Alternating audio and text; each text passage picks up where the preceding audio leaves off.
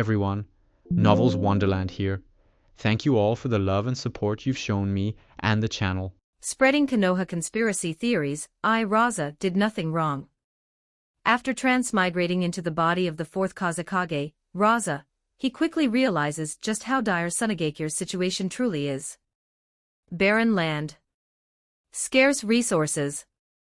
Endless sandstorms. Crushed by Iwagakure, extorted by Kirigakure, and even bullied by a minor village like Kizugakure. And Konoha is the worst of them all. Too powerful. Too terrifying. The threat it poses to Tsunagekyur is overwhelming.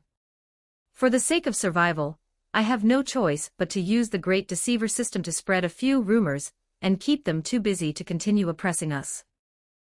I'm not wrong. Everything I do is to protect Tsunagekyur.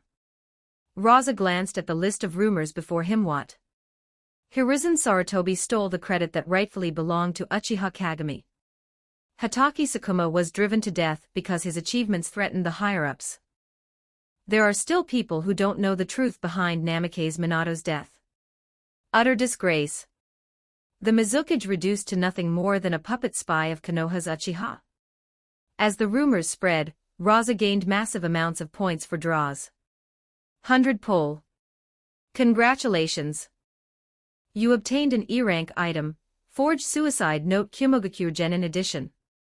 Congratulations. You obtained a D-rank item, One Day Ninja Experience Card Konoha Genin version. Congratulations. You obtained an A-rank item, Senja Hashirama's Severed Arm. Congratulations. You obtained an S-rank item, Otsutsuki Bloodline 5% Purity. Chapter 1 to 54, Chapter 1, the Fourth Kazekage. 1045 words. Year 50 of Naruto. Tsunagekyur had fallen into one of the worst periods in its history. To the north, it was suppressed by Iwagakure. To the east, it stood no chance against Konohagakure. Even a minor village like Kizugakure dared to probe the borders of the Land of Wind, looking for easy gains. And Kirigakure had bypassed Konoha entirely, locking Tsunagekyur into a prolonged and exhausting war. Kazekage's office, Tsunagekyur. The situation keeps getting worse. Externally, Kirigakure is pressing us hard. Internally, everything is chaotic and complicated. I truly don't know what to do anymore. If only we could reach a ceasefire with Kirigakure. A man across the table let out a cold snort. A ceasefire? You think we can just ask for one? With the conditions Kirigakure proposed, how could we possibly agree? The noise of arguments filled the room. Already feeling weak, Rasa felt his headache worsen. Since when did my name become Rasa? I've transmigrated.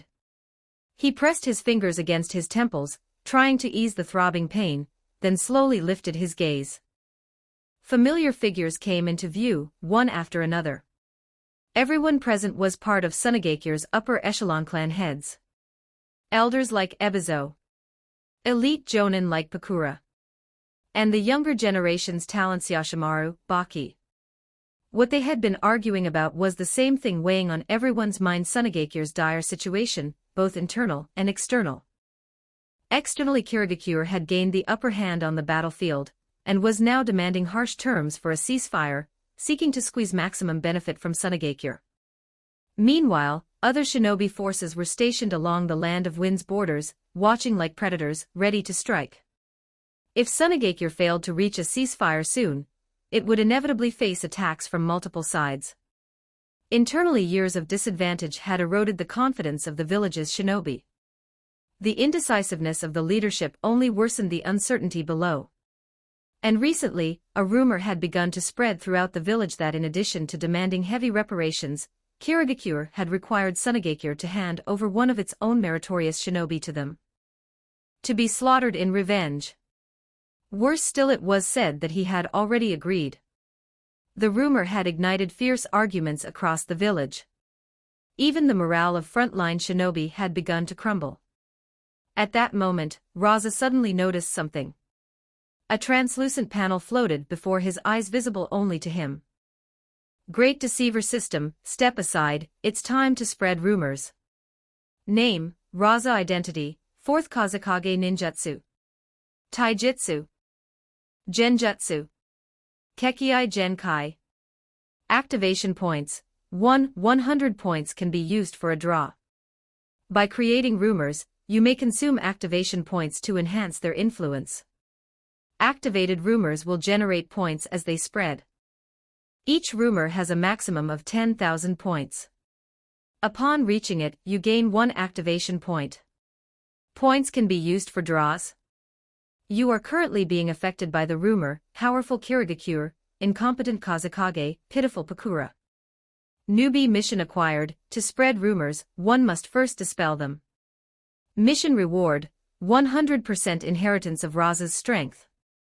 Rasa's gaze sharpened. The room fell silent instantly. All eyes turned toward the Kazekage. Rasa's voice carried unmistakable anger. Who exactly is spreading such nonsense? This is slander, pure slander. To trade the lives of our own comrades for the end of a war. I would never do such a thing. I have never even entertained the thought.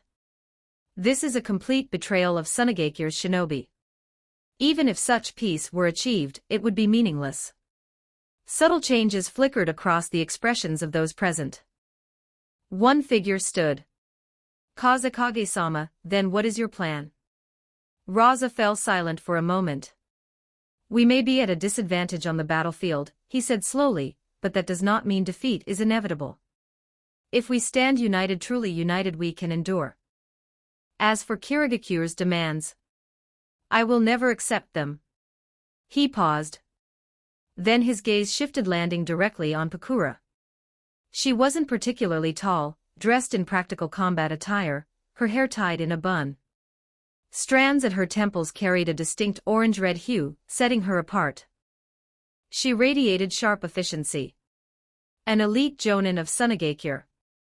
A wielder of the Kekkei Genkai Scorch release. A hero of the village. A woman who had personally slain hundreds if not thousands of Kirigakure shinobi, earning their deepest hatred. She immediately looked up. Kazekage-sama. The person mentioned in that rumor, you understand who it refers to. This is Kirigakure's attempt to sow discord within our village. We cannot fall for it. He drew a breath, his tone turning heavier. But unfortunately, many already have. They argue endlessly because of this rumor. Even the morale of our frontline forces is being affected. Rasa's expression hardened with visible pain. We are all from the same village, yet we tear at each other under Kirigakure's provocation. There is no trust neither in me, nor in a hero like you. And that is exactly why Sunagekyure continues to fall behind Kirigakure. It pains me deeply. A brief silence followed. Then given the situation, Rasa continued, there is only one way to resolve this as quickly as possible and restore unity to the village. Everyone's attention locked onto him. Expectation filled their eyes. Rasa stood. Pakura. For a split second the room froze. Only then will the people of the village truly believe there is no division between us. Only then will the rumor lose all credibility. Only then can we cut off Kirigakure's scheme at its root. Pakura was stunned. She had never imagined it would come to this. When she first heard the rumor, she hadn't believed it. What kind of village would trade its own hero for peace? What kind of peace could possibly last after that? How many hearts would it break? How deeply would it damage the village? But even so, she hadn't expected this solution. There was just one problem. Rasa already had Karura. Pakura, Rasa said quietly, I know this is unfair to you. But everything is for the village. As for Karura, I believe she will understand. She won't make things difficult for you. Will you accept?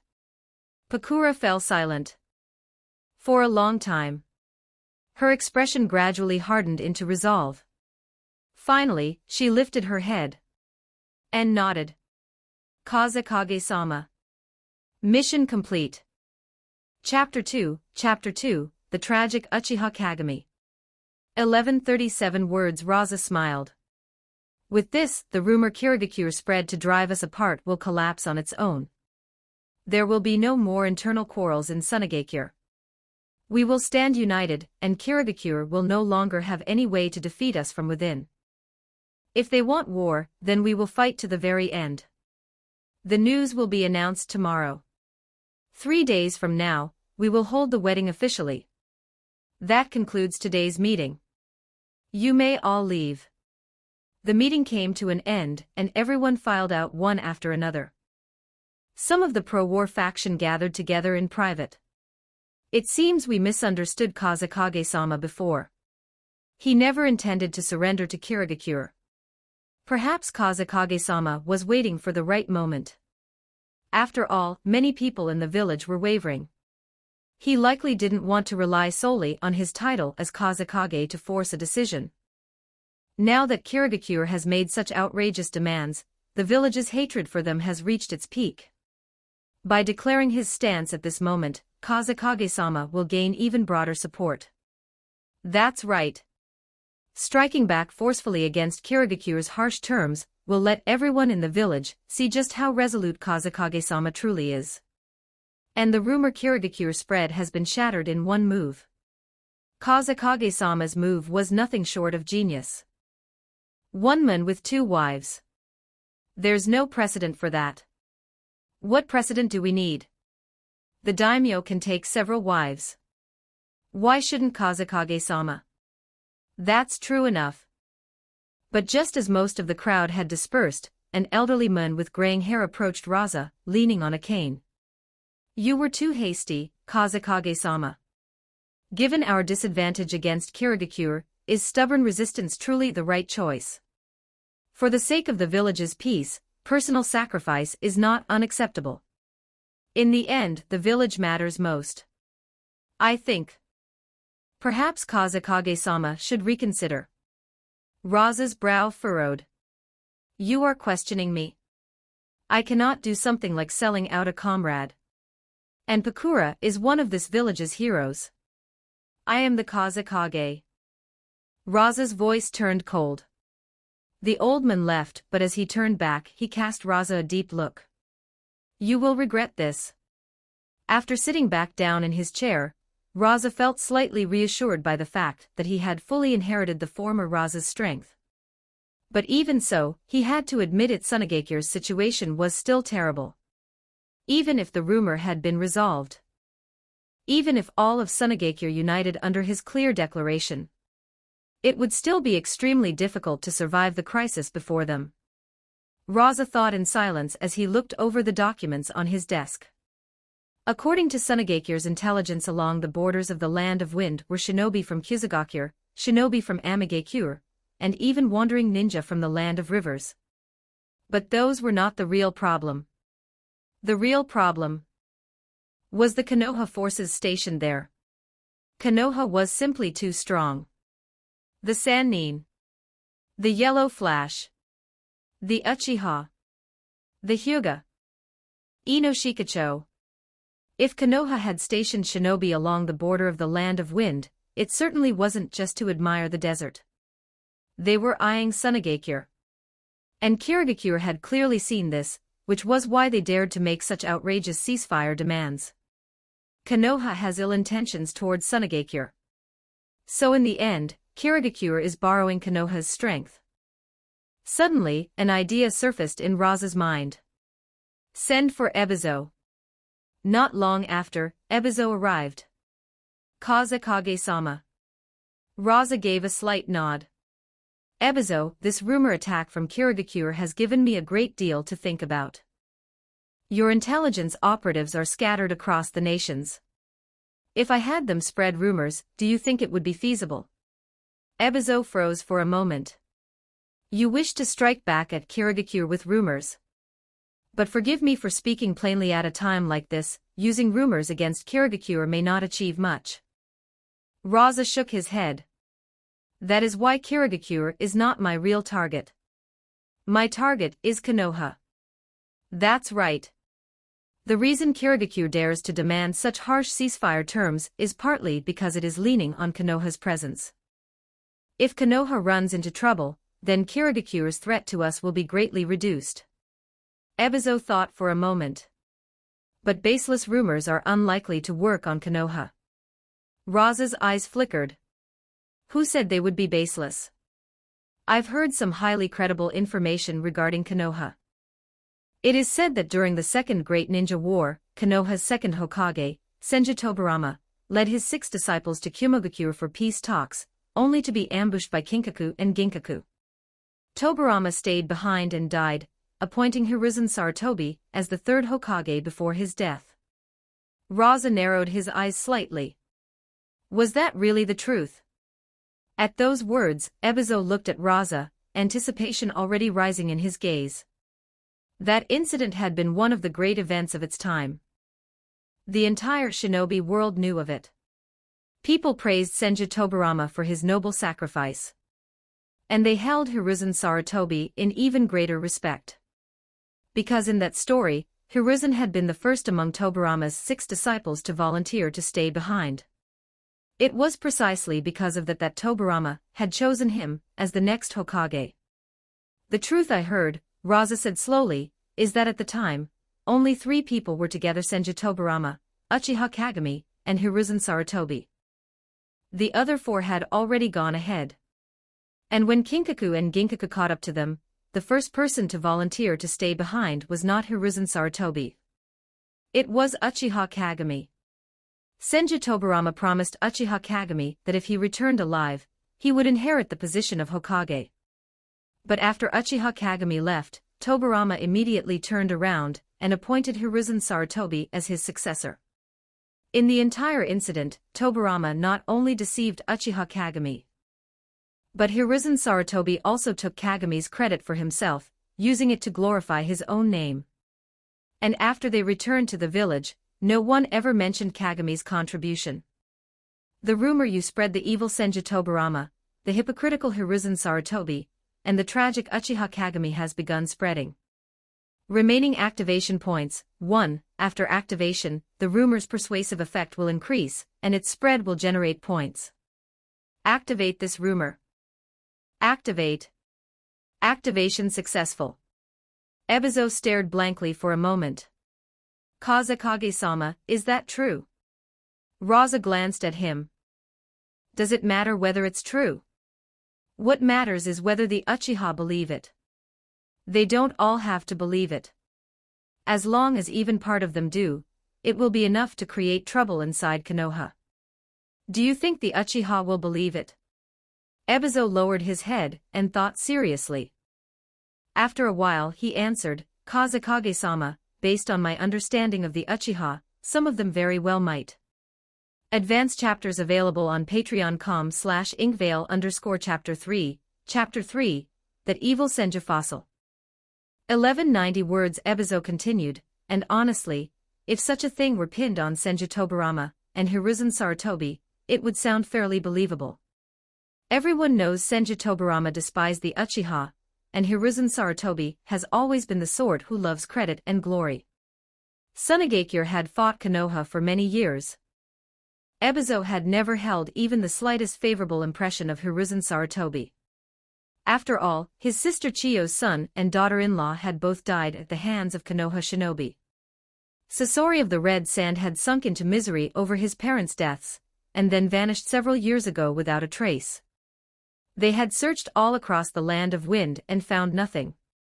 He was likely already dead. That string of blows had broken Chiyo's spirit. She had retired outright and gone into seclusion in a corner of the village. Ebizo's hatred for Konoha ran deep. Besides, the Uchiha clan's resentment toward Konoha's higher-ups didn't begin yesterday. With their extreme temperament, if they believe it, they definitely won't let it pass as though nothing happened. Ebizo had studied the Uchiha quite thoroughly. Rasa nodded. That was one of the reasons he had chosen this particular rumor. I'll leave this matter to you. Use everything you have. Hold nothing back. Ebizo nodded heavily. Yes, Kazekage-sama. As Ebizo departed, the sky gradually darkened. Only after finishing the documents on his desk did Rasa head toward home. Along the way, villagers greeted him respectfully almost without exception. Kazekage-sama. Good evening, Kazekage-sama. Some of the children looked at Rasa with open admiration in their eyes. So that's Kazekage-sama. He's so cool. One day, I'm going to become Kazekage too. Just like Kazekage-sama, I'll protect Tsunegakure. Rasa found the feeling rather pleasant. High position. And in a few days, he'd be taking a new wife, beautiful and strong. The only problem was that Tsunegakure's current situation was far too grim. But it wouldn't stay that way forever. Rasa glanced at the panel. Name, Rasa. Identity, 4th Kazekage. Ninjutsu, Eye of Detection, etc. Taijutsu, Basic Taijutsu Genjutsu, None Bloodline Limit, Magnet Release, Gold Dust. Remaining activations, 0 remaining points, 6. Looks like Ebizo has already started moving. This is one of the advantages of being Kazekage. I only need to give the order, others will handle the actual work. I don't have to do everything myself. And compared to Konoha's Danzo, Tsunegakure's Ebizo is far more reliable. He doesn't have so many crooked schemes in his head. When he arrived home, the residence of the Kazekage was stylistically no different from anyone else's house in Tsunegakure. It was simply larger, with better furnishings, and more luxurious overall. The moment he stepped into the courtyard, the wind ceased. A tiny figure came wobbling toward him in a clumsy run. Rasa smiled and rubbed the child's head. Temari, were you naughty today? 2-year-old Temari shook her little head so quickly it was almost a blur. I was very good today. I even helped mother. She tilted her face up at him, her whole expression screaming for praise. Well, that's wonderful. What a good girl. Rasa did not hold back his praise at all. Temari's eyes instantly curved into delighted crescents. Then another figure walked out from inside, holding a 1-year-old boy in her arms. She had a gentle temperament, sandy brown hair draped over her shoulders, and wore soft household clothes. Her face was delicate, though faintly tired. Was his wife. My husband. Put Kankuro down and come to the study on the 3rd floor. I have something to discuss with you. Karura turned back inside, placed Kankuro in his cradle, and closed the door. Rasa spent a little while playing with Temari. Not long after, the two of them made their way to the 3rd floor. Once the doors and windows were shut, the study turned quiet. Rasa led Karura over to the window. The elevation here was fairly high, enough to overlook nearly half of Tsunegakure. Among the 5 great shinobi villages, Tsunegakure's environment was by far the harshest, its land the most barren, its resources the most scarce. Yellow sand stretched everywhere. Sandstorms rose again and again. Fine grains drifted constantly through the air. Years of war had only made Tsunegakure's condition even worse. My husband, did something happen in the village again? Rasa let out a sigh. The front lines are going badly. Several ninja villages are eyeing our borders. To break Tsunegakure, Kirigakure has even spread a divisive rumor inside our village. The damage this rumor can cause is immense. It has already thrown the village into endless arguments and shattered morale. Tsunegakure's condition has reached a level of crisis worse than ever before. We may already be on the brink of collapse. For the sake of the village, I propose that in 3 days, I will take Pakura as my second wife. It is the only way to quickly dispel the rumor, make my position unmistakably clear to the village, unite everyone again, and restore morale. At his side, Karura's body swayed faintly. But she quickly steadied herself and returned to that same gentle expression, reaching out to place her hand in Rasa's. My husband. I'm all right. I understand. You and Sister Pakura are both doing this for the village. As your wife, I cannot help you with the village's affairs. But I absolutely will not become a burden to you or create more trouble for you. And besides, Sister Pakura marrying into the family is not necessarily a bad thing. Rasa looked at Karura deeply and tightened his grip on her hand, saying nothing. Karura took the initiative and leaned against him. They stayed that way for a long time. Then, at last, a knock sounded outside. "Why aren't you coming out yet? Kankura won't behave. He's crying so loudly, it's so annoying. I can't calm him down. Can I hit him?" At the sound of Temari's voice, Karura came back to herself and hurried out. "Don't go around hitting your little brother whenever you feel like it." The Land of Fire. An Uchiha who had returned from the battlefield was drinking and cursing Konoha's higher-ups, bitterly venting the unfair treatment the Uchiha had suffered within the village. Then suddenly fragments of conversation about the Uchiha drifted into his ears. At first he paid them no mind. But the more he listened, the more he thought. And the more he thought, the more plausible it seemed. I knew there was something wrong with Kagami-senpai's case back then. Hiruzen Sarutobi's version is full of holes. If Hiruzen Sarutobi really was the first to volunteer to stay behind, then why did Kagami-senpai still die? After Senju Tobarama died, shouldn't the second person to stay behind have been Hiruzen? Or was he just saying one thing and doing another? No matter what they told us definitely wasn't the truth. And Senju Tobarama always hated us Uchiha to the bone.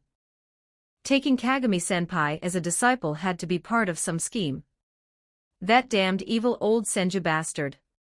Advanced chapters available on patreon.com/inkvale_chapter 4, Chapter 4, A Draw, and a Forged Suicide Note. 1127 words. The more that Uchiha thought about it, the angrier he became.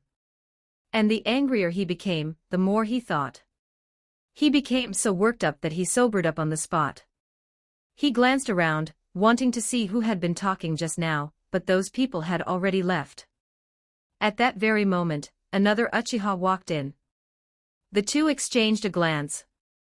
Then, before long, they were engaged in a heated discussion about the exact same topic. That very night, the discussion surrounding Uchiha Kagami spread through the Uchiha clan with astonishing speed. More than a dozen Uchiha gathered together, all of them wearing angry expressions. Everyone. One of the more dove-like members looked at the crowd and tried to calm them down. "Don't you think something about this is strange? No one mentioned it for so many years, and now suddenly a rumor like this appears out of nowhere. Someone is clearly spreading it on purpose. And we don't even know who started it. This is very likely the scheme of another ninja village, perhaps Iwagakure. Their goal would be to drive a wedge between the Uchiha and Konoha, so they can gain a greater advantage on the battlefield." One of the hawkish members snorted coldly. "Who started it doesn't matter. What matters is whether it's true. Since you say there's no problem, then fine. I only have two questions about Hiruzen Sarutobi's version. If Hiruzen Sarutobi was truly the first one to volunteer to stay behind, then after Senju Tobarama died, why didn't Hiruzen go next? Why did Kagami-senpai go instead? Either Hiruzen's claim that he was the first to volunteer is false. And the truth is exactly what the rumor says. Hiruzen is the kind of man whose words and actions don't match. He volunteered only to seize the Hokage position. Once he got it, he had no intention of staying behind to die. Hiruzen Sarutobi stole the Hokage seat that should have belonged to Kagami-senpai. Why did they never explain in the slightest how Kagami-senpai died? Where did he die? Who killed him? How did he die? How do you explain those two questions? Answer me." These 2 points of doubt quickly won the agreement of many others. That's right.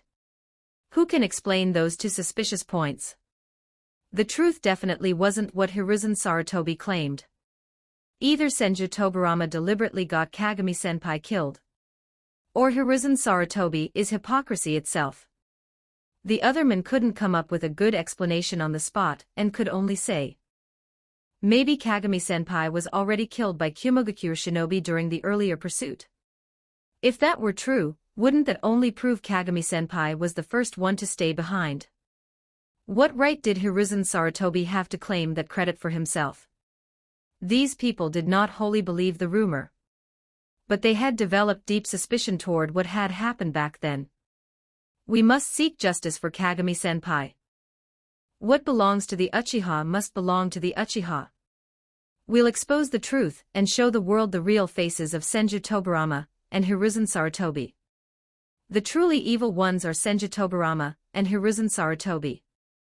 The next day, early in the morning, Rasa woke up and looked at Karura, who was still sleeping soundly, before quietly leaving the room. When he reached the courtyard gate, a faint soreness rose from his lower back.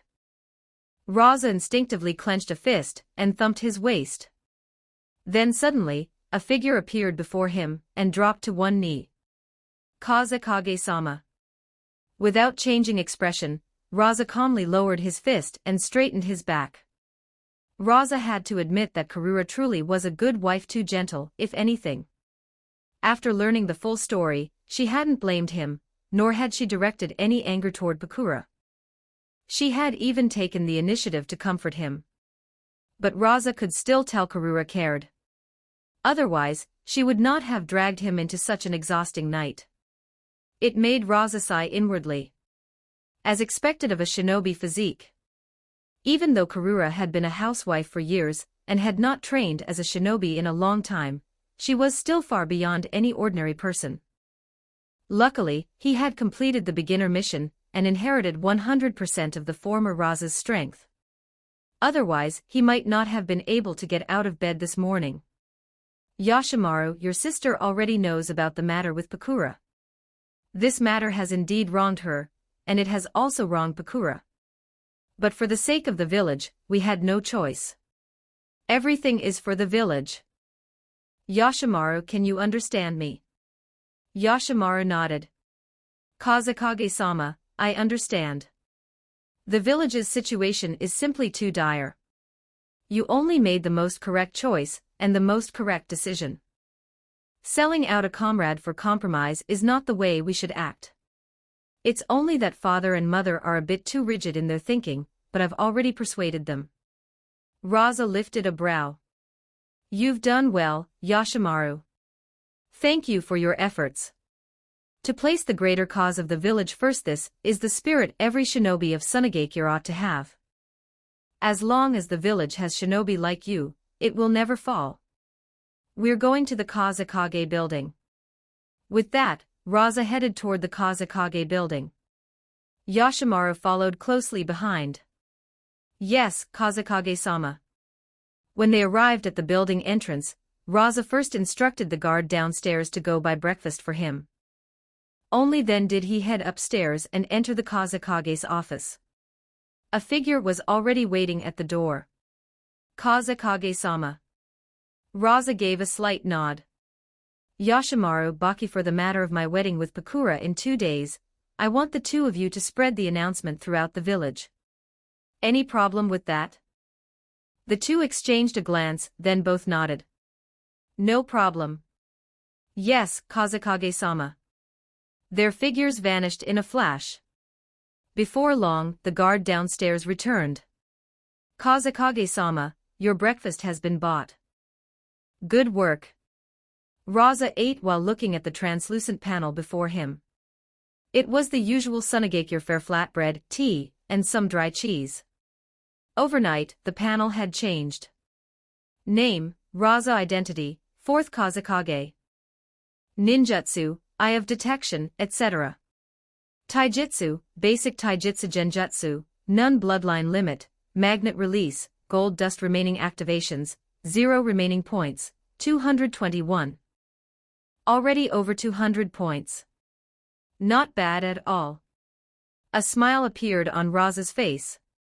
Then let's do 2 draws first and see what I get.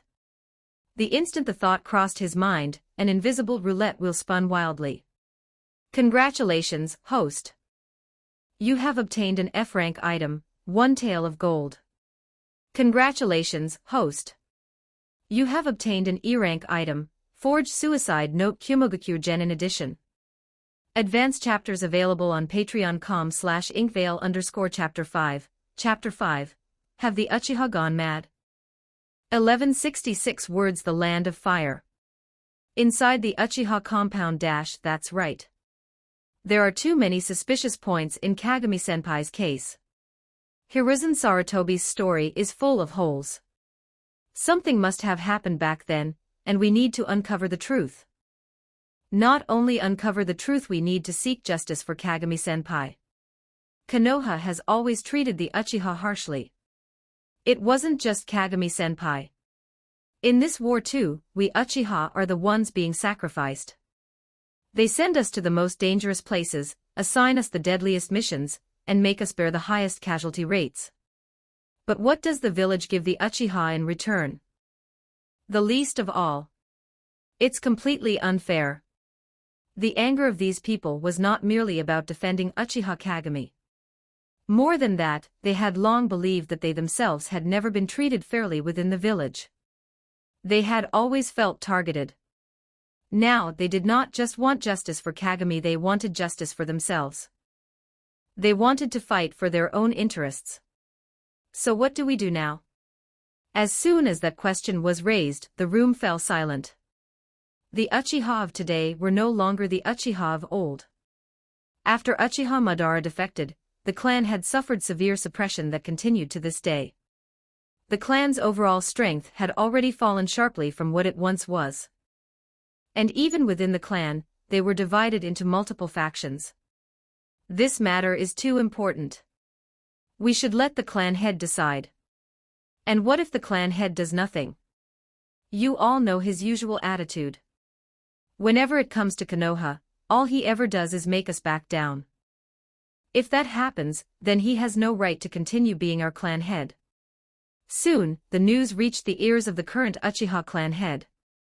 Uchiha Yamakaku, Uchiha Fugaku's father. After hearing the report about the rumor, Uchiha Yamakaku showed no change in expression. He simply summoned Uchiha Fugaku to his study, and had him brew a pot of tea. "Father, the tea is ready." Uchiha Yamakaku lifted the teacup, and took a shallow sip. "You've heard the rumors spreading through the Uchiha recently, haven't you? What do you think?"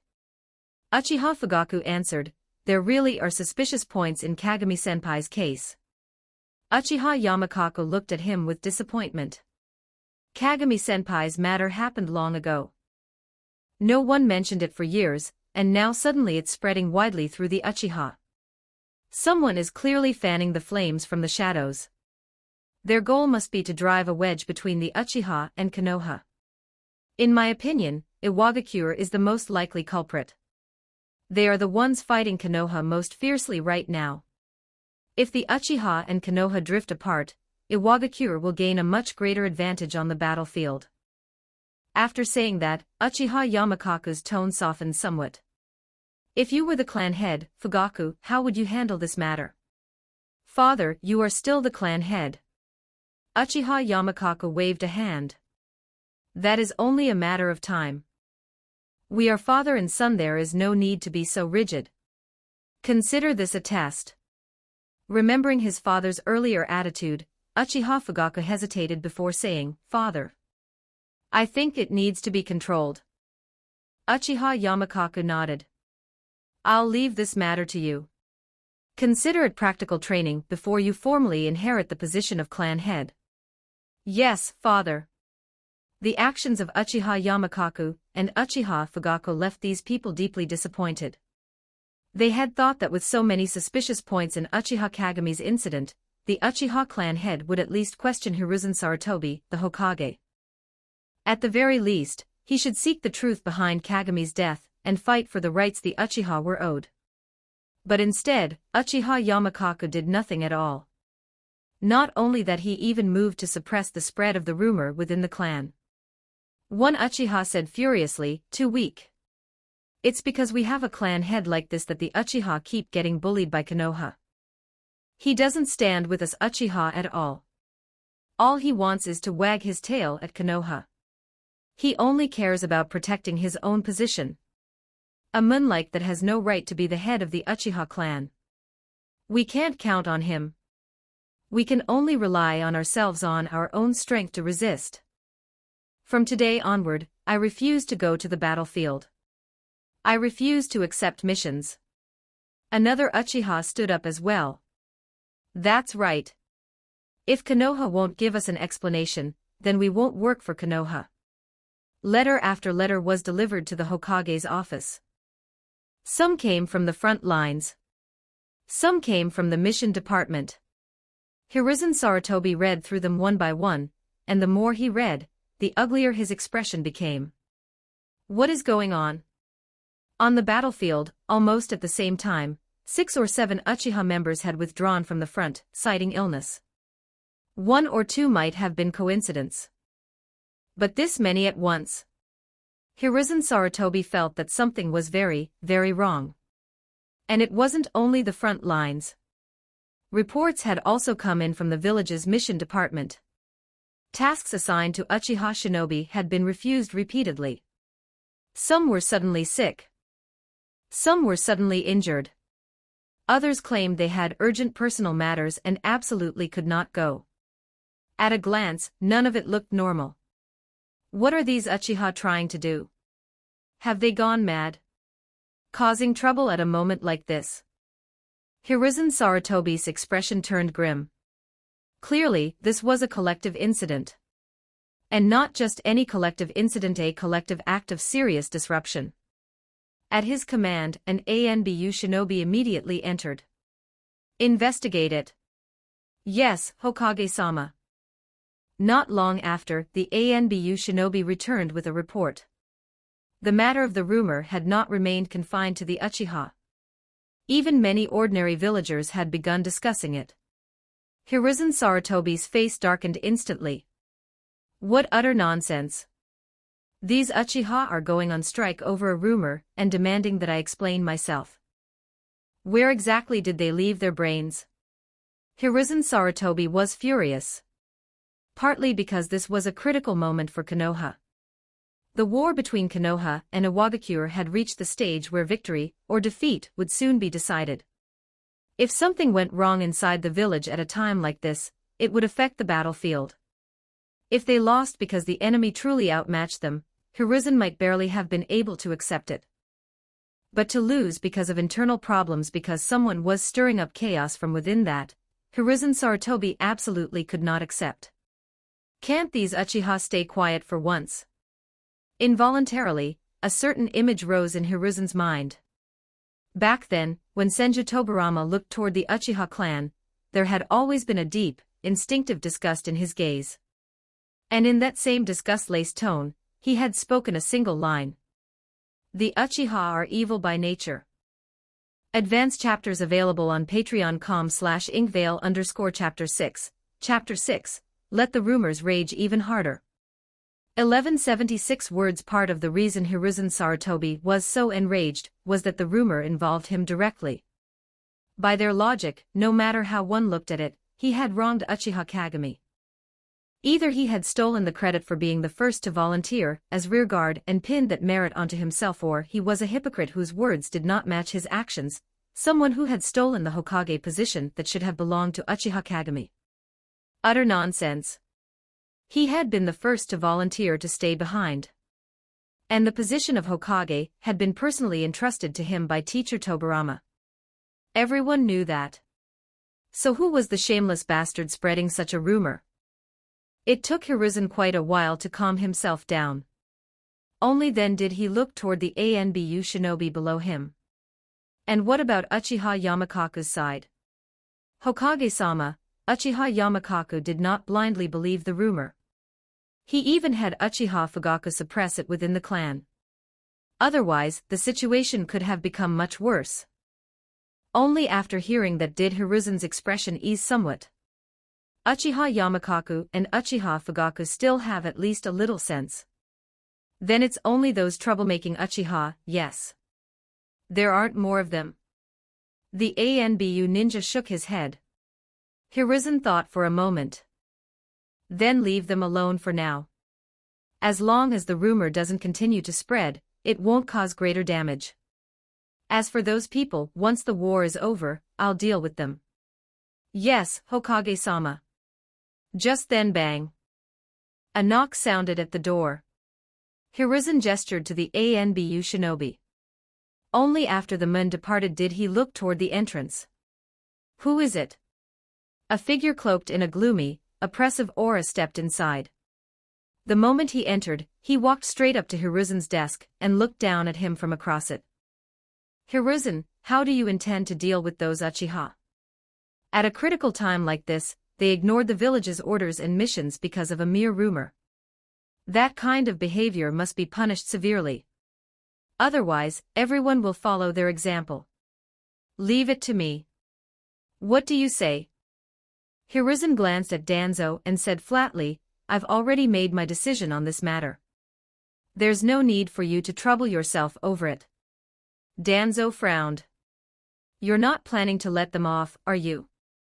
People like that must be punished immediately to serve as a warning. Those Uchiha are all the same, not one of them is any good. Your indecision is only encouraging them. Hiruzen cast him a cold look. I've already decided. Right now, we're at a critical stage in the war with Iwagakure. Under Uchiha Yamakaku's control, this matter will not spread any further. That is enough. Or do you think we should deliberately escalate the conflict right now and make the problem even worse? If it affects the main battlefield, can you take responsibility for that? Once the war is over, I'll deal with them myself. Danzo was unconvinced. If you indulge them like this, that's what will really affect the main battlefield. If everyone starts ignoring discipline like they did, how do you expect this war to be fought? If you're afraid, then hand it over to me. I'll take responsibility. Hiruzen's voice turned cold. I said, I have already decided. That's enough. I am the Hokage. Danzo fell silent for a long moment. Then he took a step back and settled for less. If you insist, Hiruzen, then I'll investigate whoever is spreading the rumor and cut off its source. That should at least help the village recover some control and serve as a warning to the Uchiha. Hiruzen waved a hand. Go, then. If you catch the one spreading the rumor, bring them back alive. I want the Yamanaka clan to interrogate them.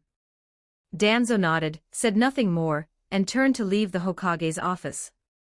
Hiruzen watched his retreating back and slowly shook his head. Forged Suicide Note Kumogakure Genin Edition. You may fabricate a single line of Suicide Note content. After using Forged Suicide Note Kumogakure Genin Edition, the note will complete itself automatically and later appear under the name of a random Kumogakure Genin. Rasa's expression turned subtle. If used properly, this could be extremely effective. A knock sounded at the door. Rasa returned to his desk and sat down, casually tossing the one tael of gold into a drawer.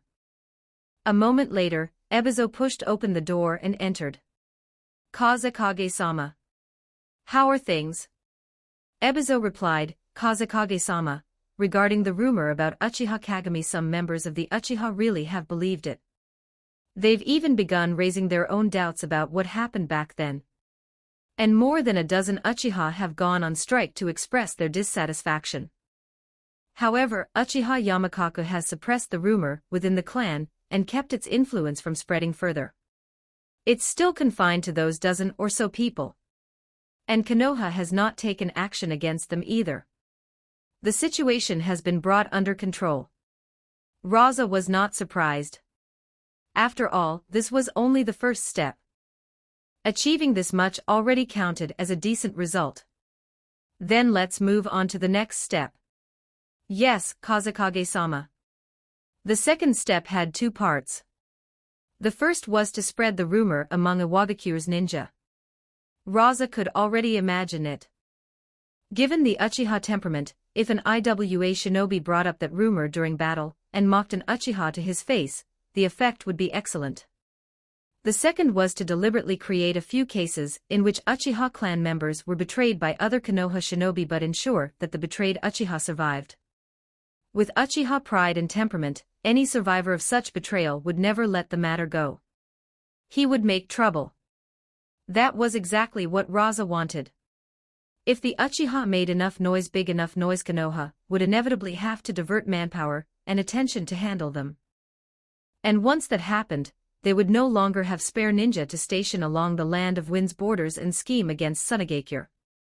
That would ease Sunagakure's crisis, even if only a little. And there's also this.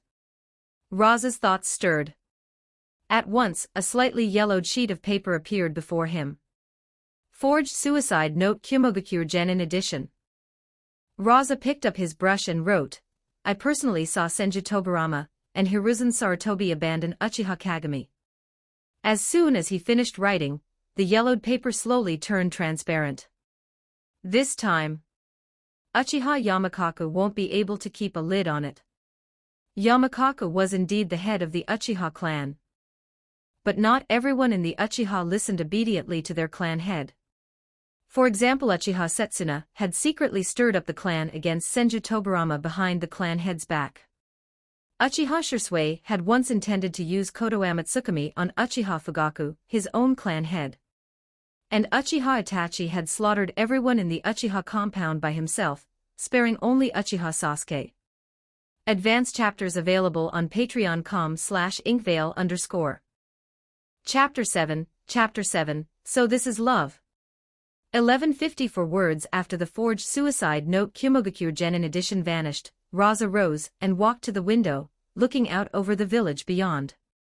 Nearly half of Sunagakure lay within his field of view. Everywhere he looked, there was yellow, choked with drifting sand.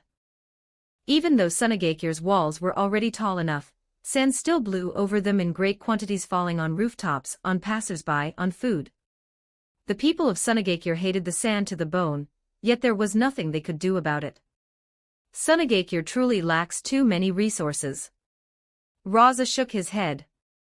Then suddenly, two familiar figures entered his line of sight. One was Yashimaru. The other was Baki. The two were moving quickly through the village at high speed. After receiving Rasa's orders, both Yashimaru and Baki had worked efficiently. They first prepared the notices, then gathered a squad of speed-specialized shinobi and divided into 8 routes to post them throughout all of Sunagakure. Before long, people began gathering to read them. Kazekage-sama is marrying Pakura in 2 days. That can't be right. Doesn't Kazekage-sama already have a wife? And 2 children too? What's going on? That was when the people Yashimaru and Baki had arranged in advance began explaining things. Pakura-sama and Kazekage-sama were actually childhood sweethearts. They had already pledged themselves to each other when they were young, but a misunderstanding kept them apart. Now the misunderstanding has finally been cleared up. Kazekage-sama's current wife was moved by the love between them, and could not bear to let it end in regret, so she personally sought out Pakura-sama, and persuaded her to marry Kazekage-sama. Hearing this, a middle-aged man seemed to think of something, and his eyes suddenly reddened. So this. A young man frowned. But doesn't that mean Kazekage-sama now has 2 wives at the same time? Isn't that a little inappropriate? The middle-aged man glared at him. And what is that compared to love? Would you rather Pakura-sama and Kazekage-sama end in regret? Karura-sama is being so understanding and broad-minded. Are you saying her goodwill should be wasted?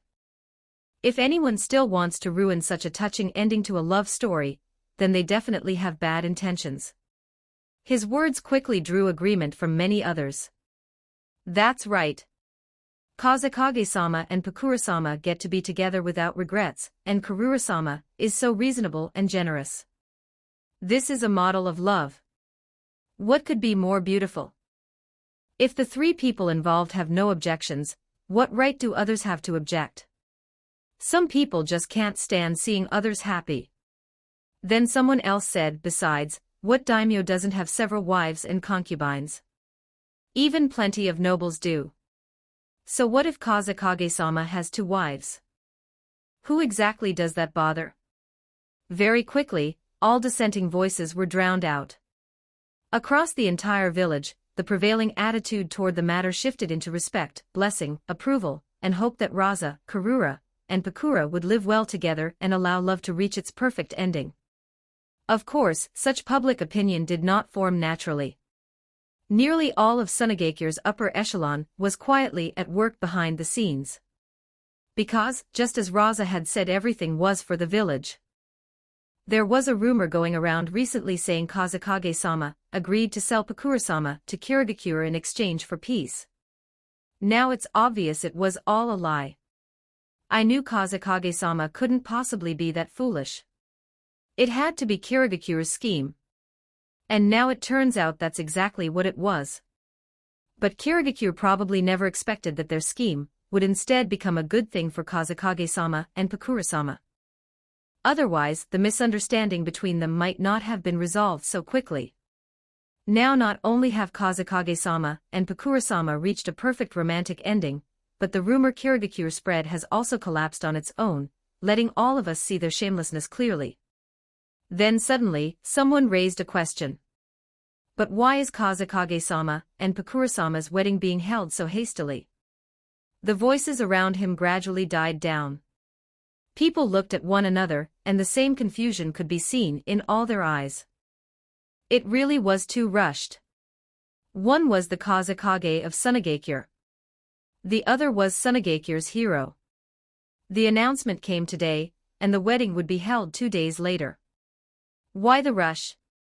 Everyone could already imagine that a wedding held in just 2 days would inevitably be very simple. Most people felt they could have waited longer, prepared more thoroughly, and then held the ceremony properly. That would better suit the status of the Kazekage and Sunagakure's hero. Then a somewhat bitter voice sounded. Maybe it's because we're about to fight a decisive battle with Kirigakure. Neither Kazekage-sama nor Pakura-sama knows whether they'll come back alive. They're afraid that if they don't hold it now, there may never be another chance. The rush is because they don't want regrets. At once, the eyes of those listening turned red. So Kazekage-sama and Pakura-sama were already prepared for that much, and even then, there are still people in our village thinking about surrendering to Kirigakure. That's unforgivable. Kirigakure not only made demands that outrageous, but spread such vicious rumors too. We absolutely cannot surrender to a village like that. We must fight to the end. That's right. At worst, it's death, but there is no way we're surrendering to a village as despicable as Kirigakure. Fight to the death. On the second floor of a tea house, 2 members of Sunagakure's upper echelon sat drinking tea, taking in every word of the discussion below. One of them could not help glancing in the direction of the Kazekage building, admiration visible in his eyes. As expected of Kazekage-sama. He truly is formidable. He deliberately waited until this moment to make his stance on resisting clear, allowing everyone in Sunagakure to see Kirigakure's malice. Their disgust and hatred toward Kirigakure have now reached a peak. And he even pinned an additional crime on Kirigakure, using the love between himself and Pakura to make Kirigakure look even more vile in comparison. He used that same love to move the hearts of the villagers, make more people commit to resisting to the end, unite the village, and raise morale. The other nodded in agreement. If Kazekage-sama truly intended to resist to the very end, then this was probably the best move possible. Unity, popular sentiment, morale, he handled all of it perfectly. But on the battlefield, Sunagakure is still at a disadvantage. If that cannot be changed, then no matter how well we do internally, it won't change the outcome of the war. And Sunagakure is not facing only Kirigakure. The moment we show signs of collapse, they'll all pounce. Bit by bit, they'll tear flesh from Sunagakure until there's nothing left. The men across from him fell silent for a while. Then the only thing we can do now is trust Kazekage-sama. Advanced chapters available on patreon.com/inkvale_chapter 8, Chapter 8, Konoha, This Isn't Over. 1127 words. An Uchiha shinobi darted swiftly through the forest. Suddenly whoosh. The sound of something slicing through the air rang out. Forced to halt in the face of the incoming kunai, the Uchiha took a backward step, and looked toward the 2 figures who had appeared opposite him. 2 shinobi from Iwagakure. An Uchiha. The two IWA ninja seemed to think of something and burst out laughing. I never thought you Uchiha would still be this loyal to Konoha. Truly impressive. So tell me, does it feel good to risk your life for Konoha, only to be sold by Konoha in return? Back then, Senju Tobirama sold out Uchiha Kagami. Don't tell me Konoha sold you out too. Otherwise, there's no way you'd be isolated here alone. Don't you think? These Iwagakure shinobi did not care whether the rumor was true. They only knew that it was useful for ridiculing an Uchiha to his face. And as expected, the Uchiha's expression darkened instantly at those words. The two IWA ninja kept jeering. I almost feel sorry for you, Uchiha. You've got such a powerful clan, such a special Kekkai Genkai, and yet Konoha still doesn't treat you as one of their own. You get the most dangerous missions and the worst reputation. If it were me, I'd have quit already. Why not come join Iwagakure? We wouldn't treat our own people like that. Marry into IWA and I'll personally vouch for you. The Uchiha's eyes turned blood red. You're courting death. He could hear it clearly. The IWA ninja were not sincerely inviting him at all. They were simply mocking him. To begin with, he had already been uncertain about the rumor surrounding Uchiha Kagami. He hadn't gone on strike like those dozen others, but suspicion had taken root in him, and he did want to know what had truly happened back then. Now, the ridicule from these two IWA shinobi struck directly at that sore point. In an instant, his hands formed seals. Fire release, Great Fireball Jutsu. The IWA ninja had already been prepared. Earth release, Earth Wall. A wall of earth rose up, blocking the Great Fireball completely. The other IWA ninja used that opportunity to attack from the side. 1 against 2, he had already been at a numerical disadvantage. And under the taunts of the IWA shinobi, his emotions had quietly slipped out of control. Anger clouded his judgment, and he failed to make the best possible response. A kunai plunged into the back of his neck. Then it was pulled free. Blood sprayed out. The IWA ninja did not even dodge. He simply wiped the blood from his face with his sleeve, and looked at the collapsing Uchiha with a grin. They say Uchiha ninja are impressive. Looking at you now, not so much.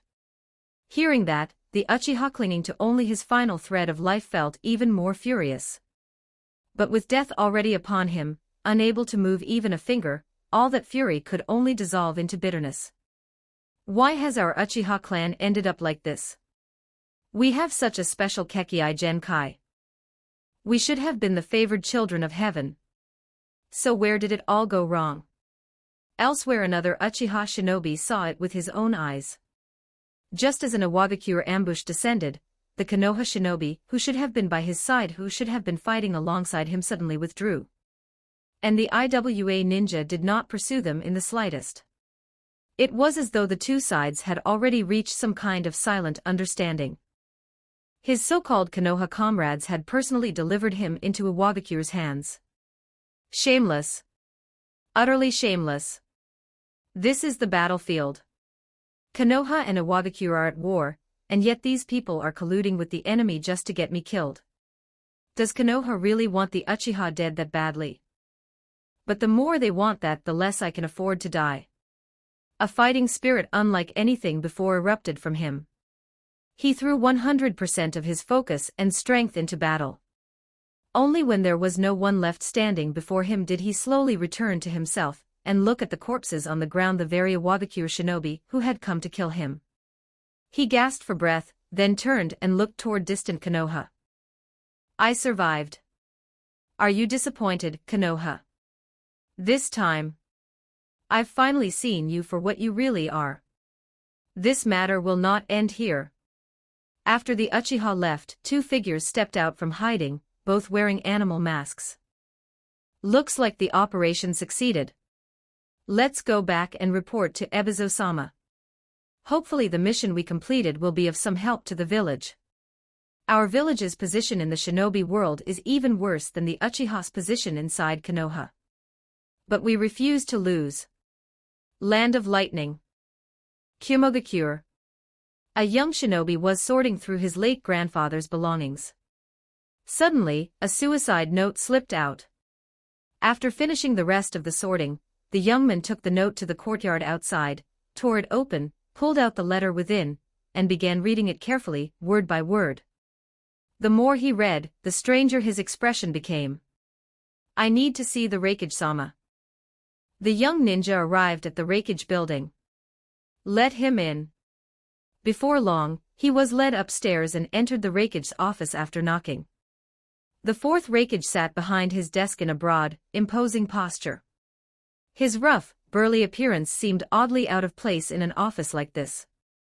But appearances were only appearances. Whether it had been the third Raikage or the fourth, both looked crude on the surface while in truth being extremely meticulous. Their outer image was only a disguise. What is it? Raikage-sama, while sorting through my grandfather's belongings today, I found this suicide note. I believe the contents may be of some use to the village. The fourth Raikage lifted a brow. Let me see. Yes, Raikage-sama. Not long after, the fourth Raikage, I caught the key line. I personally saw Senju Tobarama and Hiruzen Sarutobi sell out Uchiha Kagami. He immediately connected it to the recent rumor spreading through the land of fire. After all, Iwagakure was not the only village fighting Konoha. In truth, the third great ninja war was a chaotic melee. Taking Konoha as an example, it had fought Iwagakure, Sunagakure, Kirigakure, and Kumogakure alike. Naturally, the fourth Raikage kept a close eye on Konoha's affairs. And the Uchiha were an especially unusual case within Konoha. This suicide note wasn't forged. Then the contents must be true. In that case, does that mean the rumor in the land of fire is true as well? Advanced chapters available on patreon.com/inkvale_chapter 9, Chapter 9, Husband. Please be gentle. 1150 for words. I never expected Senju Tobarama and Hiruzen Sarutobi to be that sort of people. You truly can't judge by appearances. What a pity for Uchiha Kagami. If he'd been in Kumogakure, would he ever have ended up like that? Konoha really never treated the Uchiha as their own. A flicker passed through the fourth Raikage's eyes. In that case, send this suicide note to the land of fire to the hands of the Uchiha. At present, Kumogakure and Konoha were not engaged in large-scale warfare. In earlier clashes, Minato Namikaze had even earned the fourth Raikage's respect. But Kumogakure was Kumogakure, and Konoha was Konoha. They were different shinobi villages, and their interests were completely different.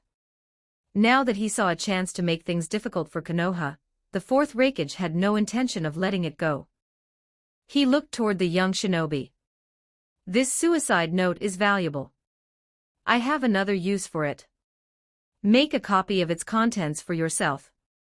I'll count that as a B-rank mission. Do it here. The young ninja's face lit up with joy. Yes, Raikage-sama. As he copied it down, he silently thanked his long-dead grandfather. Even after being dead for so many years, one final note had still managed to earn him the reward for a B-rank mission. Grandpa, thanks. I'll burn paper for you when I get back. In Sunagakure, countless people stepped out into the streets and looked toward the Kazekage building. Even knowing that the wedding had been arranged hastily, even knowing that the ceremony would be simple, they wanted all the more to witness it because of that. What we're really here to see isn't just a wedding. It's the love between Kazekage-sama and Pakura-sama. It's Kirigakure's shamelessness. It's the sacrifice Kazekage-sama and Pakura-sama are making for the village. And everyone's determination to resist. We will never surrender. We swear to follow Kazekage-sama to the death. After changing into wedding attire, Rasa and Pakura made their way to the Kazekage building and walked inside under the gaze of the crowd. Each had someone following behind, holding flowers. Behind Rasa stood Yashimaru. Behind Pakura stood Maki. Before long, the two stepped onto the roof of the Kazekage building, standing high above the village and looking down. Countless villagers had gathered in the streets, heads tilted up toward them. Their voices rose in cheers. Kazekage-sama. Pakura-sama. What a perfect match. The whole of Sunagakure seemed to come alive, the noise of war momentarily washed away by the excitement. Pakura looked somewhat nervous, likely because this was her first time. Rasa could not help raising a brow. A woman with such overwhelming shinobi strength, a hero of Sunagakure whose scorch release had earned astonishing results against Kirigakure, and yet now she wore such an expression. The contrast was unexpectedly charming. Rasa waved to the crowd below, earning an even fiercer response. Pakura copied him, and gave a wave of her own. Give me your hand. Pakura froze for a moment, not reacting immediately. Only when Rasa held out his hand toward her did she hesitate, then slowly raise her own and place it in his palm. Rasa clasped her hand and lifted it high. I, Rasa, in the name of the fourth Kazekage of Sunagakure, hereby announce, he stepped forward. This time Pakura did not miss a beat. Like Rasa, she stepped forward. I, Pakura. Then they spoke together. Today, we formally become husband and wife. An explosion of cheers unlike anything before erupted at once. The roaring wave of sound seemed almost strong enough to shake the nearby buildings apart. Rasa and Pakura did not lower their hands. They continued to stand there, accepting the roar of the crowd. Only when their arms began to ache with numbness did Rasa feel dampness in his palm. He turned to glance at Pakura and immediately realized she was so nervous that her palm had begun to sweat, and her hand felt hot. Everyone. Rasa looked down at the gathered villagers. I believe all of you know that Sunagakure's situation has not been good lately. Kirigakure presses us on the battlefield and uses despicable means beyond it. But I believe hardship is only temporary. We will endure this dark period. Kirigakure will not break Sunagakure. Sunagakure will not fall. I hope all of you can stand united. As Kazekage, I will do everything in my power. Please trust me. The voices below grew even louder than before.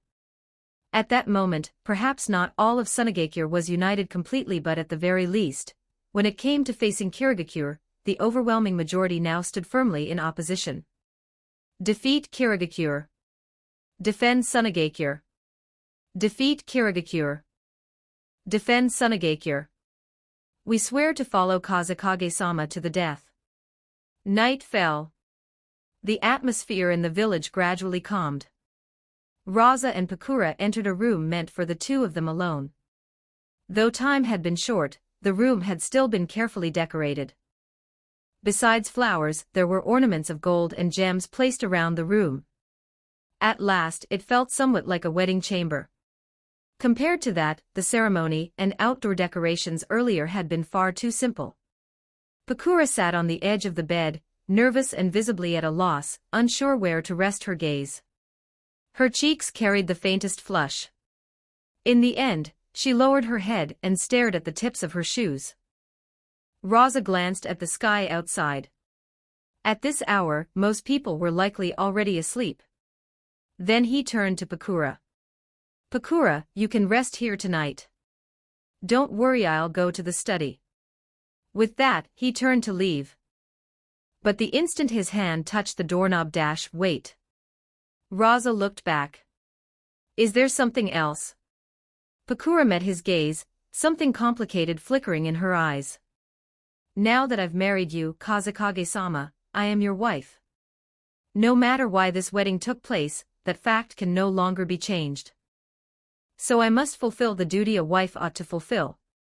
As she spoke, Pakura rose to her feet and drew in a deep breath. Husband, tonight, let me attend to you. Step by step, she walked toward him, then, with obvious nervousness, took hold of his hand. One step at a time, she led him back to the bedside, then lay down flat and closed her eyes. Husband, please be gentle. Rasa nodded. Very well. At this point, there was no way he could refuse. With Pakura having already expressed herself so openly, refusing her now would not be respect. It would be humiliation. And besides, the wedding had already taken place. Just as Pakura herself had said, they were husband and wife in every meaningful sense. There was no longer any possibility of her marrying another. A gust of wind passed outside the window. Then came the soft, restless sounds of the night. Advanced chapters available on patreon.com/inkvale_chapter 10. Chapter 10. This is a provocation against us. 1091 words. At the place where desert met rocky wasteland, a fat figure stood with one foot planted atop a stone. Orange-red hair. A massive blade wrapped in bandages slung across his back. One of Kirigakure's 7 ninja swordsmen, Fuguki Suikazan. Fuguki cast an indifferent look toward the battlefield. Sunagakure truly made an unwise choice this time. If they had just agreed to those few conditions, Kirigakure would have withdrawn. Some resources and one Pakura compared to a ceasefire, that's nothing. Instead, they've forced themselves into a dead end. Sunagakure is no match for Kirigakure. And that's not even counting the Konoha shinobi watching greedily from the borders of the Land of Wind. It won't be long before Sunagakure is carved up completely. For the sake of pride, they provoked Kirigakure, and are willing to bury their entire village with it. As Kazekage, Rasa is unqualified. In the eyes of nearly every Kirigakure shinobi, Sunagakure had chosen the worst possible path. As far as they were concerned, Sunagakure had already been sentenced to death. The only question left was when. Some Kirigakure ninja were already imagining the aftermath of carving the village apart. Bring Rasa back alive and make him refine gold every day. Sunagakure's puppet techniques still have some value. We have to seize those. Their kunoichi have their own appeal too. Pakura and Rasa must die. Fuguki then turned to look in another direction toward where Konoha's forces were stationed. By now, those Konoha ninja should be moving, shouldn't they? Kirigakure has already made its decision. Konoha only needs to provide support from the side, and it can share in the spoils of dividing Sunagakure. A good opportunity like that. With Konoha's nature, there's no way they'd pass it up. And the truth was just as Fuguki had predicted. Once Kirigakure's army launched another fierce assault on Sunagakure, Konoha understood that negotiations between the two villages had collapsed completely. Kirigakure would inevitably attack with full force. Given Sunagakure's current condition, it would be very difficult for them to hold out. Sunagakure was simply too weak. A middle-aged man stood up. A sword strapped to his back, standard Konoha combat gear on his body, his expression stern and resolute. Yuhi Shinko looked around at everyone present. Everyone. Kirigakure's army has already moved. Sunagakure's collapse is close at hand. An opportunity like this must not be wasted. This is exactly why Hokage-sama and Danzo-sama stationed us here. Hear my orders. First unit advance to the main battlefield and coordinate with Kirigakure's forces in attacking Sunagakure. Second unit move in near Sunagakure. The moment the village collapses, our Konoha shinobi must enter before Kirigakure's do.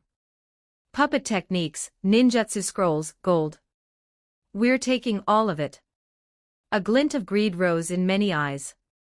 No matter how weak Sunagakure had become, it was still one of the 5 great shinobi villages. How much wealth would such a village contain? Shinka continued, these years of war have cost Konoha dearly.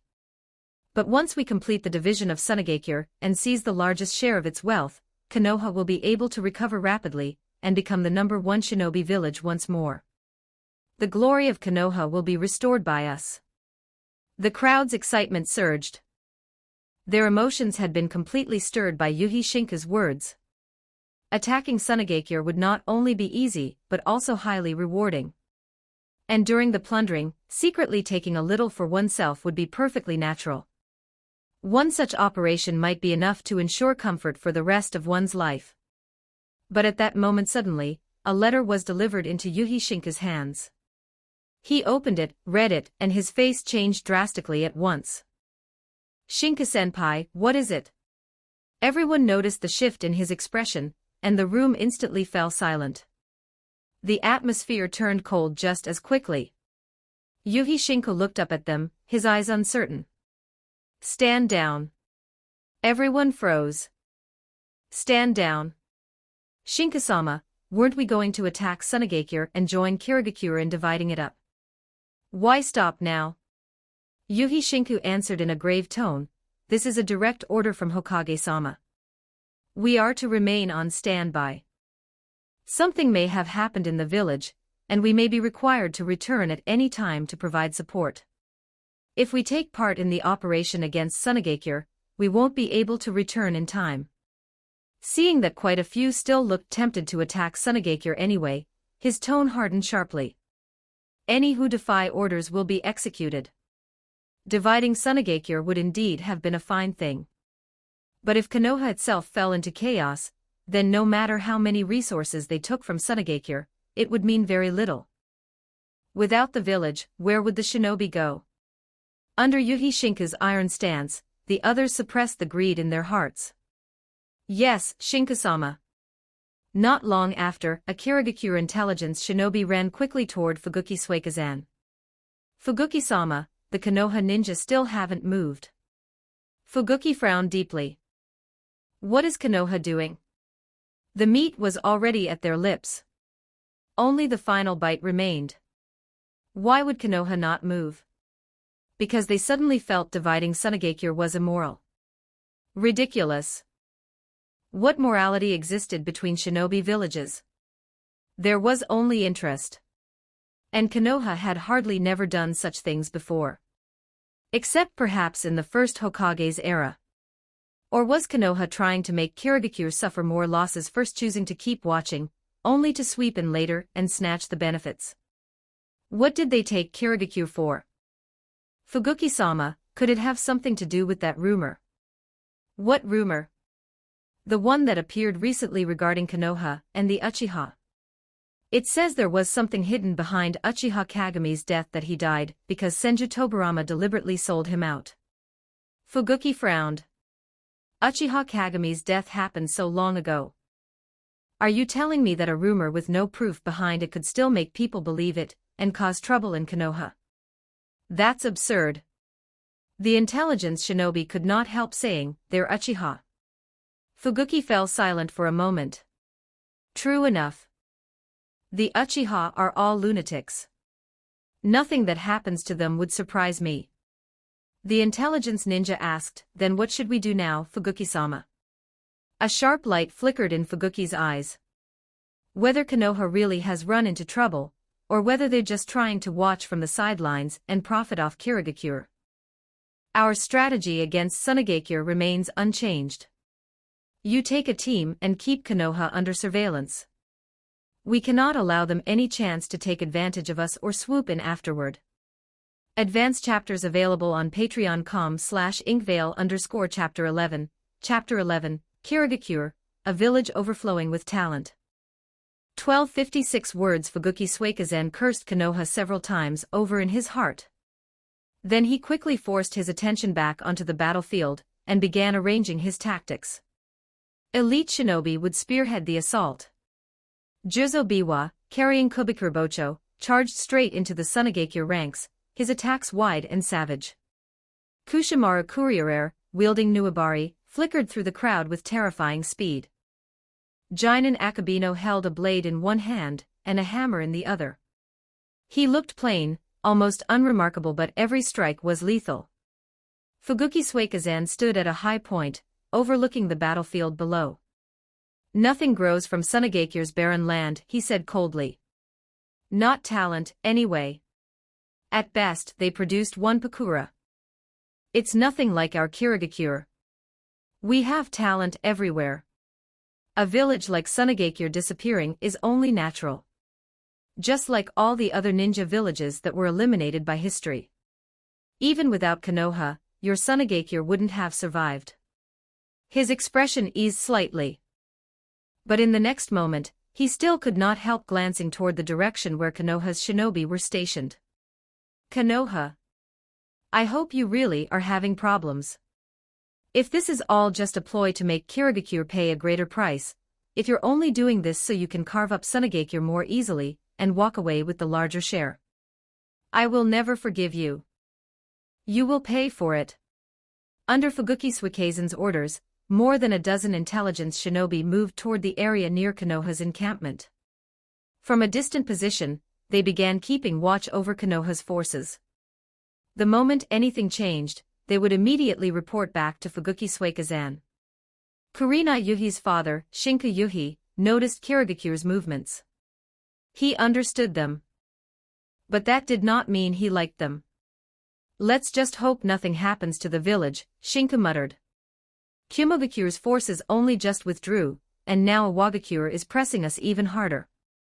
If something goes wrong inside the village at a time like this, forget dividing up Sunagakure. Konoha's own safety would become the real problem. Shinku turned his gaze toward the direction of Konoha, concern flickering across his face. Still, Hokage-sama didn't order me to bring men back immediately. That means the situation in the village probably hasn't reached the worst stage yet. It should still be under control. His thoughts drifted to the recent rumor involving the Uchiha. The Uchiha clan wouldn't really start causing trouble at a time like this over such a vague rumor. Would they? That would be far too reckless. The greater good. An Uchiha roared at a more dove-like clansman, fury written all over his face. We're the ones ignoring the greater good. You think you're some noble saint? Why don't you first look at how Konoha has treated us? Konoha has never treated us like one of its own, so why should we care about the greater good? Whose greater good? A large number of Uchiha had gathered together, and most of them wore the same expression: anger and resentment. And every bit of that resentment was aimed at Konoha. At Hiruzen Sarutobi. At Senju Tobarama. One Uchiha spoke in a grave voice. The rumor about Kagami-senpai is most likely true. Those Iwagakure shinobi mocked me with it right to my face.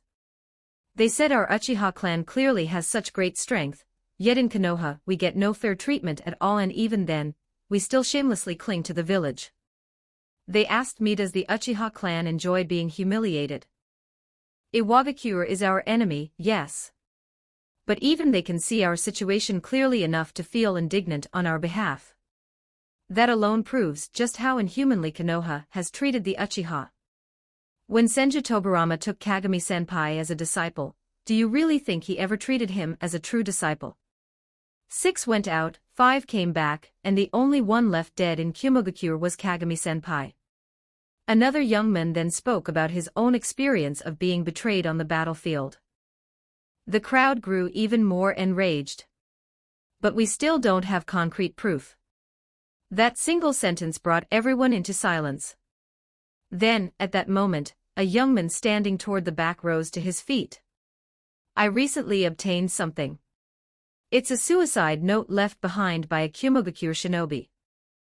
There's one line in it that says, I personally saw Senju Tobarama and Hiruzen Sarutobi sell out Uchiha Kagami. As he spoke, he took out the note. This note is absolutely not forged. The writing is decades old. The handwriting and the signer both match a real person from Kumogakure. The others hurried forward. It really isn't new. It has to be at least several decades old. There would be no point in a Kumogakure shinobi lying about something like this. And it was only mentioned in passing. The rest of the note talks about entirely different things. That means he really did see it back then. The appearance of evidence gave these Uchiha something they had lacked until now: confidence. We can't go on like this. If we don't fight back, Konoha will only treat us worse and worse. This rumor about Kagami-senpai is an opportunity for us. We have to act. The next day early in the morning, Rasa opened his eyes and looked at Pakura beside him. Pakura sensed the movement and woke as well. Their eyes met. Her face turned red instantly. She had clearly remembered what had happened the night before. In a rush, she shut her eyes again and pretended to still be asleep. Rasa smiled, then bent down and kissed her before finally changing clothes and walking out. Only after she heard the door close did Pakura open her eyes again, lifting her fingers to lightly touch her lips. Then a faint ache rose from beneath her, and her brows drew together ever so slightly. The memories of the previous night surfaced once more. A trace of shyness appeared on Pakura's face, and it seemed as though even her body had begun to heat up again. When he reached the courtyard, Rasa looked off to one side. This residence was his private property. Past the main gate lay the front courtyard. To the left stood a date palm heavy with fruit. To the right stood another, equally laden, both giving off a faint sweet fragrance. A few cacti grew here and there over the rockery. There was also a pavilion, with a stone table and several stools beneath it. When guests came, they were usually received there. Passing along the side of the front courtyard led into the inner courtyard. That area was much more private.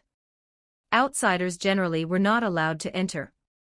And it was large. Rooms lined the east, west and north sides, wrapping around the courtyard without gaps.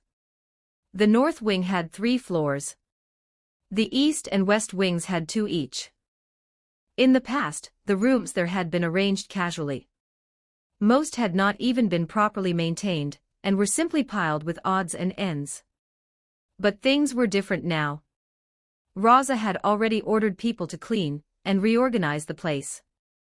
The east wing belonged to Pakura. The north wing belonged to Karura.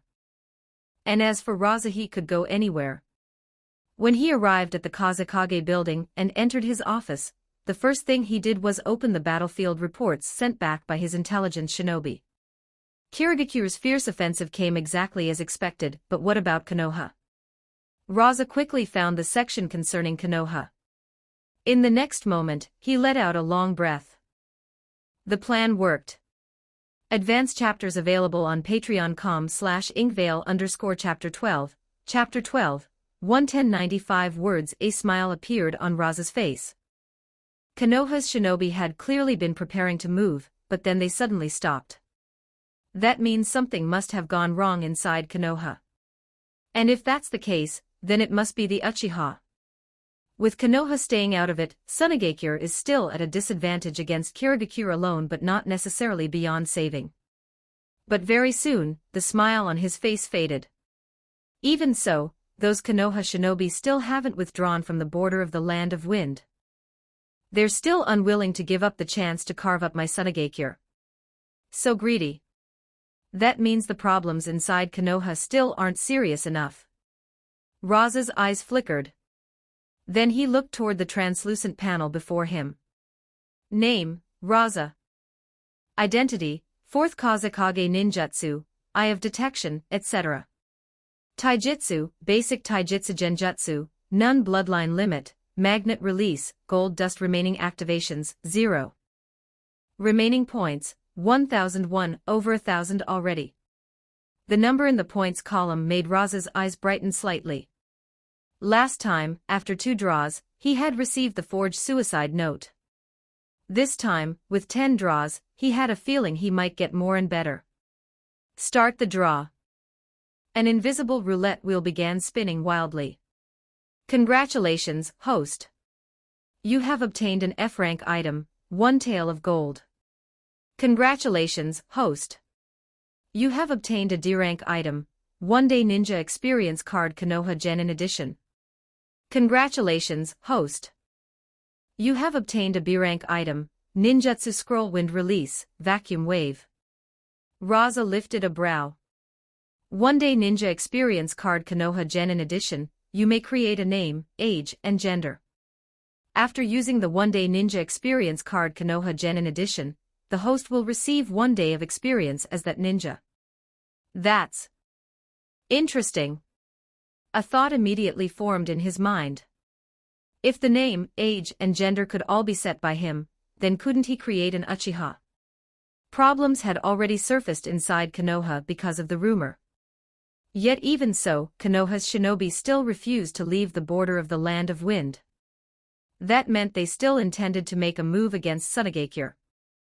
If Konoha is this greedy, Rasa murmured, then I have no choice but to make their problem even bigger.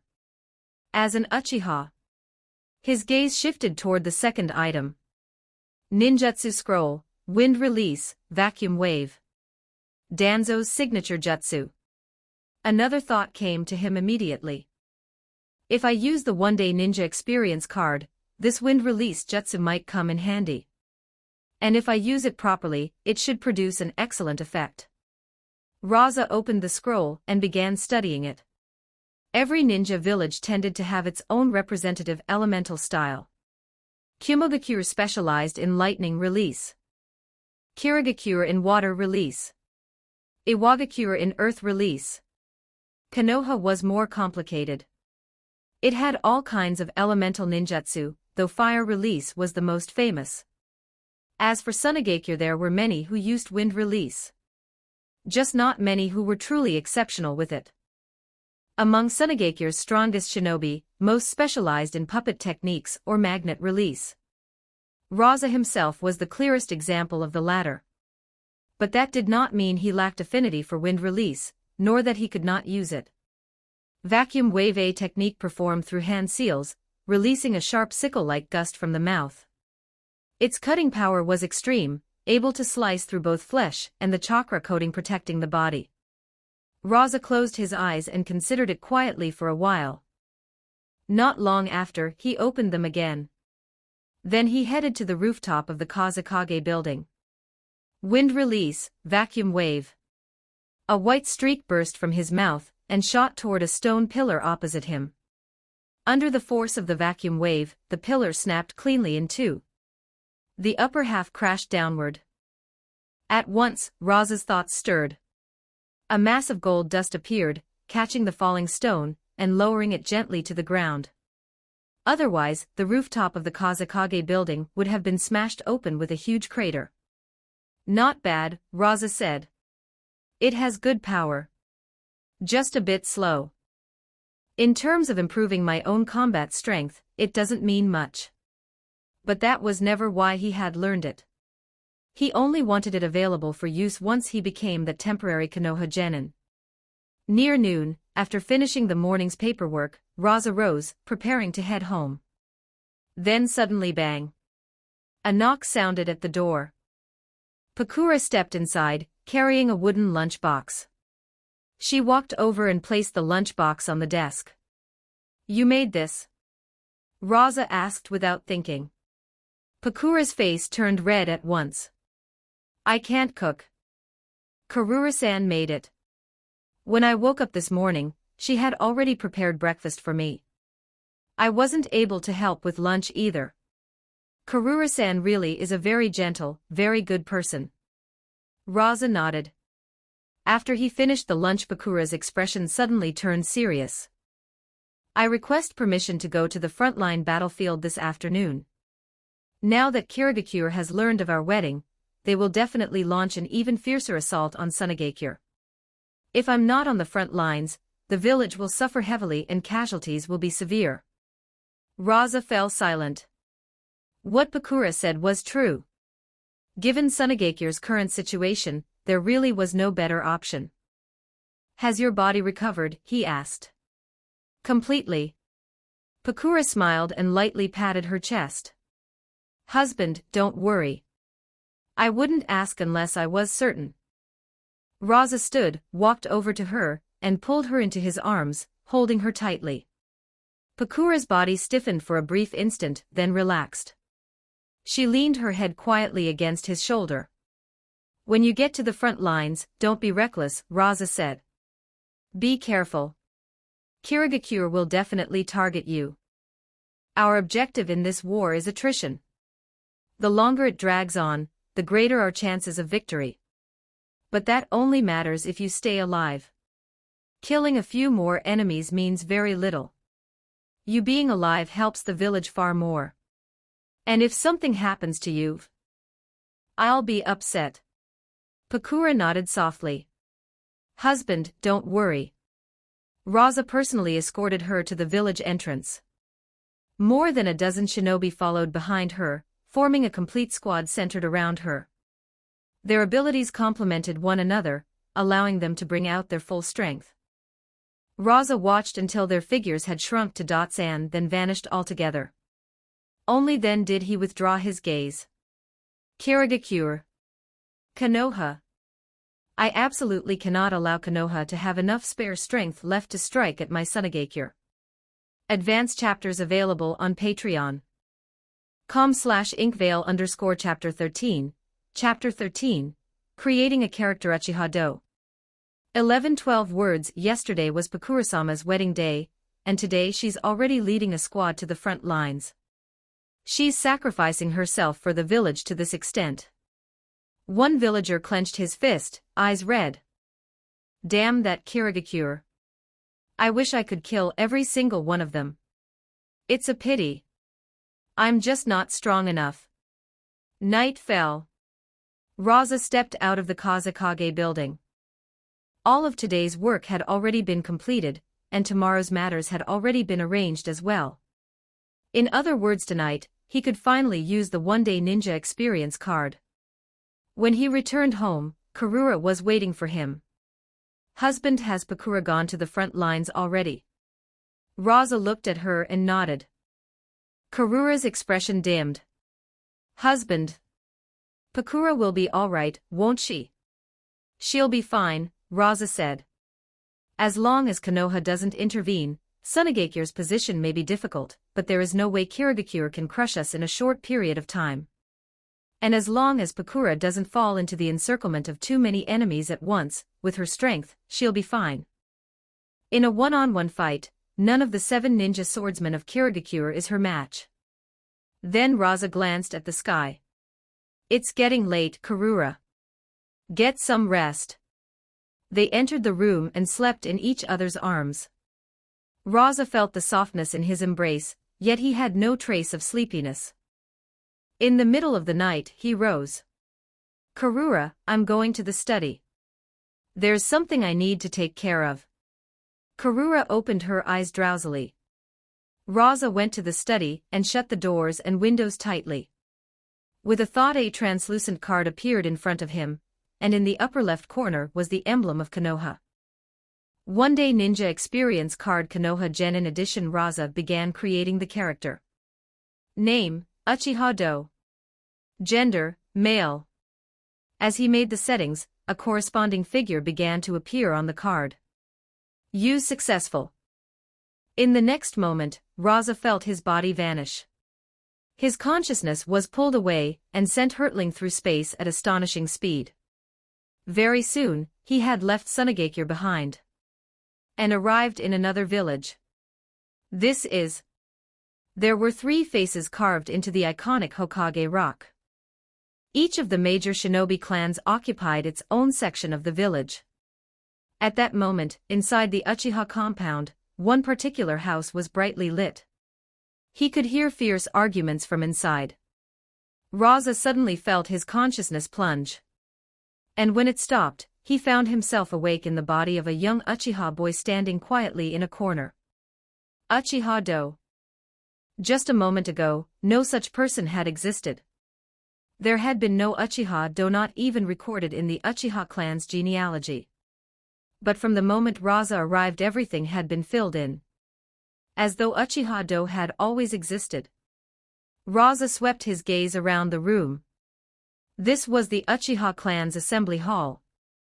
On the main seat at the front sat an old man. Beside him stood a familiar figure. Uchiha Fugaku. A young Uchiha stepped forward. Clan head Yamakaku, at this point, with so much evidence already before us, are you still saying it proves nothing? Is my own experience fake too? You know perfectly well how Konoha has treated the Uchiha over the years. You're the clan head of the Uchiha, yet you still refuse to do anything. What matters more to you in your heart, the Uchiha clan, or your position as clan head? Uchiha Yamakaku's expression darkened. And there's this as well. The young man pointed toward another Uchiha. That man then took out a letter. More precisely, a suicide note. This is the suicide note of a Kumogakure shinobi. The name, the handwriting, and the time all match. And the contents state very clearly what happened to Kagami-senpai back then. Kagami-senpai was sold out by Senju Tobirama and Hiruzen Sarutobi. Clan head Yamakaku, what do you say now? Uchiha Yamakaku slowly rose to his feet. Everyone. I understand your anger. I understand your demands. But please give me a little time. Tomorrow morning, I will make a decision. I swear it on my position as clan head. In the end, they still gave him face. One by one, the people in the room gradually dispersed. Uchiha Fugaku watched them leave, anger flashing in his eyes. Father, those clansmen have gone too far. How dare they treat you like that? Uchiha Yamakaku waved a hand. Enough of that. Let's go back first. They returned home and entered the study. Uchiha Yamakaku sat down and pointed to the chair opposite him, motioning for Fugaku to do the same. Fugaku, this time, what do you think we should do? Fugaku shook his head. I don't know, father. What do you think? Uchiha Yamakaku looked at him. At this point, there is only one option. That's right. This time is different from the last. It can't be suppressed. If we try to force it down, the backlash will only be worse. He glanced outside. But with my authority as clan head, I can still stall them. If we keep stalling, the problem will slowly shrink on its own. And when that time comes, dealing with it will be much easier. The next day before dawn had fully broken, the Uchiha Assembly Hall was already crowded. Some people had not even slept at all. Uchiha Yamakaku arrived with Uchiha Fugaku. Every gaze in the room turned toward them. Everyone. Yamakaku looked over the crowd. I thought carefully all night. Like all of you, I am angry. I am furious. I want answers. I want the truth. But this is a critical time for Konoha. What if all of this truly is a scheme by Iwagakure and Kumogakure? If we start making trouble now, won't that make us the sinners of the Uchiha? The sinners of Konoha. The moment those words fell, unrest immediately spread through the room. They had waited an entire night only to hear this. They could not accept it. Sensing the shift in the crowd's mood, Uchiha Yamakaku quickly added, of course, that is only one possibility. Once the war is over, I will investigate everything thoroughly and give everyone the justice they deserve. If I fail, I will step down as clan head immediately. That is my promise to all of you. At the very least, wait until this current period has passed. The agitation in the room lessened somewhat. After all, Uchiha Yamakaku had put his position as clan head on the line. We should trust him one more time. Advanced chapters available on patreon.com/ingvale_chapter 14. Chapter 14, Uchiha Fugaku's Doubts. 12:0 For words, clan head Yamakaku has already promised that if he fails to uncover the truth, he'll step down. That proves he isn't just yielding endlessly to Konoha to protect his own position. And what if this really is the scheme of another ninja village? By staking his position as clan head, Uchiha Yamakaku managed to calm the situation for the moment. Rasa's expression, however, turned ugly. If the Uchiha problem settled down, then Konoha would avoid internal chaos. And without internal chaos, the Konoha shinobi stationed along the border of the Land of Wind would definitely move against Sunagakure. That, after all, was why they were stationed there in the first place. This Uchiha Yamakaku. Rasa thought. He looks very much like someone who already knows about Konoha's plan against Sunagakure. Otherwise, he wouldn't have deliberately emphasized this current period. So all of you have your eyes on my Sunagakure, hoping to feast on its flesh and blood. Rasa turned and left the assembly hall together with the furious Uchiha. Then I'll follow through with my own plan. Back in the study at home, Uchiha Yamakaku let out a breath and finally smiled. Barely settled, at least. Uchiha Fugaku could not help asking, Father, if those things are true, then isn't what we're doing wrong? Uchiha Yamakaku glanced at him. Then what would you have me do? Take a rumor about Kagami-senpai and use it to question the Hokage. Force Konoha to admit that someone sold out one of the Uchiha clan's shinobi. Use the power of the entire Uchiha clan to pressure Konoha. Fugaku froze. Yamakaku continued. Whether those things are true or not, handling it this way is what benefits the Uchiha the most. If we do what they want, internal conflict will inevitably break out. When that happens, where will the Uchiha go? Who will bear that responsibility? The only correct way is to calm things down first. As for what comes after, if those things really are true, then I'll find a way to use them to win back the benefits our clan deserves. Even if it's true, we absolutely cannot tear the mask off Konoha completely. The moment we do, there will be no room left to turn back. He paused, then added, and one more thing. Do you know that Konoha is currently facing a major opportunity? Fugaku shook his head. Yamakaku said, Sunagakure rejected Kirigakure's peace terms, and Kirigakure has launched a fierce assault against them. This gives Konoha a perfect chance to take a share for itself. That would be an enormous gain. And our Uchiha clan would profit from it as well. Go get some rest, Fugaku. You haven't slept since yesterday. Fugaku rose and walked out. Before long, he returned to his own small courtyard. A figure came forward to meet him, his wife, Uchiha Mikoto. At the doorway, a 3-year-old boy looked toward him. Good morning, father. Fugaku gave a slight nod. Good morning, Itachi. Then he turned to Mikoto. Mikoto, prepare me a clean set of clothes. I'll sleep after I wash. Uchiha Fugaku lay on the bed with the doors and windows shut tight. Even though he had not closed his eyes in over a day, sleep still would not come. His eyes remained wide open, full of confusion. Father's meaning was clear. Even if those things are true, they absolutely cannot be made public. Otherwise, it would mean tearing the mask off Konoha, and causing internal conflict, and the Uchiha would not be able to bear the consequences. But if all we do afterward is claw back a few benefits, then what meaning does that have? Where is justice in that?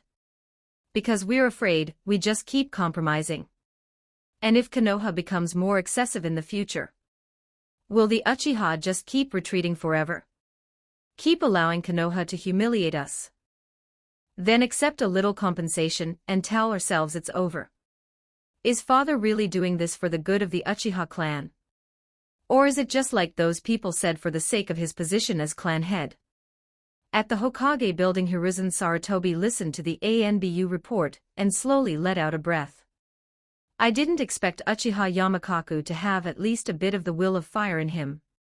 He used his own position as clan head to settle the matter and prevent it from developing into the worst possible outcome. In that case, we can begin moving on Sunagakure's side. But just as Hiruzen was about to issue the order, suddenly a loud voice rang out from in front of the Hokage building. Hokage-sama, I am Uchiha Do. I have a few questions, and I hope Hokage-sama can answer them. First, there is a line in that Kumogakure shinobi's suicide note claiming that Kagami-senpai was sold out by you and the second Hokage. I want to know whether that is true. How exactly did Kagami-senpai die back then? When did he die? At whose hands? And where? Second, Uchiha Ta and Uchiha Ki were betrayed by their own teammates on the battlefield. What punishment should such conduct receive? When will Konoha finally give them justice? Why has no investigation into those incidents even been launched until now? And one more thing, do the Uchiha count as part of Konoha or not? Every gaze in the surrounding area turned toward him. Inside the Hokage's office, Hiruzen's face sank at once as he looked toward the ANBU shinobi opposite him. This is what you meant when you said Uchiha Yamakaku had already calmed the matter. The ANBU lowered his head and said nothing. Hiruzen's thoughts raced. How should he respond? What was the best way to limit the fallout from this? But no answer came immediately. For now, have Uchiha Yamakaku send someone to take him away. Yes, Hokage-sama. The ANBU who had been preparing to approach immediately pulled back. Another ANBU moved at top speed and headed for the Uchiha compound. Yamakaku-senpai. The moment he heard the report, Uchiha Yamakaku's expression changed drastically. That Uchiha Do. He began cursing in fury. He actually went to the Hokage building and questioned Hokage-sama in front of so many people. Has he gone mad? If he wants to go insane, fine, but now he's dragging the entire Uchiha clan down with him. How am I supposed to clean up this mess? Soon, 2 Uchiha arrived in front of the Hokage building. Uchiha Do. By order of the clan head, we are taking you back to the Uchiha compound. Rasa did not resist. That was exactly what he wanted. The first step had already been completed. And the second step would unfold inside the Uchiha compound. Hokage-sama, that Uchiha Do has already been taken away. Hiruzen nodded, but his brows remained tightly furrowed. He had been about to issue the order for Shinku Yuhi's forces to strike Sunagakure. But after this interruption he hesitated again. And just then, another figure stormed straight into the Hokage's office. These Uchiha have gone too far. To come right up to the Hokage building and spout such nonsense, they've grown far too bold. Hand this matter over to me. What do you say? Advanced chapters available on Patreon. com/inkvale_chapter 15, chapter 15, then let's rebel against Konoha. 1151 words, I'll handle this matter myself, Danzo. You just take care of your own responsibilities. Hiruzen Sarutobi had no intention of letting Danzo get involved. If Danzo touched it, things would only become more complicated. So Hiruzen changed the subject directly. Last time, you said you were investigating the source of the rumor. Have you found anything? Danzo fell silent for a moment. Based on the earlier investigation, I originally suspected that Iwagakure or Sunagakure was behind it. Shinobi from both villages were seen in the area where the rumor first began to spread. But the appearance of that suicide note overturned my previous conclusions. That note really did come from Kyomogakure. And it's genuine. A real suicide note left behind by a Kyomogakure shinobi. It wasn't forged recently. Hiruzen frowned. You're saying that suicide note is real? Danzo nodded. Hiruzen immediately felt a headache coming on. Was that Kyomogakure shinobi brain damaged or something? You and I both know perfectly well what happened back then. What possible point was there in fabricating a line like that in his suicide note? Was he already trying to drive a wedge between the Uchiha and Konoha from that far back? Then Hiruzen looked at Danzo. Danzo, leave this matter alone. You continue investigating the source of the rumor and deal with it properly. Otherwise, it will remain a constant problem for Konoha. At the Hokage building, Hiruzen Sarutobi had a headache. At the Uchiha compound, Uchiha Yamakaku had one too. But very soon something happened that made both of them suffer even more. Night fell. Inside the Uchiha compound in one courtyard, flames suddenly erupted. The blaze roared up with terrifying intensity. The 2 Uchiha assigned by Uchiha Yamakaku to keep watch on Uchiha Do widened their eyes immediately. This is bad, there's a fire. One of them rushed inside. The other began trying to put out the flames. Everyone living nearby was jolted awake, and people began rushing over from all directions. Before long, the fire was extinguished. The crowd entered the courtyard. Uchiha Do. Are you all right? Uchiha Do, where are you? Then suddenly, a sharp voice rang out. Over here. The others hurried toward the sound. And there they saw it, Uchiha Do lay in a pool of blood, long since lifeless. A massive wound gaped open across his chest. This is wind release, vacuum wave, one Uchiha said, his pupils shrinking. Only vacuum wave leaves a wound like this. I've seen this jutsu before. There's no mistake. Another Uchiha's face darkened. Uchiha Do was killed inside the Uchiha compound itself. The killer used wind release, vacuum wave, infiltrated the compound without a sound, and then left without a sound. There is only one person I can think of. Shimura Danzo. He's the only one who would have that kind of ability. One Uchiha's face twisted with fury. This is too much. All Uchiha Do did was go to the Hokage building and ask a few questions. He only voiced doubts that all of us already have. He didn't curse anyone. He was restrained the entire time. And he was taken back to the Uchiha compound almost immediately. So why kill him? Is this what Konoha is? The anger that had only just been suppressed by Uchiha Yamakaku staking his position as clan head now erupted once again. And this time, it exploded far more violently than before. Their resentment toward Konoha, their hatred rose in an instant. This was Rasa's plan. To use Uchiha Do's life, his blood, to completely ignite the conflict between the Uchiha and Konoha. We can't go on like this. Today, the one who died was Uchiha Do. Tomorrow, who will it be? Uchiha Yamakaku can't be trusted. He was the one who had Do brought back, and now Do is dead. There's a good chance Yamakaku himself is involved. They set the fire because they wanted to destroy the evidence. One Uchiha lifted Uchiha Do's body. And beneath it, written in blood, were 4 words: save the Uchiha. For a long time, the area fell into silence. One man's eyes were red. Another clenched his fists so hard his nails dug into flesh. A young Uchiha covered his forehead in fury, and in the next moment Tomo appeared within his eyes. Under that violent stimulus, he had awakened the Sharingan on the spot. Go call Yashiro-sama. Uchiha Yashiro arrived. The crowd parted to make way for him, and at the end of that path lay Uchiha Do's corpse. Beside it those blood-stained words. Uchiha Yashiro's expression turned dark. Step by step, he walked toward the body. Yashiro-sama, this is how Konoha treats the Uchiha. Uchiha Yamakaku has betrayed the Uchiha. What do we do now? Yashiro-sama, lead us. Give the order, we'll all follow you. As clan head of the Uchiha, Uchiha Yamakaku had once been the man with the greatest prestige in the clan. But things were different now. First, he had suppressed the rumor once. Then, this time, he had used his position as clan head to force the others to swallow their anger and suspicions. The clan had given him that much face. But face could be spent. And now Uchiha Do was dead.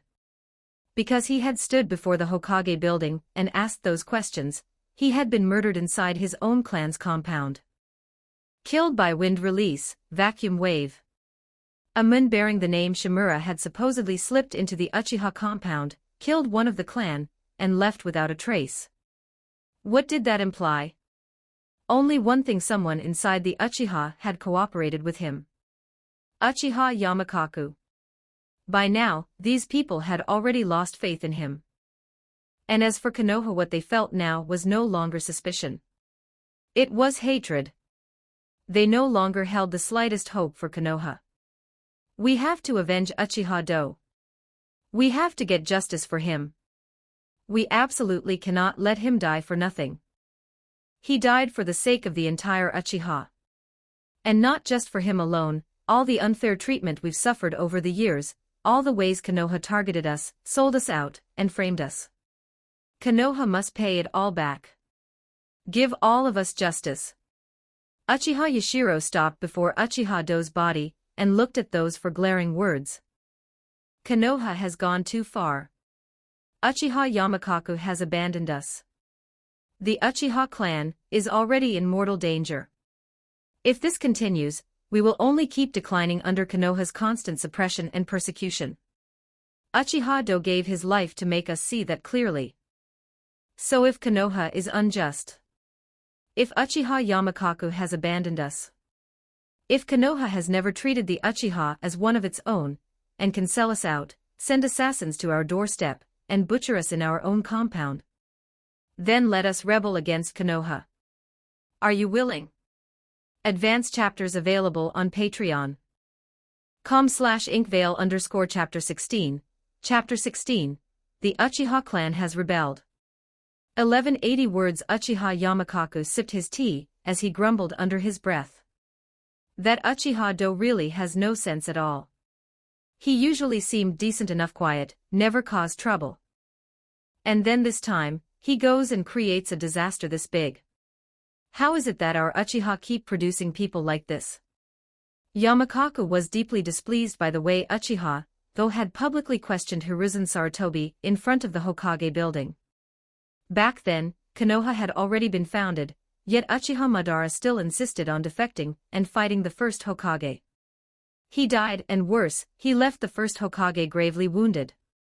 Not long after, the first Hokage passed away. That was what led the second Hokage to suppress the Uchiha. Then there was Uchiha Setsuna, secretly organizing people to assassinate the second Hokage and stage a rebellion. That only made the second Hokage's impression of us even worse, and the suppression even heavier. And now this Uchiha Do. Setting down his teacup, Uchiha Yamakaku looked out into the stillness of the late night. The stars glittered high overhead. Being the head of the Uchiha clan is hard. If it weren't for me, the Uchiha would have fallen into chaos long ago. Fugaku still isn't mature enough. It seems I'll have to remain clan head for a few more years. He can't bear that responsibility yet. Just then, more than a dozen figures suddenly vaulted over the wall and landed inside. Who goes there? Senior Yashiro. What are you trying to do? The guards protecting Uchiha Yamakaku stiffened, then quickly retreated to his side. Yamakaku rose to his feet, looked at Uchiha Yashiro, and frowned. Yashiro, what are you doing? Yashiro glared at him with open fury. Uchiha Yamakaku, as the head of the Uchiha clan, it would be one thing if you failed to fight for the Uchiha's interests. But your heart is filled with nothing except that damn position of yours. And now, just to curry favor with outsiders, you've sold out one of your own. You deserve to die. Yamakaku's frown deepened. Yashiro, what nonsense are you spouting? I have never done such a thing. Yashiro snorted. The facts are right in front of us, and you still want to deny it. Two Uchiha stepped forward carrying Uchiha Do's corpse. Do you dare say his death has nothing to do with you? The fatal wound on his body was caused by wind release, vacuum wave.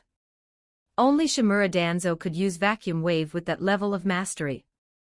And without your approval, could Shimura Danzo have entered Uchiha territory so easily, killed Uchiha Do, and left without a sound?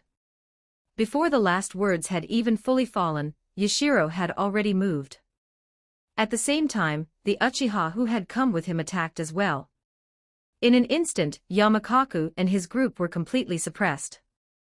They were at an overwhelming disadvantage in numbers. When the rumor about Uchiha Kagami had first appeared, only a small number of radical Uchiha had stirred up trouble. But after the rumor spread among the Iwagakure shinobi, and the Uchiha began suffering ridicule. After Ebizo deliberately arranged scenes of Konoha shinobi betraying Uchiha.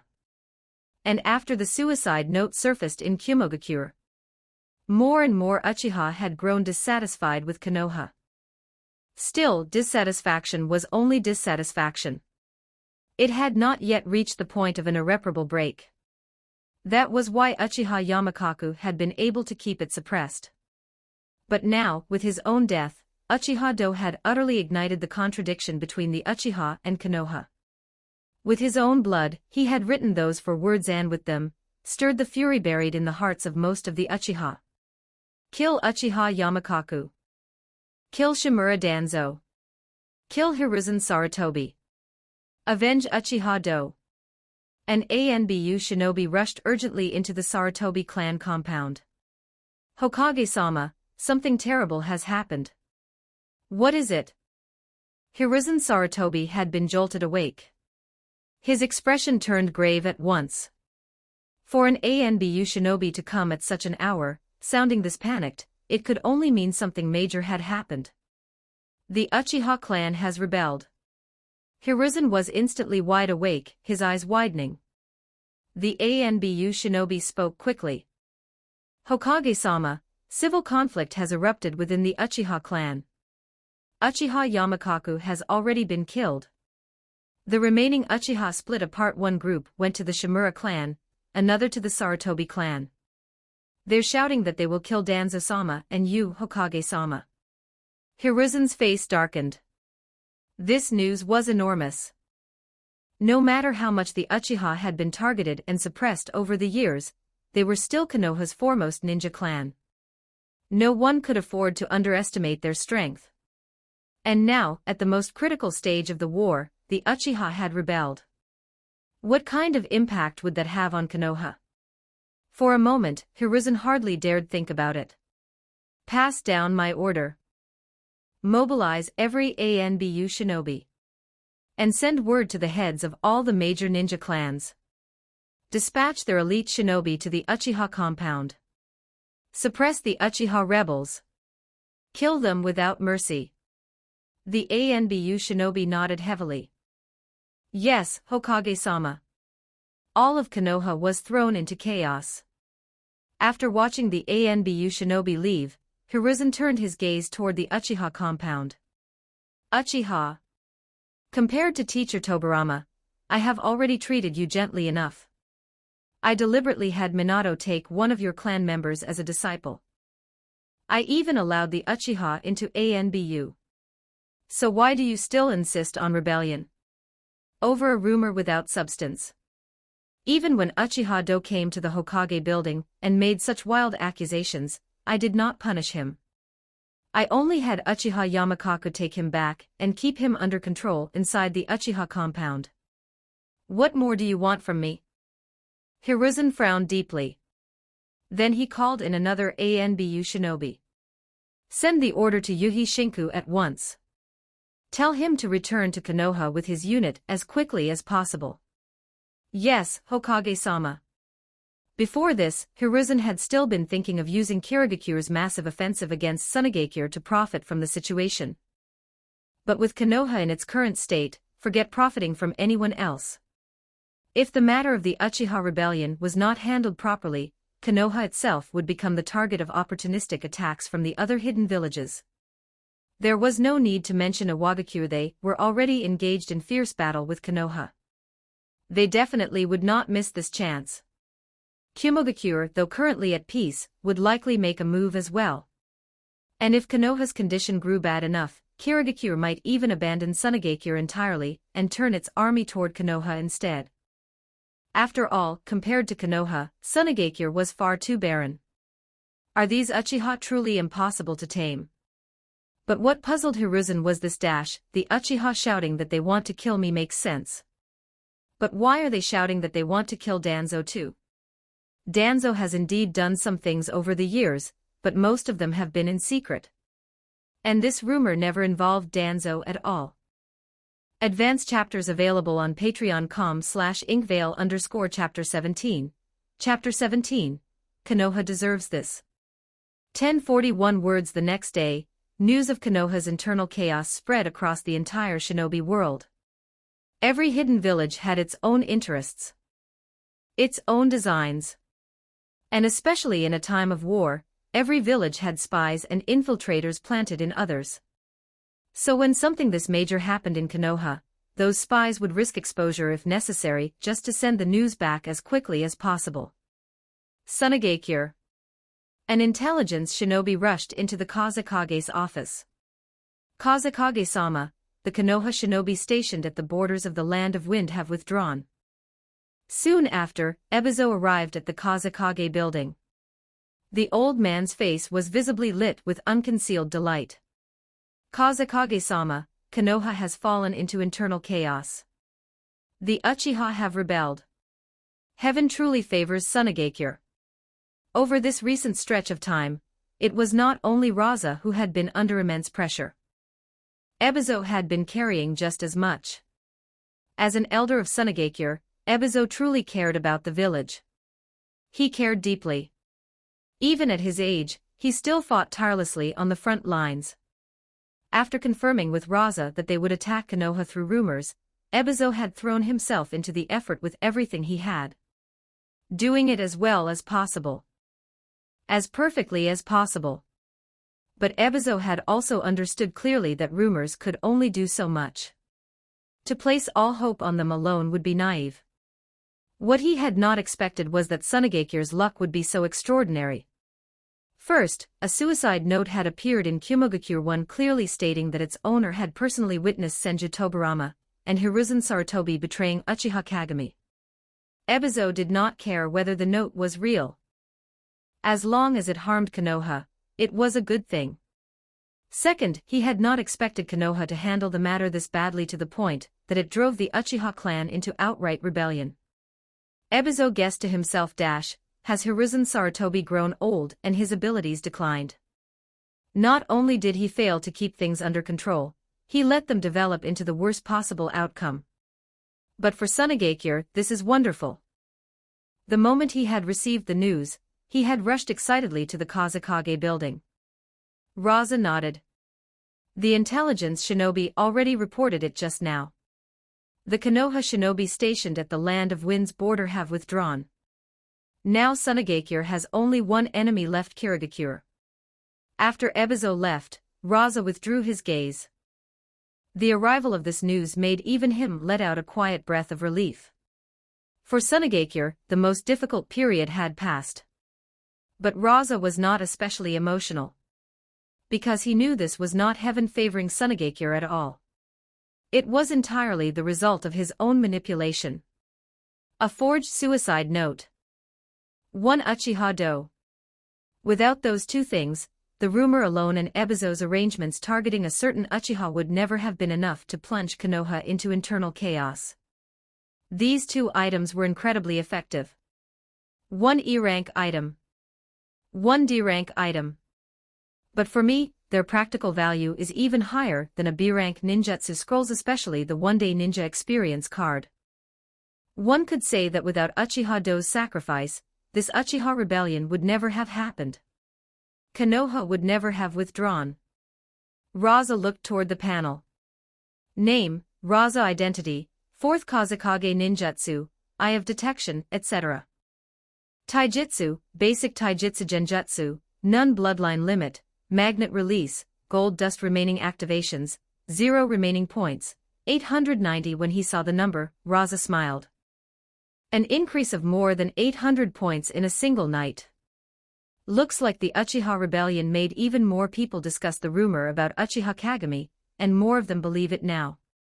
A little longer, and I'll be able to do another 10 pull. Very quickly, under Rasa's orders, the news of Konoha's internal chaos, the Uchiha rebellion, and Konoha's withdrawal spread throughout all of Sunagakure. Including the front lines. Everyone in Sunagakure felt a weight lift from their hearts.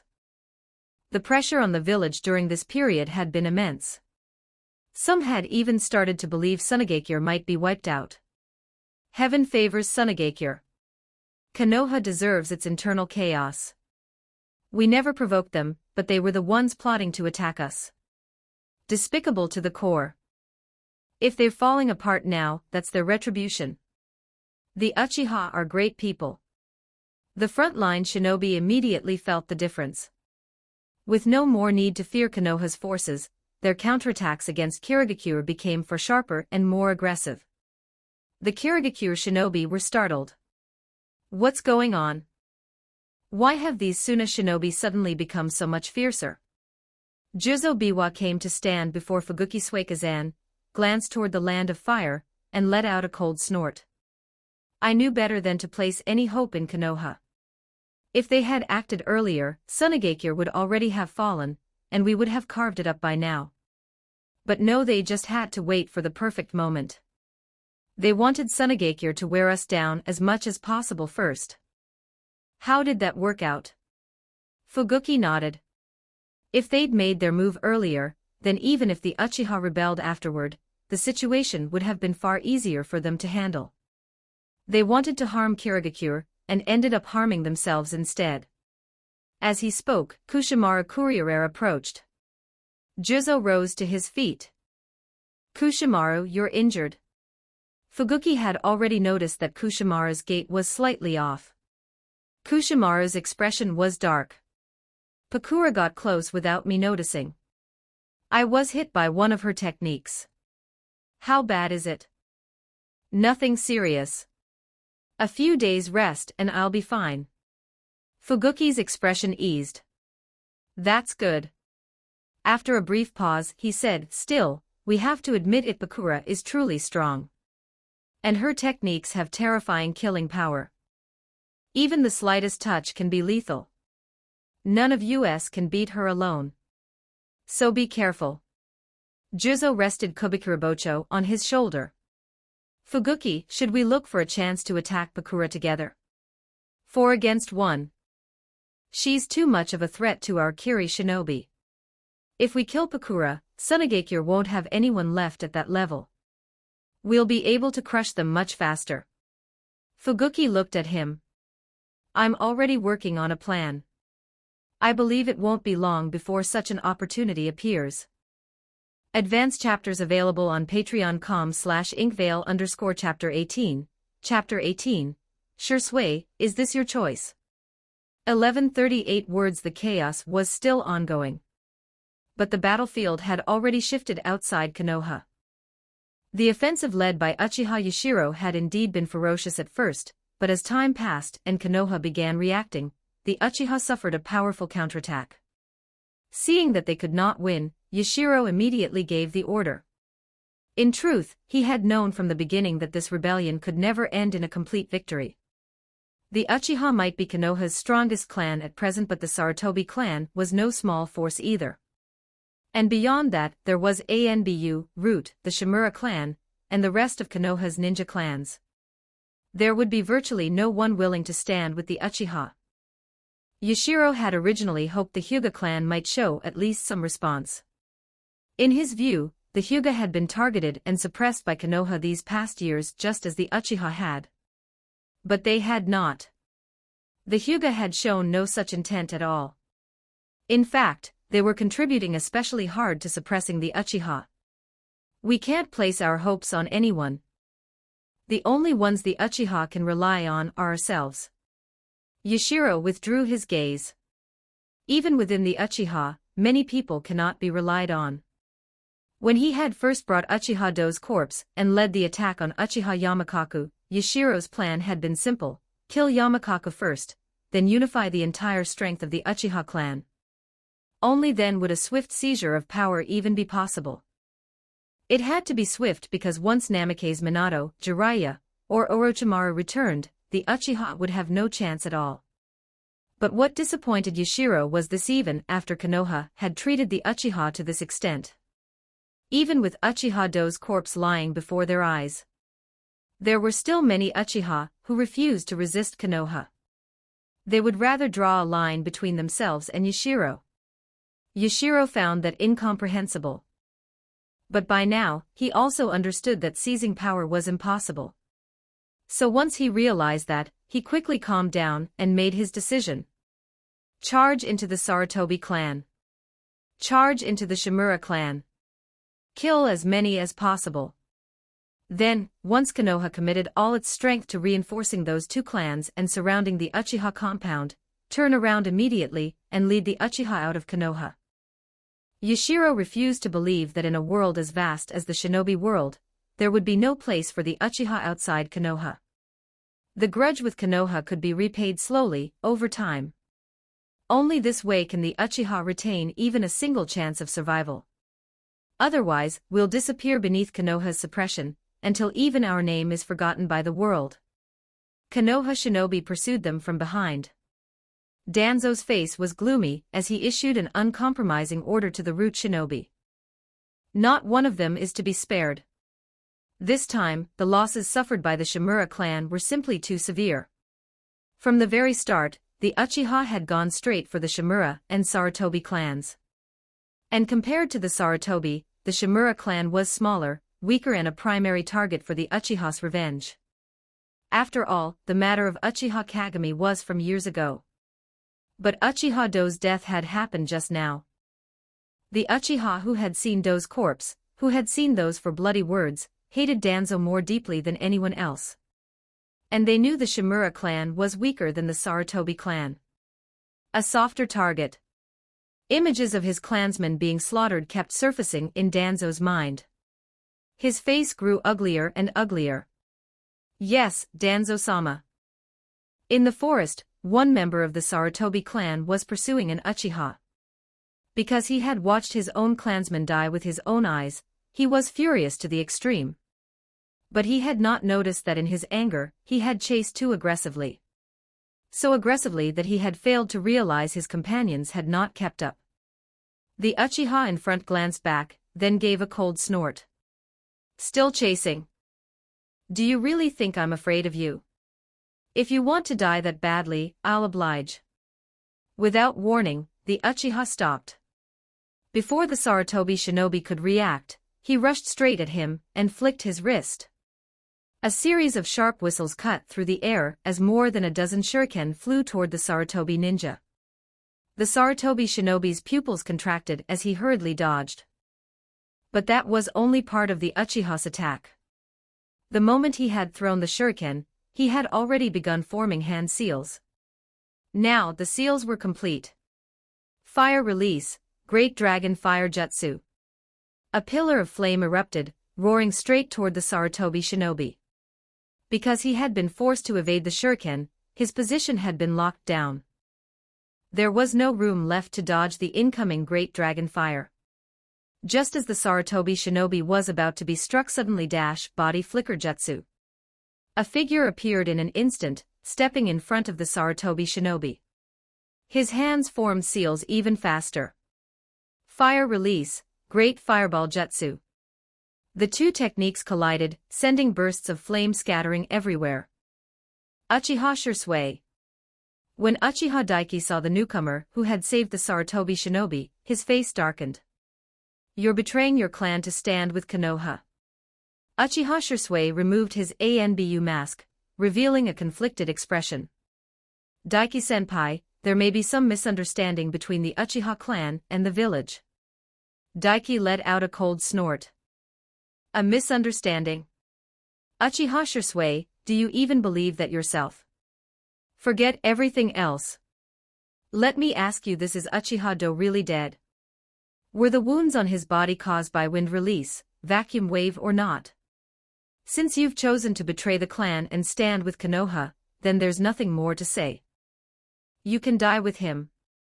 Before Daiki had even finished speaking, he had already attacked. But Daiki had underestimated Shursui's strength. This junior, far younger than him, had already surpassed him in power. With ease, Shursui neutralized all of his attacks. If Shursui had actually intended to kill him, Daiki probably would not have lasted more than 2 or 3 exchanges. The moment he realized that, Daiki stopped pressing the fight. Finding an opening, he withdrew and escaped. Shursui did not pursue. Instead, he turned back and helped the Sarutobi shinobi to his feet. Only to be shoved away. Drop the act, Uchiha Shursui. Your clan has already rebelled, so stop pretending to be a good person.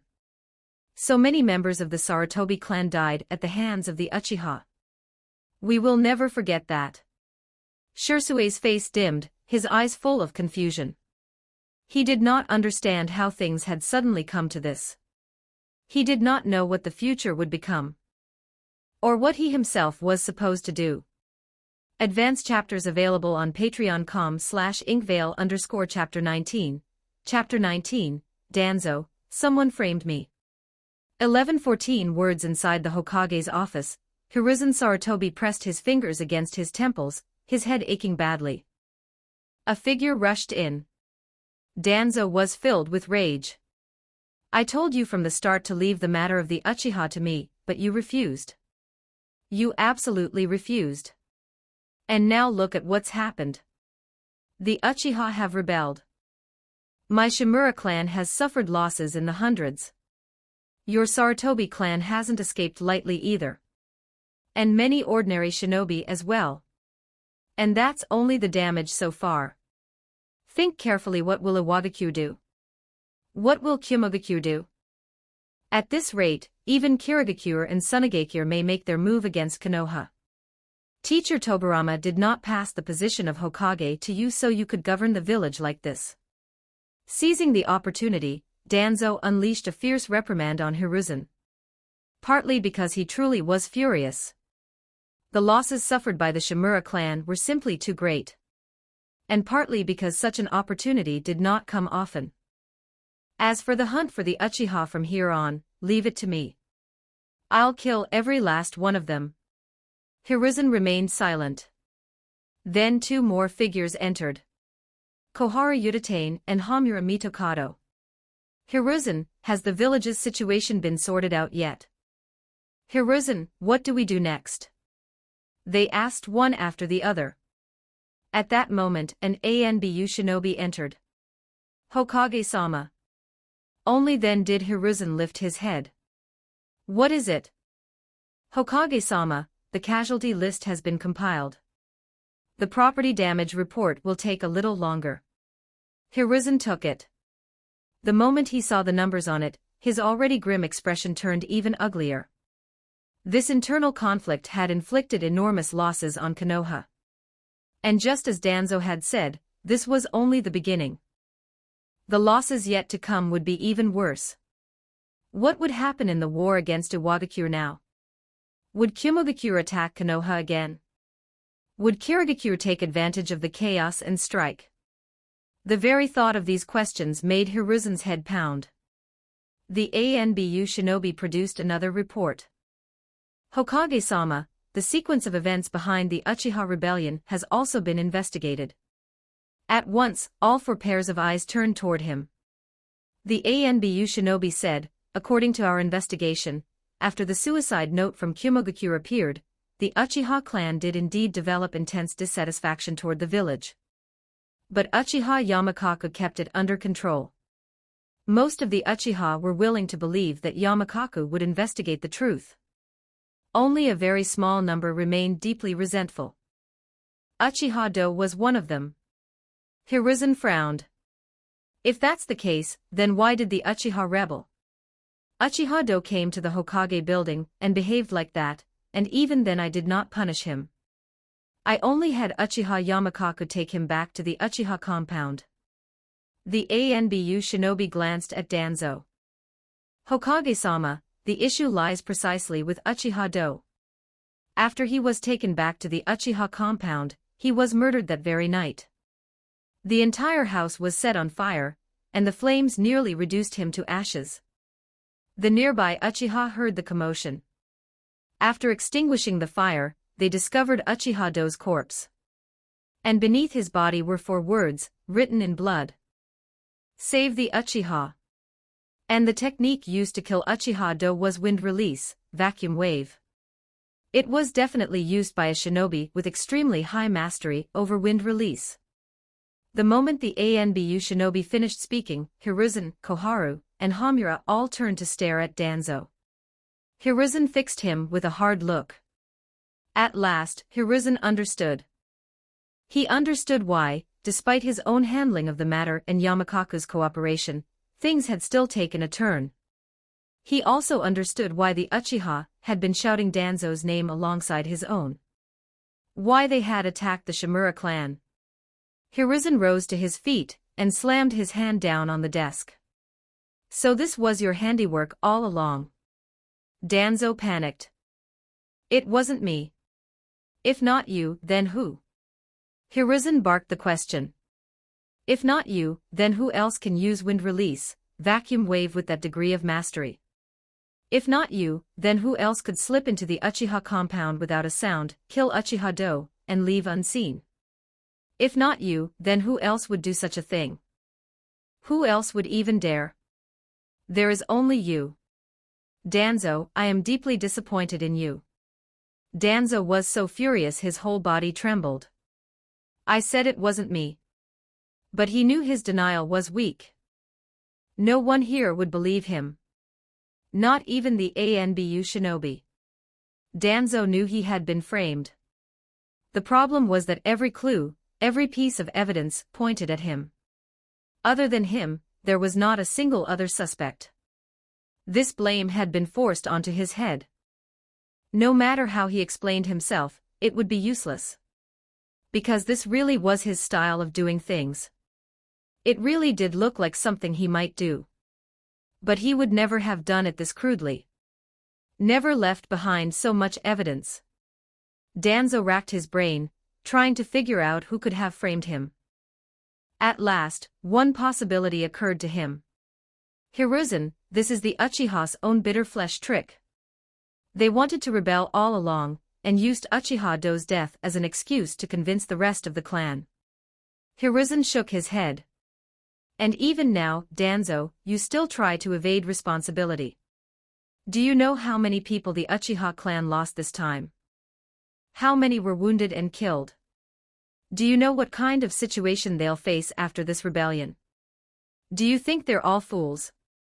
Hiruzen's expression turned cold. Danzo, in your current state, I no longer believe you are fit to continue leading Root. Starting today, Root will be taken from your control and folded into ANBU.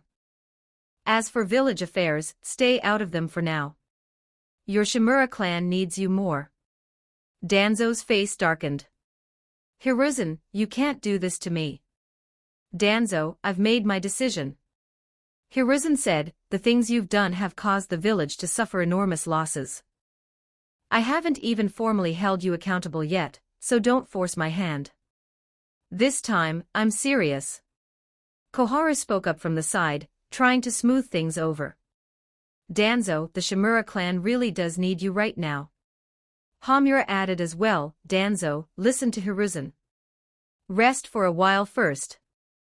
Danzo lowered his head and said nothing more. Hokage-sama, understood. I will hand Root over. Only then did Hiruzen nod. Just then, a voice came from the doorway. Hokage-sama, Uchiha Fugaku requests an audience.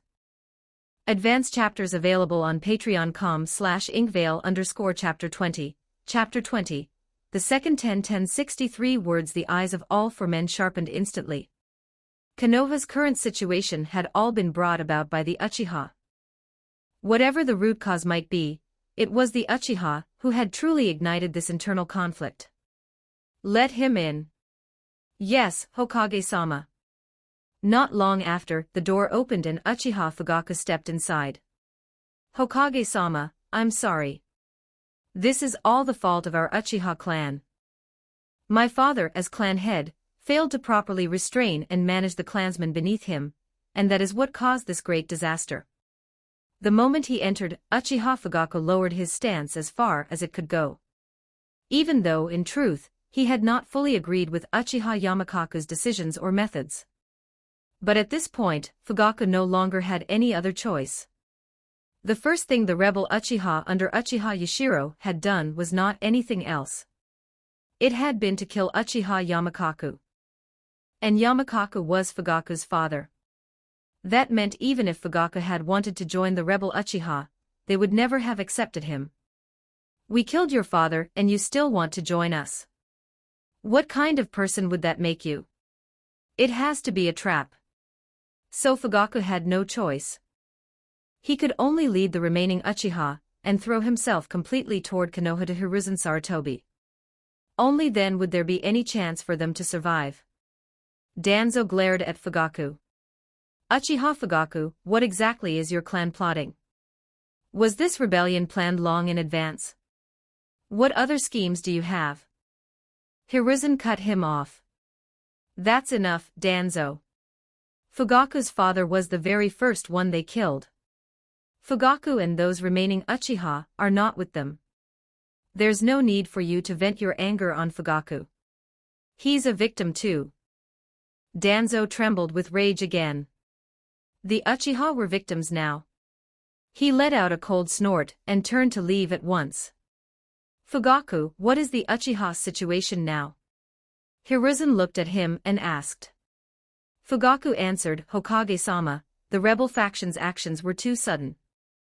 We were completely caught off guard. Many are dead or wounded.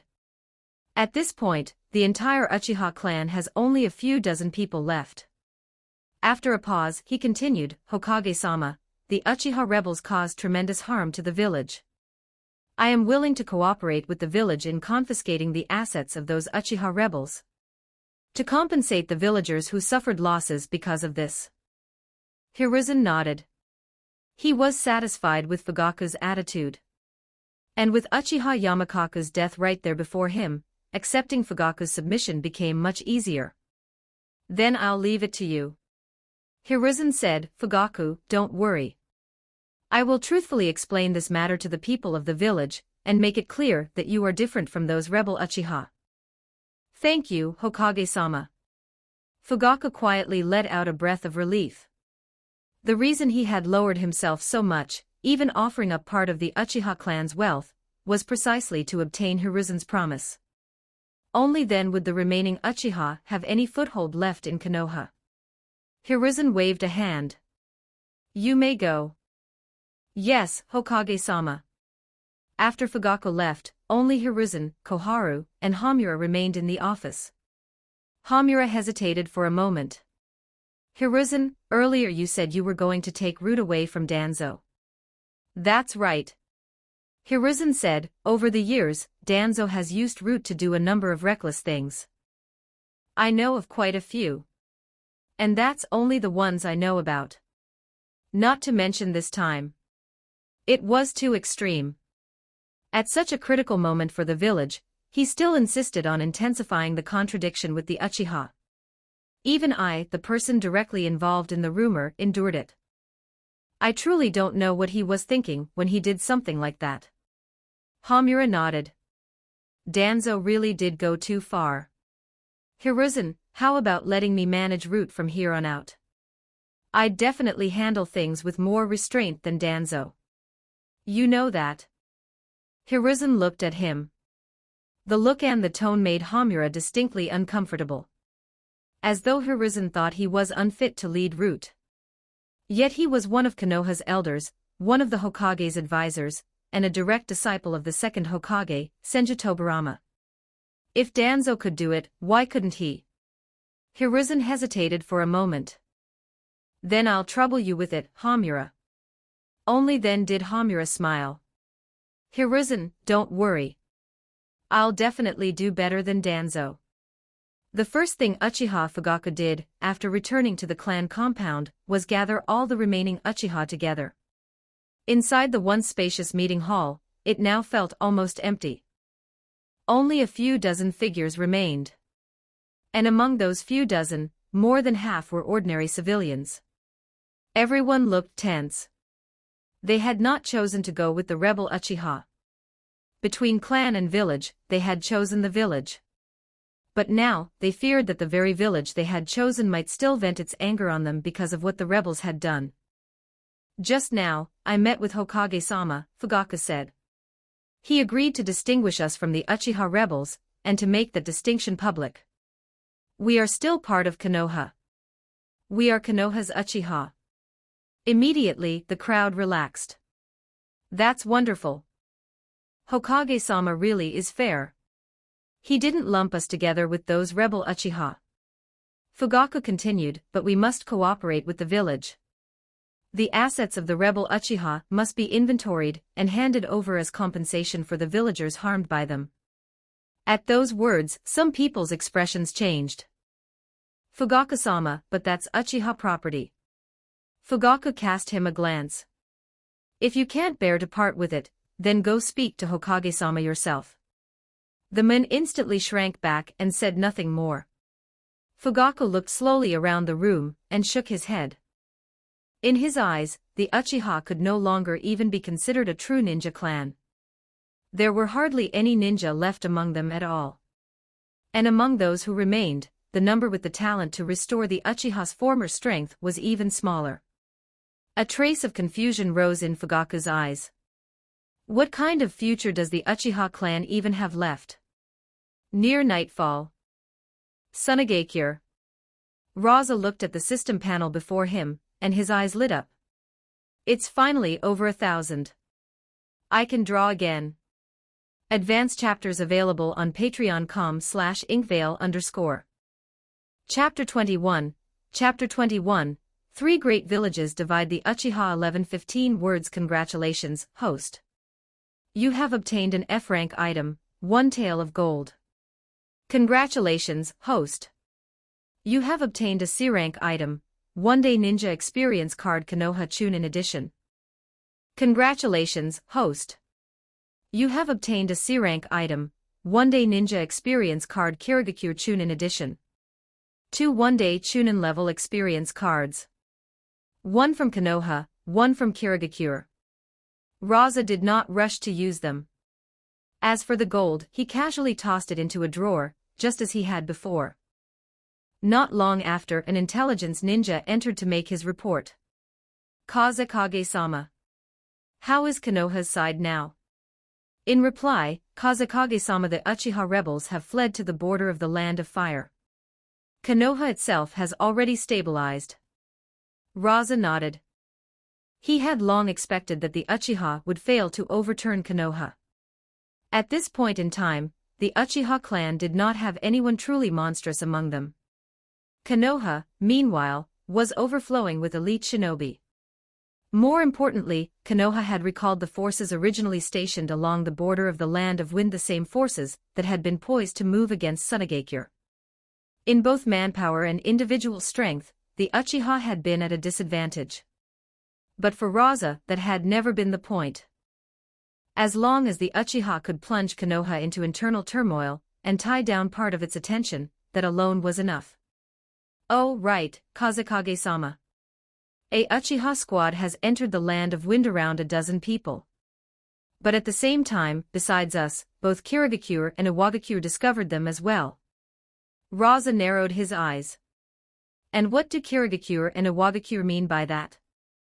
They mean that since the Uchiha squad was discovered by all 3 villages at once, the 3 villages should divide them equally. A strange expression crossed Rasa's face. At the moment, Kirigakure was fighting Sunagakure in a bitter war.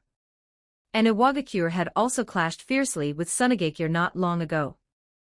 Yet now, when faced with an isolated Uchiha squad, those 2 villages had no intention of attacking Sunagakure at all. Instead, they had actually proposed sharing. But after giving it a little thought, Rasa found it rather reasonable. After all, they were Uchiha. The Uchiha who had once belonged solely to Konoha. Where are they now? In the northeastern desert. Do we have a list of names? Photographs? Rasa thought for a moment. Go tell Kirigakure and Iwagakure this: those Uchiha entered the Land of Wind. By rights, anyone standing on the Land of Wind belongs to Sunagakure. Still, Sunagakure is willing to share. He paused. But we're only willing to share half. Demanding everything for themselves was unrealistic. Sunagakure did not have that kind of strength right now. Also, when you go this time, get the roster of that Uchiha squad. Photos too, if possible. Sunagakure's bottom line is 1/3, but we choose first. Yes, Kazekage-sama. Very soon, negotiations began among the 3 sides. In a wind-carved desert basin, more than a dozen members of the Uchiha squad stood in the center, tense and uneasy. Around them were shinobi from 3 villages. Sunagakure, Kirigakure, Iwagakure. The way the 3 villages looked at the Uchiha in the middle was the way one might look at merchandise. An elderly Uchiha tried to reassure the others. Don't worry too much. We Uchiha have value, our own value. Konoha no longer has a place for us, and as for Yashiro-sama's side, who knows how long they can hold on. Maybe joining another shinobi village won't be such a bad thing for us. We're valuable. As long as we're valuable, they won't kill us. But aside from the youngest among them, almost no one believed him. Konoha had treated the Uchiha that way. Would other villages really treat them better? What they cared about was only the Uchiha's worth, their bloodline, their heritage, their Kekkei Genkai. As for what awaited them after entering those villages, they could already guess. They would be made to produce children. Again and again. Unless they could prove they had value beyond breeding descendants. Or unless they got lucky and encountered genuinely decent people. But the chances of that were far too small. What good people were there in shinobi villages? After the Sunagakure representative put forward Rasa's conditions, the three villages immediately descended into fierce bargaining. At the same time, a list was compiled and sent back to Sunagakure with all speed. Rasa took the roster from the intelligence ninja, and raised a brow slightly. There were no familiar names on it. Neither Uchiha Shisui nor Uchiha Itachi. Both of the Uchiha's great prodigies are absent. Rasa felt a little disappointed. But inwardly, he knew the odds had always been slim. Leaving Itachi aside, Shisui was no longer that young by the standards of the shinobi world. At that age, he would already have his own convictions. Even if Sunagakure got Shisui himself, they would never get his heart. And as for Itachi, he was Uchiha Fugaku's eldest son. And Fugaku himself was the eldest son of Uchiha Yamakaku. It was entirely possible they had not fled together with the Uchiha rebels led by Uchiha Yashiro. The two sides likely did not trust one another enough for that. Then suddenly, one name caught Rasa's attention. Uchiha Izumi. His expression turned subtle. Izumi's talent might not compare to the twin stars of Shisui and Itachi, but awakening her Sharingan in a single night, and going straight to 3 tomo, that kind of talent was absolutely no joke. At the very least, elite Jonin potential. And for Sunagakure, that already counted as valuable talent. Sunagakure was starving for talent. This one, we must secure her. By the time Rasa's latest order reached the negotiation site, the talks were already drawing to a close. Then it's settled. The Sunagakure representative said, there are 13 Uchiha here in total. Sunagakure can accept only 5 of them, but we take first pick. The representatives from Kirigakure and Iwagakure exchanged a glance, then both agreed. After all, this was the land of wind. The proposal from Sunagakure was still within the range they could accept. Then we divide them like that. One list became 3. Sunagakure, 5. Kirigakure, 4. Iwagakure, 4. The 13 Uchiha members were unwilling. They hated it. They hated being separated. But they had no second choice. Unless they were willing to choose death, they could only submit to the arrangements of the 3 villages. Before long, the 5 Uchiha assigned to Sunagakure were brought back. Rasa glanced at the roster on his desk. Uchiha Izumi, age 3, female. Uchiha Hazuki, age 22, female. Uchiha Hai, age 1, male. Uchiha Daiti, age 30, male. Uchiha Ro, age 49, male. Advanced chapters available on Patreon. com/inkvale_chapter 22, chapter 22, creation 1116, words. The 3 villages dividing the Uchiha was, against the backdrop of the Uchiha rebellion, only a tiny footnote. It was much like the destruction of the Uzumaki clan years ago. Most surviving Uzumaki had fled to Konoha, but some had still ended up in other shinobi villages. Kusagakure, for example. As for how to make the best use of these Uchiha, Rasa had not decided yet. There was no rush. He could think it through later. For now, he had something more important to deal with. Repelling Kirigakure. Driving Konoha into internal chaos had only dragged Sunagakure up from rock bottom. It had not truly solved the village's situation. As long as Kirigakure remained, Sunagakure would know no peace. Breaking through from the outside is difficult, but I can start from within. Rasa looked at the one-day ninja experience card, Kirigakure Chunin edition.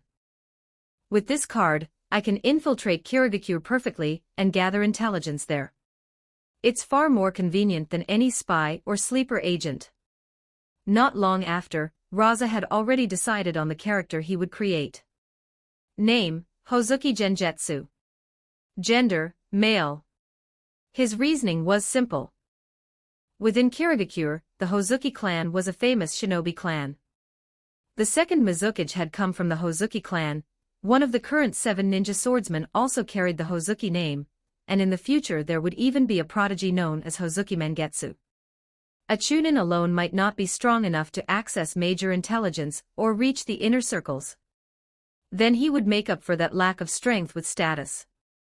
As Rasa finished setting the parameters, an appropriate character image immediately appeared on the card.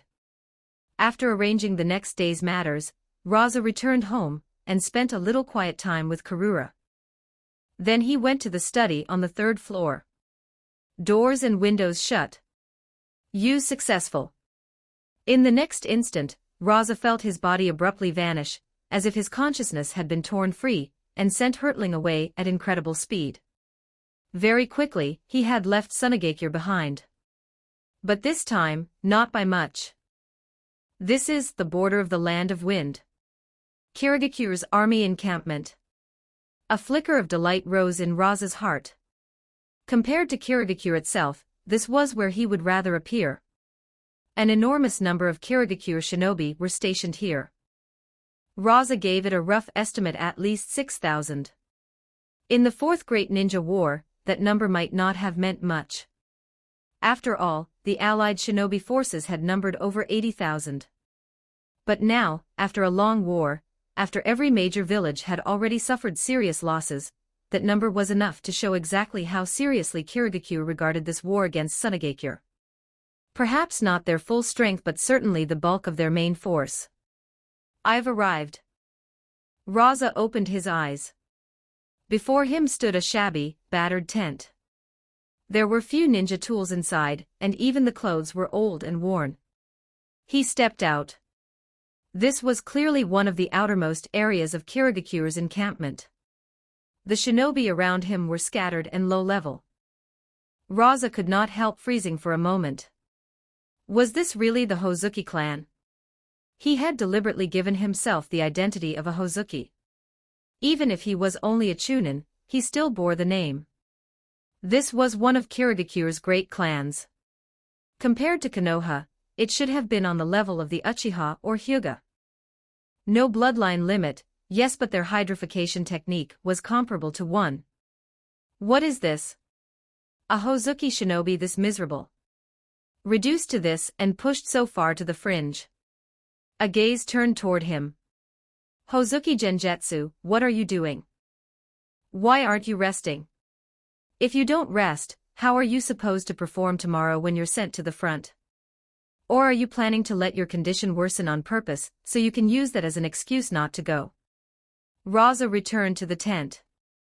The situation before him was completely different from what he had expected. This isn't right. Something is wrong inside Kirigakure. According to Sunagakure's intelligence, the Hozuki clan hasn't suffered any obvious changes. They're still considered one of Kirigakure's major clans. So why would even an ordinary ninja dare treat a Hozuki this way? The Hozuki clan must have run into trouble. His eyes flickered. And for Sunagakure, this might be a breakthrough. The men outside kept talking. That Hozuki Genjutsu is nothing but trouble. Does he really think it's still the old days? If the higher-ups hadn't forced him into my squad, I'd never have taken him. Best if he dies on the front line tomorrow. Someone beside him gave a quiet reminder. Captain, keep your voice down. If Hozuki Komakiri hears about this, he might cause trouble for you. The captain gave a cold snort. Cause trouble for me? Hozuki Komakiri doesn't care about these things. If he did, the Hozuki clan would never have ended up in its current state. All he cares about is the swords. Other than the swords, he doesn't care about anything. And besides, Hozuki Genjutsu is the one with the problem. I'm only doing what a captain should. The squad member gave an awkward laugh and said no more. But it was obvious enough his captain was targeting Hozuki Genjutsu on purpose. Maybe because bullying someone with the Hozuki surname made it feel more satisfying. After all, in Kirigakure, those two characters Hozuki had once stood high above the rest. Inside the tent, Rasa analyzed what he had heard. Most likely, the Hozuki clan has declined. I don't know why, but from the way the other shinobi treat them, the fall must have been severe. Hozuki Komakiri, one of the current 7 ninja swordsmen, wielder of the twin blades Hiramakari. He should be the highest-ranking Hozuki still active in Kirigakure. But judging from what that man said, Komakiri doesn't involve himself in clan matters. His heart belongs only to the swords. That brought to mind the crushing defeat the 7 ninja swordsmen would one day suffer at the hands of Might Dewey. His heart belongs only to the swords, but he doesn't seem that strong either. Rasa parted the flap of the tent and looked outside. With Hozuki Genjetsu's identity, I probably won't get access to any other useful intelligence. In that case, before this identity vanishes, I should at least remove a few enemies for Sunagakure. I'll start with that captain. I've used the Hozuki surname. Killing him can count as a little repayment to the Hozuki clan. Just then a figure approached at incredible speed. Squad 13, on orders assemble immediately. Urgent mission. Advanced chapters available on patreon.com/inkvale_chapter 23, Chapter 23, A Traitor of Sunagakure. 1123 words. The sudden command forced Rasa to abandon his original plan. From the urgency in the messenger's voice, this was clearly something important. And with Kirigakure's current situation, any important mission would most likely have something to do with Sunagakure. Right now, Kirigakure was undoubtedly thinking only of how to crush Sunagakure as quickly as possible. I thought I'd already lost the chance to gather any intelligence from Kirigakure. Turns out the intelligence has come to me instead. Rasa controlled Hozuki Genjetsu and followed the squad. Even the captain no longer had the energy to target him on purpose. Gradually, the number of shinobi in the group rose past 40. Then a raised dune entered Rasa's field of view. A figure stood atop it. Rasa's pupils contracted slightly. Fuguki Suikazan. It looks like this operation really is something major if Fuguki Suikazan is leading it personally. That bastard is vicious. Sunagakure and Kirigakure had been at war for years. The two villages had accumulated enormous amounts of intelligence on one another. Kirigakure hated Pakura to the bone. And on Sunagakure's side, there were certain Kirigakure shinobi they despised above all others. Fuguki Suikazan was one of them. Treacherous. Ruthlessly practical. And more than a little intelligent. He had caused Sunagakure no small amount of damage. Among the 7 ninja swordsmen, if there was one Kirigakure shinobi Sunagakure wanted dead most, Fuguki could rank first. In the next moment, Rasa's gaze shifted to the massive Samahata strapped to Fuguki's back. That sword. Even setting aside its use as a weapon, Samahata had extraordinary effectiveness against tailed beasts. And Sunagakure had problems of its own with a tailed beast. Shikaku was still sealed inside Bunpuku's body. Gaara had not been born yet. At this point, the relationship between Shikaku and Sunagakure was deeply hostile, and the beast had already rampaged more than once. If Sunagakure could obtain Samahata, Shikaku would no longer pose such a threat. Maybe Samahata could even turn Shikaku into a massive, sustained source of chakra. The uses for that would be enormous. Just using it to transport water would already be of immense value to Sunagakure. With water, the oases would expand. The desert would shrink. The land of Sunagakure would grow more fertile, and its resource output would increase. Fuguki swept his gaze across the gathered shinobi, his expression stern. This operation is extremely important. It concerns the very progress of our campaign to break Sunagakure. For this, Juzo, Jinin, and I have prepared for a long time. Rasa's expression sharpened. He had assumed this was merely a special operation. But if 4 of the 7 ninja swordsmen were moving together, then it was no ordinary mission. Who in all of Sunagakure was worth such an effort from Kirigakure? The answer was obvious. Rasa's eyes flickered. Either they're planning a strike against Sunagakure itself, or they're targeting the one shinobi in the Sand Army that Kirigakure fears the most. But this position is far too far from Sunagakure for a village raid. So there's only one answer. This operation is aimed at Pakura. Fuguki continued, this mission requires 10 death volunteers. Who is willing to step forward and take on that duty? No matter who it is, the village will never forget your sacrifice. You will be a hero of Kirigakure. Your names will be recorded forever in the village's book of merit. Mizukage-sama will personally preside over your funeral. Your families will receive generous compensation from the village. A death volunteer was exactly what the name implied. A mission one did not return from. Emotion alone was not enough to motivate that sort of sacrifice. There had to be reward as well. Even for Kirigakure shinobi, who were not known for fearing death. Rasa raised Hozuki Genjetsu's hand high. Fuguki looked in his direction a little longer than usual, one brow twitching upward. A Hozuki. But that was all. He did not stop Hozuki Genjetsu from stepping forward to die. Instead, he looked at the 10 who had volunteered. Listen carefully. Follow my orders exactly. Our target this time is Pakura of Sunagakure. She has killed too many of Kirigakure's people. Some of you may well have had comrades, friends, or relatives die at her hands. So I expect all of you to give everything you have. Killing Pakura will be a tremendous victory for Kirigakure. If Kirigakure wins this war, the rewards will be immense. And all of you will be the greatest contributors to that victory. Determination appeared in the eyes of the 10 death volunteers. Don't worry, Fuguki-sama. We'll complete the mission. This battle belongs to Kirigakure. Pakura will die. Rasa blended into the death squad, drawing no attention to himself. The group moved toward a water source. Before long, a figure appeared ahead and came to meet them. A shinobi of Sunagakure.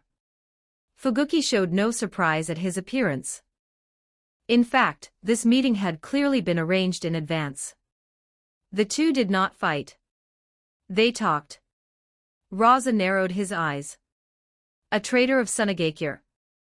No wonder Fuguki looked so confident. So this is it. He found a sand trader and plans to use him to sell Pakura out. No matter how careful you are, the hardest thing to guard against is your own people. Rasa fixed the man's face in his memory. He would not forget it. Before long, the exchange ended. Fuguki turned to the 10 volunteers. Hide here and wait. Move only when I give the signal. When I throw sand into the air, you attack at once. The 10 looked at one another, then answered in unison. Yes, Fuguki-sama. Time passed. The blazing sun poured down in straight, merciless lines. The sand had absorbed enough heat to scald. There was not the slightest breeze. Sweat fell in heavy drops. Mentally, Rasa could endure it. But this body could not adapt well to such an environment. The other 9 death volunteers were in the same state. Some of them even looked like they were beginning to hope they could just charge out sooner and die already. At last Fuguki flung a handful of sand sharply into the air. The instant it happened, Rasa sent Hozuki Genjetsu rushing out ahead of the others before they had even finished preparing. The moment he charged out, he shouted with overwhelming force, "Ha ha ha ha ha. Pakura of Sunagakure, today you die. Fuguki-sama, Juzo-sama, and Jinin-sama have already woven an inescapable net here. Today, I, Hozuki Genjetsu, will be the one to take your life." Behind the dune, Fuguki froze when he heard Hozuki Genjetsu's voice. Then his face darkened at once. What the hell is wrong with this Hozuki Genjetsu? Advanced chapters available on patreon.com/inkvale_chapter 24. Chapter 24, Fuguki Suikaisen's Fury. 1075 words, what is Hozuki Genjetsu trying to do? Who told him to charge out that fast? Who told him to shout? Fuguki felt as if everything had instantly fallen apart. The people who had appeared were not Pakura. They were only ordinary sand shinobi. Fuguki's plan had been to have the death volunteers creep in quietly and ambush those sand ninja. After that, with the help of the Sunagakure trader, they would lure Pakura over. Then the 10 volunteers would entangle her. And only then would he, Juzo, Jinin, and Kushimaru lead elite forces in and encircle her, creating a perfect kill zone with no chance of escape. But now, with that single shout from Hozuki Genjutsu, everything was ruined. The Sand Shinobi would become alert at once. Even if they did not believe every word he yelled, they would definitely turn and flee. Hozuki Genjutsu had charged with too much momentum. And the Hozuki name itself carried its own intimidation. Without proper intelligence, anyone would hesitate. Worse, he had shouted too early. The distance between them and the Sand Shinobi was still far too great. The Sand Ninja had more than enough time to turn and run, and the remaining 9 death volunteers would never catch them, no matter how desperately they tried. And just as expected, the Sand Shinobi turned and fled. Hozuki Genjutsu chased after them. The other 9 death volunteers chased after Hozuki Genjutsu. Pakura, having received word that Sand Shinobi were under attack, was already hurrying this way. The Sand Trader hidden nearby saw the shifting positions of the Sand Shinobi and the Kirigakure volunteers and froze. What is this? This isn't the right place. Did Kirigakure change the ambush point? They don't trust me. Juzo Biwa approached Fuguki, his brows tightly knit. Fuguki, what happened? Fuguki's face was dark as iron. That Hozuki Genjutsu has something wrong with his brain. I hadn't even finished throwing the sand before he charged out. And he was shouting the whole time. He didn't listen to a single word of my orders. The Sand Shinobi heard the commotion and ran immediately. Jinin Akabino asked one question. You didn't tell them Pakura wasn't among those Sand Ninja. The corner of Fuguki's eye twitched. Did I need to tell him that? He's a death volunteer. All he had to do was carry out my instructions. Did he seriously think he had a chance of killing Pakura himself and stealing that kind of credit? With his strength? Is he worthy of that? Jinin's question irritated Fuguki. As if this had somehow become his fault. Jinin said blandly, but it's pretty clear now that Hozuki Genjutsu only shouted all that because he thought Pakura was there. Fuguki narrowed his eyes. What exactly are you implying? Only Juzo stepping in between them stopped the argument from escalating. The instant Rasa saw Pakura, he shouted again. Fuguki-sama. Jinin-sama. Juzo-sama. Come quickly, we've already caught Pakura. Then, in the next moment, he turned toward Pakura. Pakura, today I, Hozuki Genjutsu, will take your life. The 9 death volunteers beside him charged ahead without hesitation. Rasa remained at the very back. Pakura's expression sharpened. As she retreated, she ordered the shinobi under her command to send word back to the main Sand Army immediately. Watching from afar, Fuguki felt rage surge through him. This Hozuki Genjutsu really is insane. Caught Pakura? In what way have you caught her? You think you can catch Pakura? If Fuguki had still held even the slightest hope of salvaging the ambush a moment ago, now he had none. An ambush lived or died on timing. From the very beginning, Hozuki Genjutsu had done nothing but hand opportunities to the Sand Shinobi. And now he had handed them another.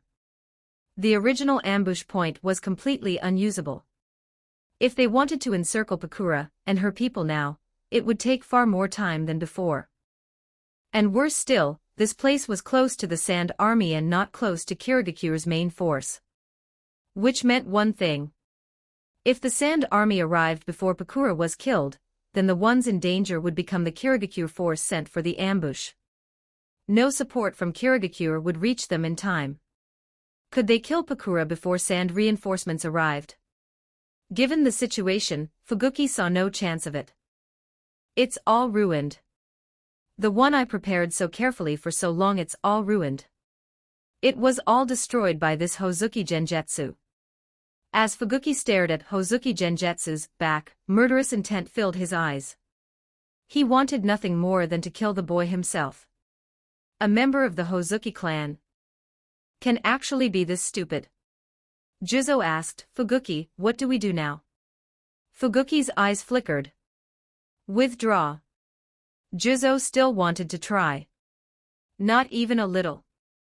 Fuguki shook his head. There's no point. The plan has already failed. Forcing it now will only put us in danger. Pass down my orders, retreat immediately. Everyone, full speed. Juzo pointed at Hozuki Genjutsu and the others. What about them? We can't worry about them now. Besides, they were death volunteers to begin with. Fuguki would have preferred for Hozuki Genjutsu to die. His only regret was that he would not die by Fuguki's own hand. At Fuguki's command, the Kirigakure shinobi began retreating in large numbers. But they were already too late. Pakura's response and the sand reinforcements came even faster than Fuguki had expected. Kill them. After them. Hearing the shouts, Fuguki looked back and his face changed instantly. There were far too many sand shinobi in pursuit. Fuguki might have been one of the 7 ninja swordsmen, but he had no delusions that 3 members of the 7 swordsmen could stand against that many sand ninja. Even the 3rd Raikage had died to Iwagakure's human wave tactics. No matter how strong the 7 ninja swordsmen were, could they compare to the 3rd Raikage? That man had possessed both the ultimate spear and the ultimate shield. In the minds of many, the strongest of the 3rd Kage. Fuguki's hatred toward Hozuki Genjutsu deepened instantly. This Hozuki Genjutsu really does have something wrong with his head. He gritted his teeth in rage as he ran. And as he fled, he watched Kirigakure shinobi being cut down one after another by the sand pursuit force. Blood sprayed into the air, staining the desert red. Advanced chapters available on Patreon. com/inkvale_chapter 25, Chapter 25, My Lord, he's slandering me. 1021 words. Juzo Biwa was covered in blood as he hacked his way out of the encirclement. Jinin Akabino ran farthest ahead. Fuguki Suikazan ran while glancing back again and again, only finally relaxing a little once he was certain the sand shinobi had stopped chasing, and they were close enough to Kirigakure's main army. But his face remained incomparably ugly. This plan had failed from beginning to end. Not only had they failed to kill Pakura, they had failed even to wound her seriously. Instead, the Kirigakure shinobi he had brought were almost entirely slaughtered in the sand pursuit. Only he, Juzo, Jinin, and a small handful of others had escaped. Fuguki did not blame himself for their deaths. What enraged him was that they had died for nothing. Their deaths had become ironclad proof of his plan's failure. Once word reached Kirigakure, he would inevitably be punished. And for someone like Fuguki, who obsessed over climbing higher, that was the outcome he least wanted to see. Hozuki Genjutsu. It's all Hozuki Genjutsu's fault.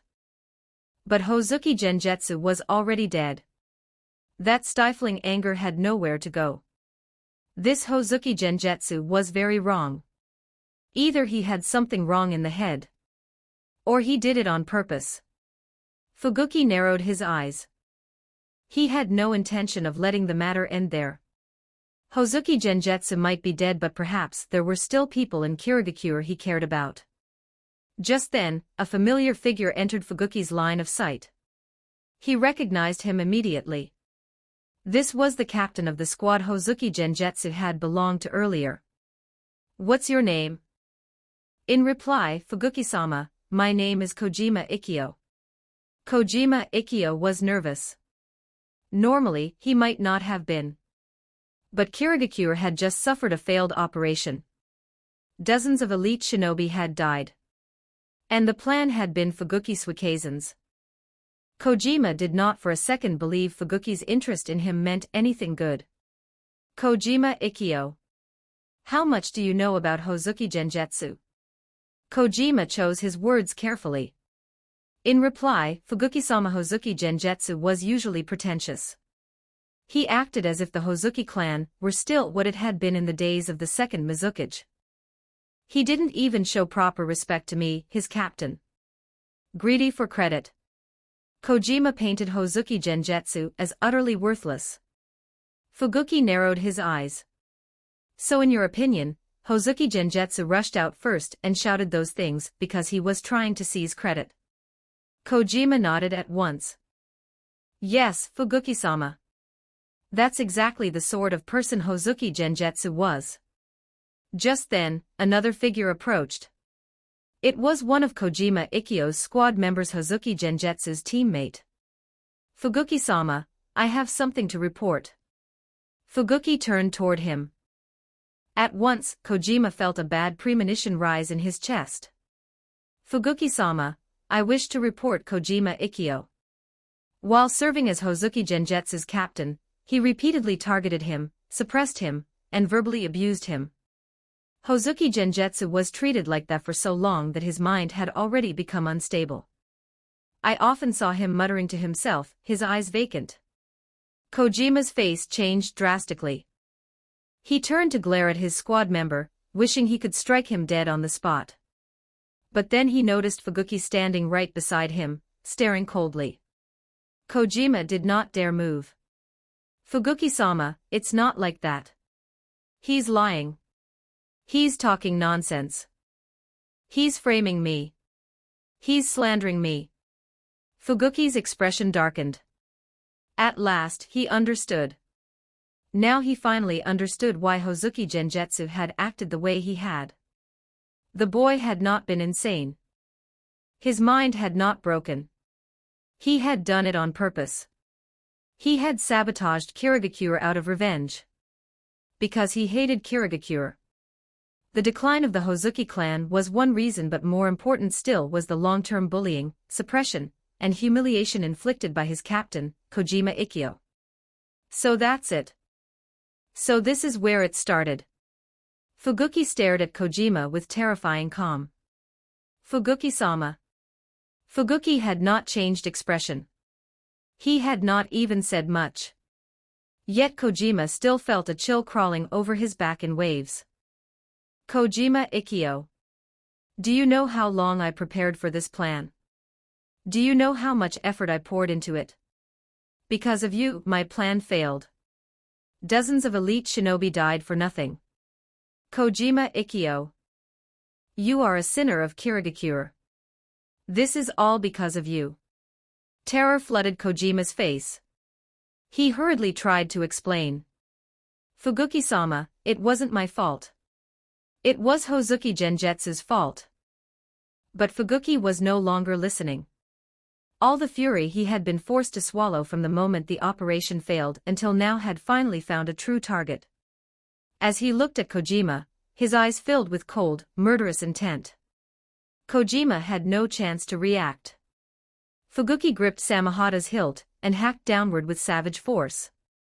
Samehada's razor-like scales instantly tore away flesh, biting deep into Kojima's body. At the same time, a tremendous suction force engulfed him. Samehada's monstrous chakra-draining power almost stripped him dry in a single instant, leaving him collapsing to the ground, limp and powerless. After all, Kojima Ikkyo was only a chunin. But Fuguki was still not satisfied. He swung again, this time straight at Kojima's neck. A head flew into the air. Eyes wide open, filled with disbelief and unwillingness. Kojima Ikkyo could never have imagined he would die because he had bullied Hozuki Genjutsu. But in the current Kirigakure, wasn't the fallen Hozuki clan there to be bullied? Only then did Fuguki turn to the young man beside him. What's your name? In reply, Fuguki-sama, my name is Kagaya Aruga. Fuguki nodded. From today onward, you are the captain of Squad 13. Yes, Fuguki-sama. Aruga straightened at once, chest puffed high. He glanced at Kojima's corpse, a smile tugging at the corner of his mouth. Farewell, Captain. Oh no. Now I'm the captain. Sunagakure. Rasa's consciousness returned to his own body. He could not help touching his neck as he recalled the final scene Hozuki Genjutsu had experienced before death.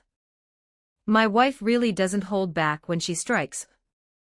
Advanced chapters available on patreon.com/inkvale_chapter 26, Chapter 26, Kirigakure's Talent, Kimimaro.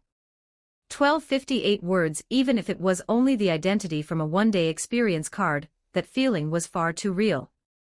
When Pakura comes back, I'm definitely going to give her a proper whipping, and get my revenge. The moment Rasa came down from the third floor, he saw Temari beating Kankuro. Hearing footsteps, Temari turned around. The instant she saw Rasa, she quickly stopped, hid her hands behind her back, and put on a slightly embarrassed expression as she explained herself. Kankuro wasn't listening, so I hit him. Where's your mother? Temari let out a small sigh of relief and pointed toward the kitchen. She's in the kitchen. Rasa nodded. Take Kankuro back to the room. Yes, father. Temari looked at Kankuro. One of Kankuro's fingers was stuffed into his mouth, and tears were shimmering in his eyes. Temari narrowed her eyes. Then she picked Kankuro up and carried him back to the room. All you know how to do is cry. If you keep crying, I'll beat you until you really cry. When Rasa entered the kitchen, Karura was busy preparing dinner. He had not used up the full duration of the Hozuki Genjutsu one-day experience card. Originally, he had wanted to hold on a little longer and see if he could make a few more moves, cause Kirigakure even greater losses. But Pakura had chased too quickly. That was why Rasa had used the one-day experience card in the dead of night, yet now it was still only close to evening. Rasa quietly approached Karura from behind. Only when his warm breath brushed against her ear did Karura realize he had arrived, and her face instantly turned red. My husband. Yet Karura did not even offer the slightest reproach. She simply accepted Rasa's teasing with gentle softness. From behind, Rasa wrapped his arms around her entire body. Karura's scent filled his nose. Feeling the softness of his wife in his arms, Rasa suddenly felt much calmer. Outside the home, he remained tense at all times. Sunegakure's situation was simply too terrible. Rasa had to rack his brains and exhaust every method he could think of just to improve Sunegakure's condition little by little. But Rasa understood this clearly. While he was making plans for Sunegakure, the people of the other ninja villages had not been idle either. For example, Kirigakure's ambush plan against Pakura this time, carried out in collusion with a traitor from Sunegakure. Rasa felt that if he had not happened to use the one-day experience card and create Hozuki Genjutsu at just the right moment, then even if Pakura had not died in Kirigakure's ambush, she definitely would not have escaped so easily. And the number of Sunegakure ninja killed would certainly not have been this low. Not to mention the fact that while pursuing Kirigakure's ambush force, they had managed to kill dozens of Kirigakure elite ninja. My husband, will you be eating at home tonight? Rasa shook his head. I'm afraid not. I still have a lot of urgent work to handle. I'll have to trouble you to look after Temari and Kankuro. Karura nodded, but her eyes dimmed slightly.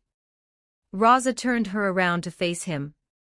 When the shinobi world is at peace, I won't be this busy anymore. But not now. After all, I am the Kazekage. I have to find a way to help Sunegakure survive the crisis right in front of us. That is the first priority. I'll have to leave things at home to you, Karura. Karura revealed a gentle smile. My husband, don't worry. I'll take good care of the home. Karura watched Rasa's departing figure for a long time, before finally withdrawing her gaze. When will the shinobi world finally know peace? Why do those ninja villages have to insist on war? Wouldn't it be better to just live their own lives peacefully? When Rasa arrived at the Kazekage building, the first thing he did was handle the stack of documents piled on his desk. As Kazekage, there was simply too much official business to deal with. Even though Rasa had already processed quite a bit before using the one-day experience card, by now a great deal had piled up again. That made Rasa's head ache. These Kage really do hold too much power in their own hands. No wonder Hiruzen Sarutobi was still burning the midnight oil at such an old age. Even Naruto with the multiple shadow clone jutsu still couldn't keep up, panting every day and bent over from exhaustion. The main issue is that the Kage here do everything themselves. Rasa looked at the document in his hand. It was only a minor dispute between villagers, a trivial little matter, yet it had still been sent all the way to his desk for him to handle personally. There was even a C-rank mission request that required his review and confirmation. This is ridiculous. There has to be reform. Once the village stabilizes a little, I'm carrying out reforms. The less important powers need to be delegated. The miscellaneous tasks need to be delegated too. Split the authority and keep the supervision in place, and there won't be major problems. Besides, this is the shinobi world. As long as the one at the top is strong enough, the people below won't be able to overturn anything. Rasa truly did not want to waste his time on such trivial matters.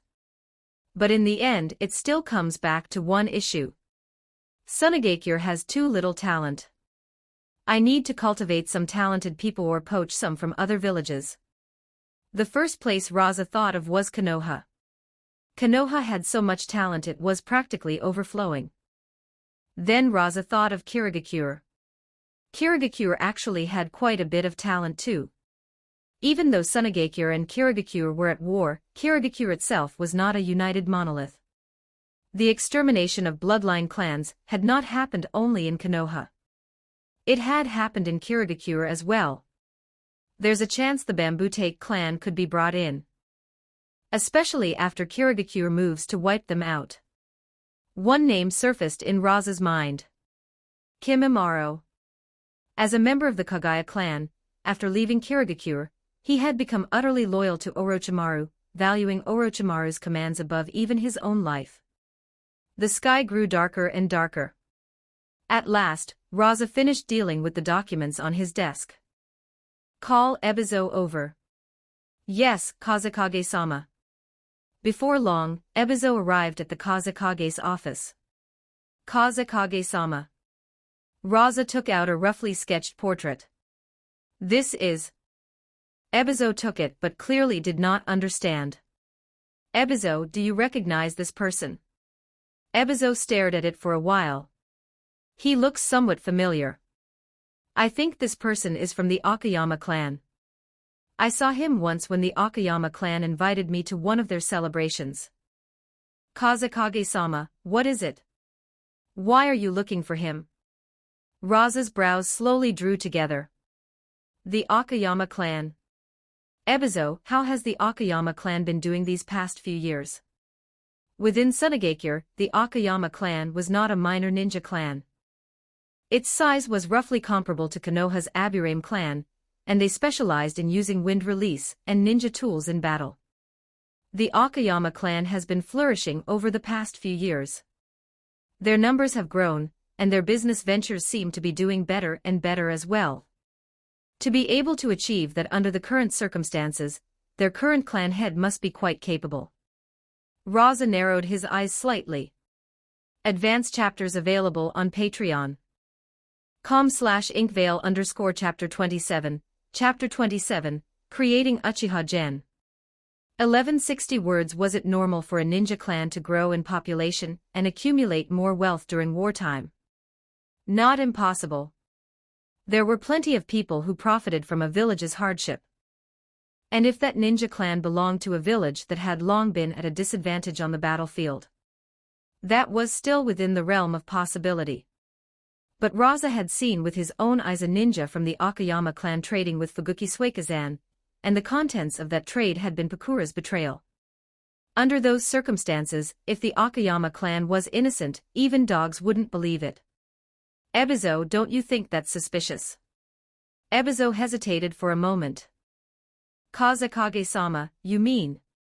Rasa said, Sunagakure's situation is this disastrous, and yet the Akiyama clan keeps getting better and better. I refuse to believe it's simply because they're good at business. Ebizo, I need you to investigate the Akiyama clan. Ebizo looked somewhat hesitant. Kazekage-sama, this is a critical stage in the war. If we investigate the Akiyama clan now, it may very well provoke internal conflict. That would not be good for Sunagakure. And the Akiyama clan also has close ties with the third Kazekage, Rasa waved a hand and cut him off. I have information confirming that the man in this portrait has already committed acts of betrayal against the village. If we do not investigate, the consequences for the village will only be even worse. The moment Ebizo heard that, his expression turned serious. Still, your concerns are valid. We should avoid stirring up conflict as much as possible. That's exactly why I'm putting you personally in charge of the investigation. Especially this man. Rasa tapped the portrait. I need to know whether this is the action of only a small number of people within the Akiyama clan, or whether the entire Akiyama clan is involved. Only then can we decide how to handle them afterward. As for the Akiyama clan's relationship with the third Kazekage, don't worry. I'll take full responsibility. Others in Sunagakure might still care about the third Kazekage. They might fear offending him, worried that if the third Kazekage ever returned, they would face retribution. But Rasa did not care. Rasa knew very well what had happened to the third Kazekage. There was no possibility of him ever returning from disappearance. And besides, Rasa was the current Kazekage. Because he feared the third Kazekage, was he supposed to turn a blind eye to crimes that sold out the village's interests? What kind of Kazekage would that make him? Yes, Kazekage-sama. With Rasa's guarantee, Ebizo immediately stopped worrying. Oh, right, Ebizo. As for the rumor about Uchiha Kagami, keep pushing it in secret. We absolutely cannot allow any possibility of reconciliation between Konoha and the Uchiha, not even the slightest. Kazekage-sama, rest assured. After watching Ebizo leave, Rasa walked to the window and looked out at Sunagakure's nightscape. Pale moonlight spilled down, and the moment it touched Sunagakure, it seemed to turn yellow. Given the current state between Konoha and the Uchiha, Rasa was not actually worried about them reconciling. There was no possibility of reconciliation at all. So many members of the Sarutobi clan had died. So many members of the Shimura clan had died. How could they possibly forgive the Uchiha so easily? And those Uchiha who had escaped were radicals by nature, people who had long been dissatisfied with Konoha. Now that they had left Konoha, the sky was wide enough for birds to fly free. There was no chance they would ever return to Konoha to accept further restraint and suppression. The real reason Rasa told Ebizo to keep pushing the rumor was simple. Only a little over 300 points. As the conflict between the Uchiha and Konoha erupted, fewer people started paying attention to this rumor. I need to find a way to drag the rumor back into everyone's discussion. That way, I can gain more points and draw more prizes. Only then can I improve Sunagakure's desperate situation. Kirigakure still hasn't given up on destroying Sunagakure. If I hadn't happened to run into Kirigakure's plan while using the one-day experience card, then Sunagakure would definitely have suffered enormous losses this time. And I still don't know what methods Kirigakure will use next. And now, internal problems have surfaced in Sunagakure too. Rasa only felt his headache intensify. He had gone to such lengths, finally solving one problem, and improving Sunagakure's situation a little only to turn around and discover yet another problem. Akiyama clan, I hope you're not truly betraying the village as an entire clan for your own benefit. Otherwise, I wouldn't mind creating an Akiyama Itachi in Sunagakure. Rasa withdrew his gaze and looked at a card. One-day ninja experience card Konoha Chunin version. What a pity this isn't a Kirigakure Chunin version. Otherwise, I could create another Kirigakure character. There must be a problem between the Hozuki clan and Kirigakure. If I can stir up conflict between the Hozuki clan and Kirigakure, then Kirigakure will inevitably descend into internal chaos. They'll definitely have to pull personnel back to Kirigakure. That would greatly ease Sunagakure's pressure. But this card is still useful right now. Rasa looked in the direction of the Land of Fire. While Ebizo pushes the Uchiha Kagami rumor, I can use this card to sneak into Konoha, investigate Konoha's current situation, and further stir up that rumor inside Konoha. After handling a good portion of his work in advance, Rasa finally returned home in the middle of the night. Temari and Kankuro were already fast asleep. But Karura was not. She sat at the entrance to the living room, propping up her chin with both hands as she quietly stared toward the courtyard gate. Like a painting. Only when Rasa pushed open the courtyard gate and stepped inside did Karura's face brighten with joy, and she hurried over. "My husband." Rasa drew Karura into his arms. "You don't have to wait up this late. You still need to look after Temari and Kankuro during the day." Karura shook her head. "Compared to you, my husband, I'm not tired at all. These are only small things. You're carrying the responsibility of the entire village. That is true hardship." The two of them walked side by side toward the room. Rasa washed up briefly and changed into sleepwear. Not long after, soft low moans could be heard from within the room. Rasa leaned half-reclined against the headboard while Karura nestled against him. Soon, Karura's eyelids began drooping uncontrollably, and then her breathing gradually softened into sleep. Before dawn, Rasa quietly got up. He lowered his head, leaned close to Karura's cheek, and gently brushed it once. Then he left the room, and went to the third floor. One day Ninja Experience card Konoha Chunin version immediately, a brand new character was created. Name, Uchiha Gen, gender, male. Advanced chapters available on patreon.com/inkvale_chapter 28. Chapter 28, The Uchiha's Miserable Situation. 1152 words. Rasa opened his eyes. The scene around him felt somewhat unfamiliar.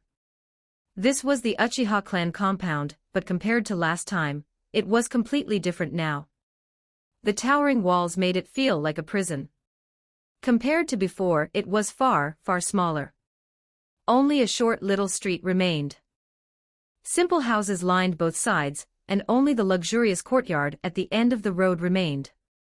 It had once belonged to Uchiha Yamakaku, but its current owner should now be Uchiha Fugaku. So this is all that's left of Konoha's Uchiha. The sky gradually brightened.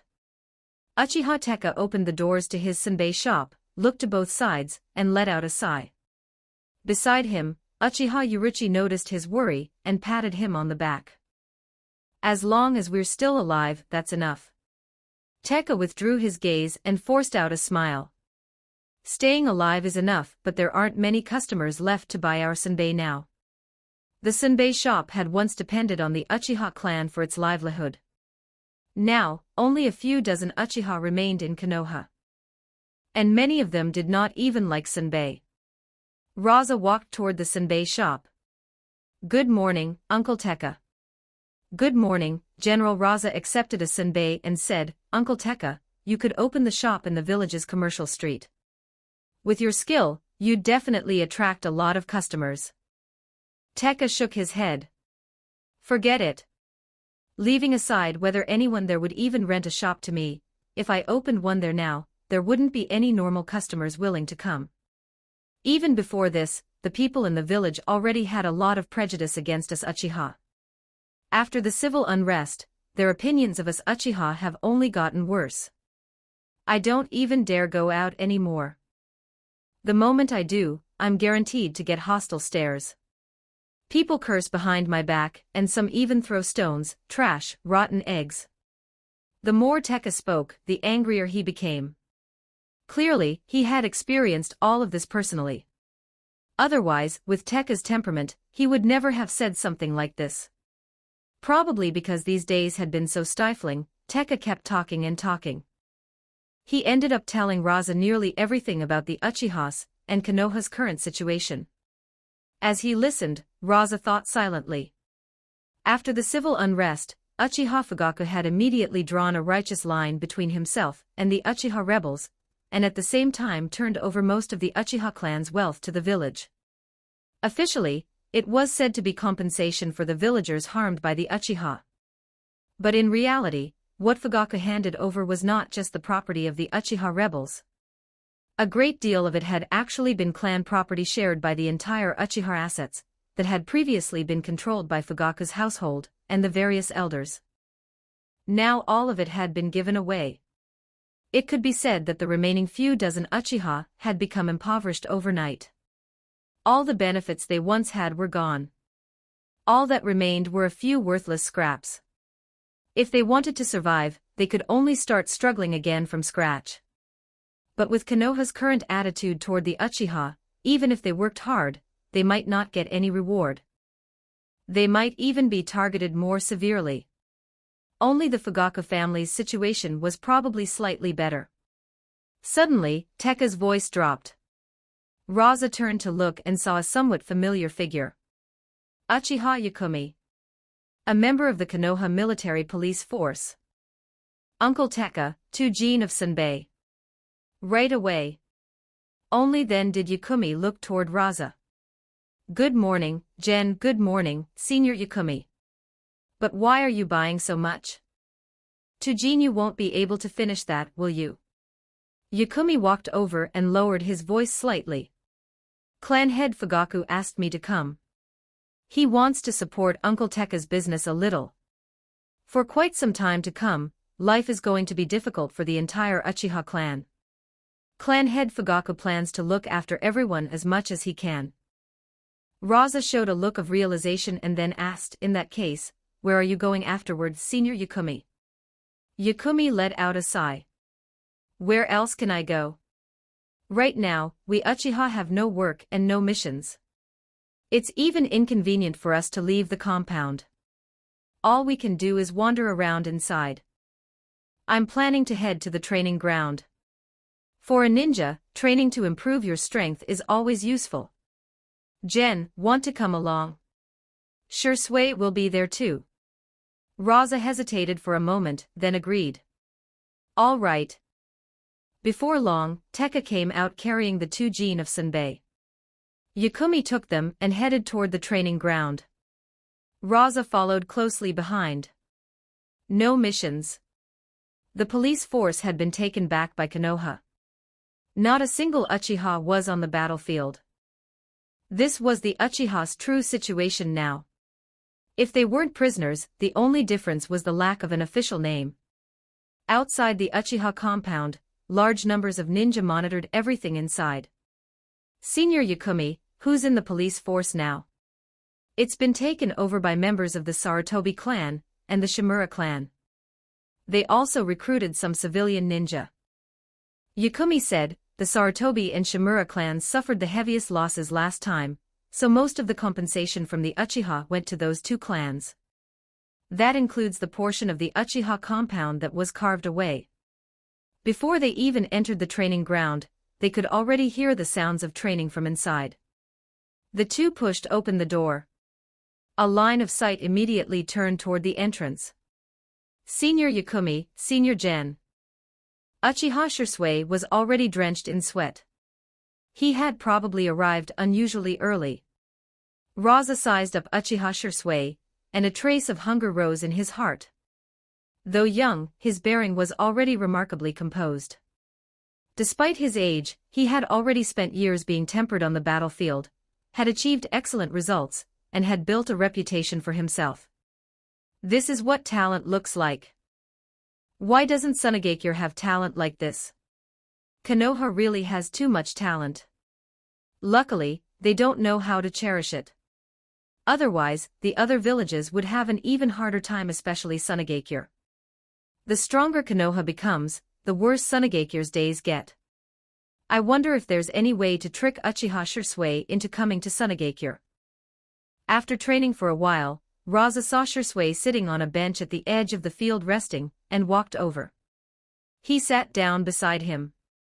Senior General Rasa gave a slight nod. Shisui, you're one of the Uchiha clan's geniuses. You've seen the clan's situation with your own eyes. I want to hear your thoughts. What do you think the future of the Uchiha will be? Uchiha Shisui sank into a long silence. Advanced chapters available on patreon.com/inkvale_chapter 29. Chapter 29, Uchiha Gen is too great. 1168 words. I don't know either. Uchiha Shisui said, after what Senior Yushiro and the others did, I think it'll be very hard for the village to trust the Uchiha again. The reason we're still here now, One is the attitude clan head Fugaku showed. The other is the Hokage-sama. The Hokage-sama tolerated us. But the villagers of the village may not necessarily be able to accept the Uchiha again. Unless... A flicker passed through Rasa's eyes. Unless what? Unless, when Konoha is in a life-or-death crisis, an Uchiha steps forward, saves Konoha, and becomes Konoha's hero. Only then would Konoha's villagers be able to let go of their resentment from before. Uchiha Shisui let out a bitter laugh. But that's simply impossible. Even if Konoha really faced such an enormous crisis, the Uchiha don't have anyone that strong. We could go back to the past and stop the Uchiha rebellion. But that's impossible too. Once the Uchiha rebelled, there was no turning back. Uchiha Shisui turned toward Rasa. Senior Gen, what do you think? Rasa patted Uchiha Shisui on the shoulder and revealed a smile. I don't think it necessarily has to be like that. The villagers' hatred toward the Uchiha is hatred toward the Uchiha rebels. I believe that if we show the villagers enough sincerity and kindness, then sooner or later they'll be able to accept us. And there's also the Hokage-sama. The Hokage-sama should help us. Uchiha Shisui carefully looked at Uchiha Gen, clearly not expecting that within the Uchiha clan there could still be someone even more hopeful toward the village than he was. But after what the Uchiha had done, would the village really accept them? Uchiha Shisui loved the village, but he was not that optimistic. Senior Gen, I'm afraid that will be very difficult. If it's difficult, then we shouldn't do it. Rasa said, the Uchiha can't stay like this forever, can they? That would be too unfair to the Uchiha of the future. They clearly did nothing, yet they're still rejected by the village. Uchiha Shisui froze for a moment and fell into thought. Rasa stood up and walked out. When he arrived outside the Uchiha compound, the situation was exactly as Uchiha Teka had described. Konoha's villagers now hated the Uchiha too deeply. One hostile gaze after another. Blatant cursing behind his back. Some children threw stones and rotten eggs. Rasa did not fight back. He endured the abuse and beatings, answering with only a smile. But the villagers did not stop. Instead, they became even angrier. That Uchiha Gen is still smiling. What is he smiling about? Is he mocking us for how thoroughly Konoha was hurt by their Uchiha? Shameless to the extreme. I really want to kill him. Most of Konoha's villagers did not know about Uchiha Do's matter. They only knew that the Uchiha had suddenly rebelled, killed many villagers, and then fled Konoha. Rasa explained himself to the villagers. Everyone, we are not the Uchiha rebels. We are Konoha's Uchiha. We are victims too. I understand your anger, but we truly bear no malice toward the village. We love Konoha. I know the Uchiha do have many problems. We produced a rogue ninja like Uchiha Madara. And someone like Uchiha Setsuna, who defied those above him. But we also had someone like Uchiha Kagami, someone recognized by the second Hokage-sama. I swear to the heavens that I, Uchiha Gen, bear absolutely no malice toward Konoha. Rasa deliberately brought up Uchiha Kagami. I will absolutely never harm anyone in the village. The crowd quieted down, but they still showed no pleasant expression toward Uchiha General. One villager gave a cold snort. You talk better than a singer, but if even half of what you're saying is true, I'll eat a whole gene of rotten eggs. The Uchiha caused this much damage to the village, and now you want us all to just forget it. So when the benefits were there, you Uchiha were one whole family, but now you immediately want to split yourselves apart. You took the benefits together, and now you want to cast off the responsibility completely. And you want us to be that generous. Rasa looked at that villager. I know words alone are useless, but I will prove it with my actions. You can all watch me. If I ever do anything that goes against what I said today, then let me, Uchiha Gen, die a horrible death. Rasa slowly walked toward the Hokage building. Along the way, he drew countless villagers after him. Every one of them looked at him with fury and hatred. If the police force ninja had not been keeping order, the villagers likely would have already rushed forward and attacked Rasa directly. Rasa's eyes flickered faintly. After the Ninetales incident, the Uchiha's situation may have been a little better than this, but probably not by much. After all, the pattern of the Sharingan in the Ninetales' eyes was far too obvious. Even without evidence, the vast majority of people would assume it was done by the Uchiha. To live for so many years in that kind of environment, the Uchiha really were capable of enduring. A figure trailed him from far behind. It was Uchiha Shisui. But at that moment, Uchiha Shisui had concealed himself, deliberately disguised his appearance, and was even wearing a mask. No one would be able to tell that Uchiha Shisui was an Uchiha. Senior Gen. Uchiha Shisui let out a sigh. I'm not as good as you. To try and erase the villagers' hatred of the Uchiha in this way, how much pain must you be enduring? You clearly committed no crime, yet you've placed yourself in the role of a sinner. You're allowing the villagers to vent their rage. You're risking not only your life but even your dignity. Senior Gen, your sacrifice is too great. At last, Uchiha Gen arrived at the entrance of the Hokage building. By then, Hiruzen Sarutobi had already learned of Uchiha Gen's actions. Hiruzen Sarutobi stood by the window, looking down. An ANBU ninja stood beside him, the one who had reported the matter. Uchiha Gen. To think the Uchiha still have someone like this. To let the villagers vent their hatred in this way, and erase their resentment toward the Uchiha, only someone with tremendous wisdom and tremendous courage could do this. Rasa raised his head and looked toward the Hokage building. Hokage-sama, I, Uchiha Gen, request an audience. Standing behind the window, Hiruzen Sarutobi gave a dry cough. Uchiha Gen, if you have something to say it directly. Rasa said, Hokage-sama, our Uchiha clan bears great guilt. I know that even if we are not the Uchiha rebels, we still carry responsibility we cannot escape. We are willing to atone for it. However, there are innocent people among the Uchiha. For example, Uchiha Shisui. When he heard his own name, Uchiha Shisui's heart tightened involuntarily. Advanced chapters available on patreon.com/inkvale_chapter 30. Chapter 30, please give the Uchiha hope, Hokage 1164 words. We accept the villagers' hatred, curses, and abuse, but those young Uchiha are innocent. They have done nothing wrong. They are still so young, yet they must suffer such treatment. That is far too unfair to them. The mistakes adults made should not be borne by children. They are still only children. All of us will have children in the future. But I know this is difficult. The only solution I could think of was to ask Hokage-sama for help. Only Hokage-sama can restrain the villagers. Only you have that kind of authority. I hope Hokage-sama can give the Uchiha hope, give hope to the Uchiha's children. Hiruzen Sarutobi fell silent for a moment.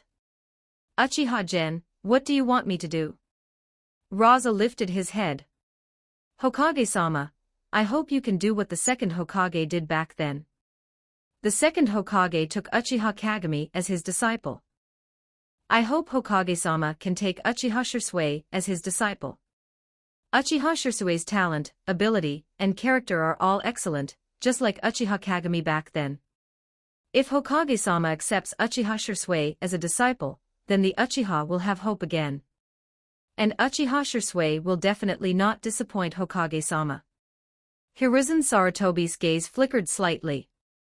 Originally, Hiruzen Sarutobi had been very satisfied with Uchiha Gen's performance. But the moment Uchiha Gen brought up Uchiha Kagami, a trace of discomfort rose in Hiruzen's heart.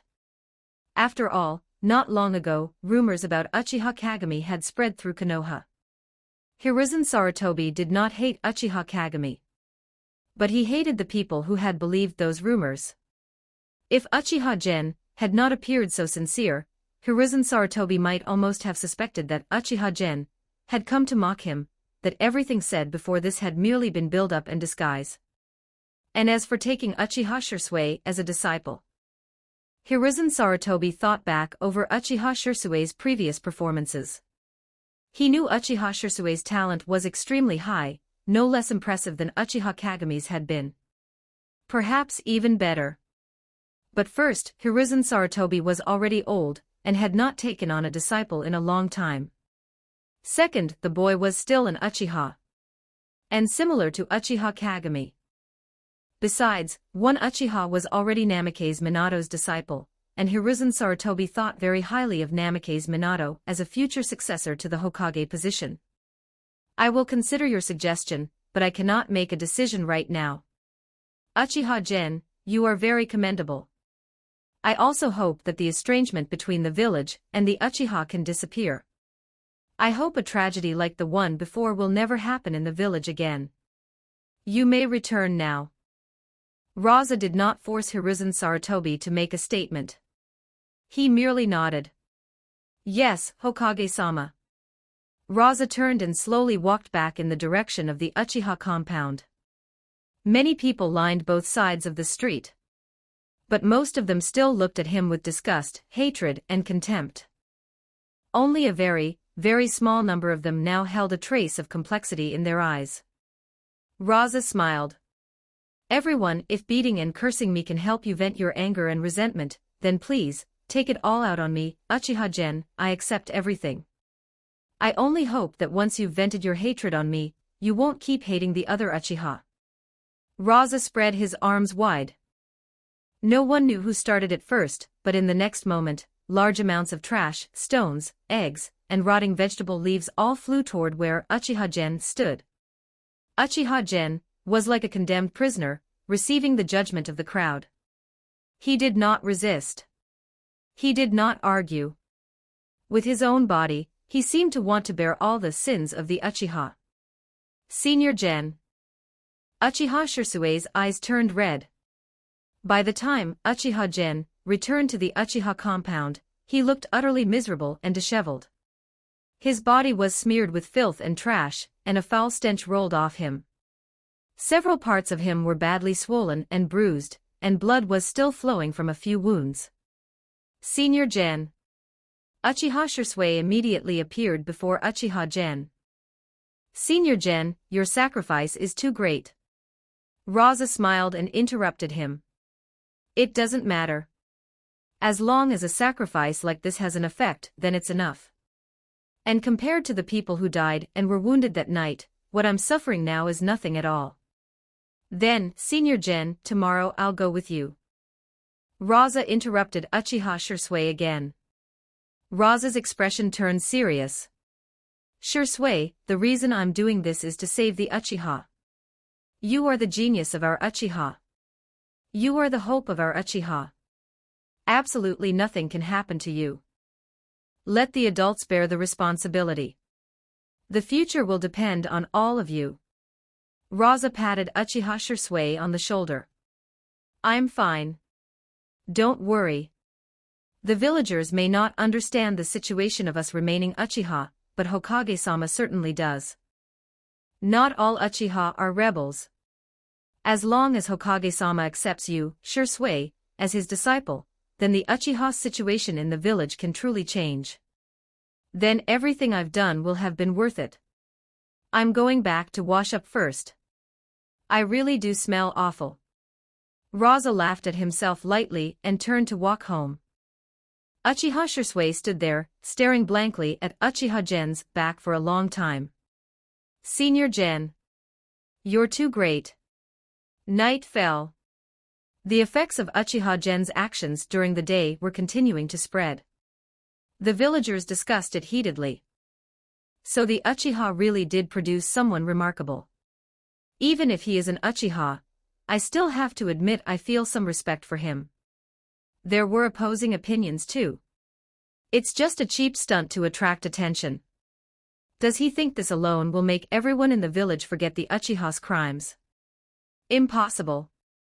If sincere apologies were enough no matter what the crime was, then what would laws even be for? Is that fair to the dead, to their families, or to their friends? And he even dared to ask Hokage-sama to accept Uchiha Shisui as a disciple, just like how the second Hokage accepted Uchiha Kagami back then. Ridiculous. How could he even have the nerve to ask something like that? Is he trying to morally pressure Hokage-sama? It's too much. It's only because Hokage-sama is kind. Is the current situation even the same as back then? One person fell silent for a moment before saying, it actually does seem somewhat similar. Back then, Uchiha Madara defected and gravely wounded the first Hokage-sama. Now the Uchiha rebels have caused tremendous damage to the village. I wonder what Hokage-sama is thinking. Just then, a patrol ninja passed through the commercial street, when suddenly a body dropped from a nearby rooftop.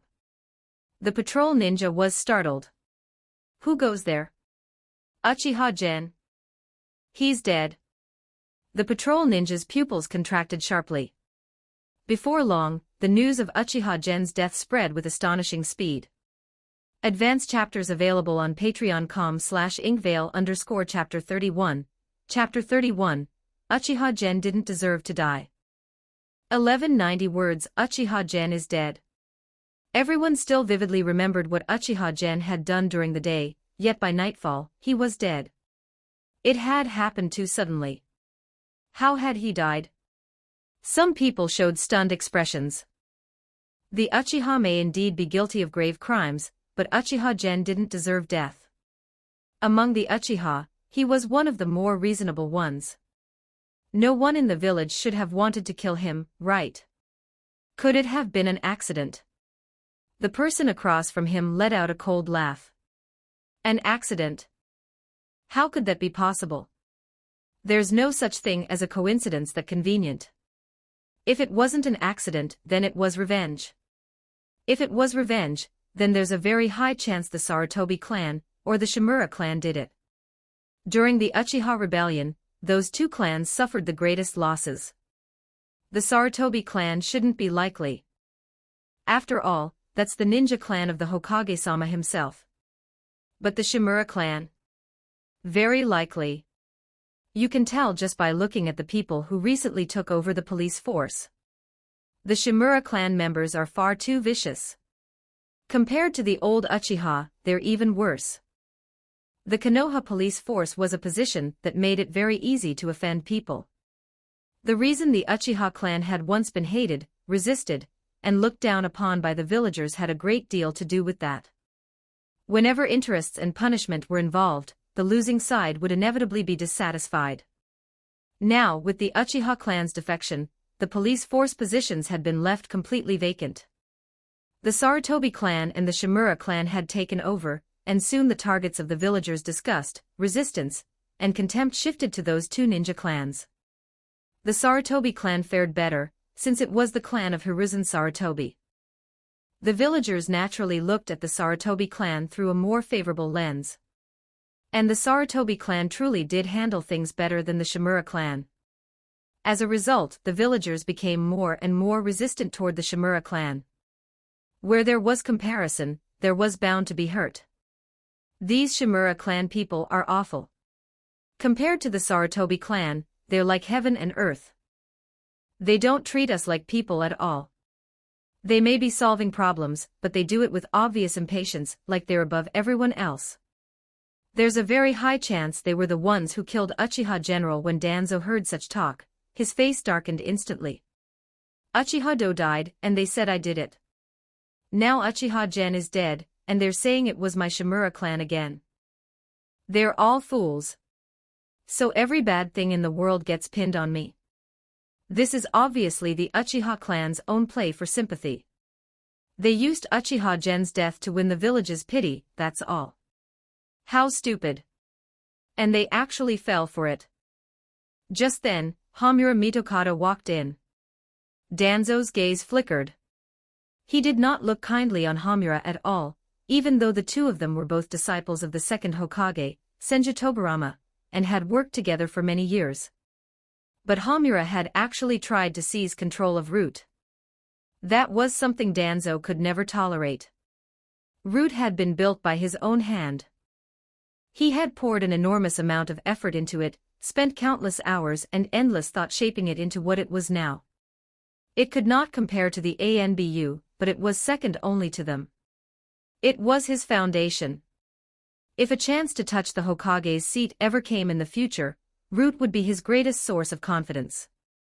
You've heard about Uchiha Gen's death already, haven't you? Homura asked. But it has nothing to do with me or the Shimura clan. Homura froze for a moment. Danzo, I didn't say this had anything to do with the Shimura clan. I only think this matter must be investigated thoroughly to give the village an explanation. After all, Uchiha Gen's death was far too unusual. Hiruzen will definitely send the ANBU to investigate, but I want Root to investigate as well. Danzo, hand Root over to me. That is Hiruzen's intention as well. No matter what position you're in, you're still contributing to the village. Surely you're not so attached to power that you can't let it go, Danzo. Or is there some other idea in your mind? Danzo stared at Homura for a long moment. Homura, I hope you can manage Root well. Starting today, Root is officially yours. Danzo extended a key. This is the key to Root's base. Homura accepted the key and smiled. Danzo, don't worry. I won't ruin the work you built. I hope not. Watching Homura's back as he left, Danzo let out a cold snort. Homura, and you think you can control Root? Do you really think Root is that easy to control? So what if it's Hiruzen's order? Root will always belong to me. The next day, most places throughout Konoha were discussing Uchiha General, and once Uchiha Gen was mentioned, what he had done would inevitably come up as well. Maybe we really shouldn't have treated them like that. Not every Uchiha is part of the Uchiha rebels. There really are some decent people in the clan like Uchiha Kagami back then, and now Uchiha Gen. Uchiha Gen's death is such a pity. Uchiha Kagami's death was a pity too. One person suddenly lowered his voice. Who do you think really killed Uchiha Gen? And how exactly did Uchiha Kagami die back then? Could that rumor from before actually be true? That rumor. What else? The one saying the second Hokage-sama, and the third Hokage-sama sold out Uchiha Kagami. To be honest, who knows? It happened so long ago. Who can say what the truth was back then? But Hokage-sama doesn't seem like that kind of person. Otherwise, the Uchiha's current situation would be even worse. It is precisely because of Hokage-sama that the Uchiha who remain can still stay in Konoha safely. The moment Uchiha Gen died, Rasa's consciousness returned to his own body. Without hesitation, he immediately looked at the system panel before him. Name, Rasa. Identity, 4th Kazekage Ninjutsu, Eye of Detection, etc. Taijutsu, Basic Taijutsu Genjutsu, None Bloodline Limit, Magnet Release, Gold Dust Remaining Activations, 0.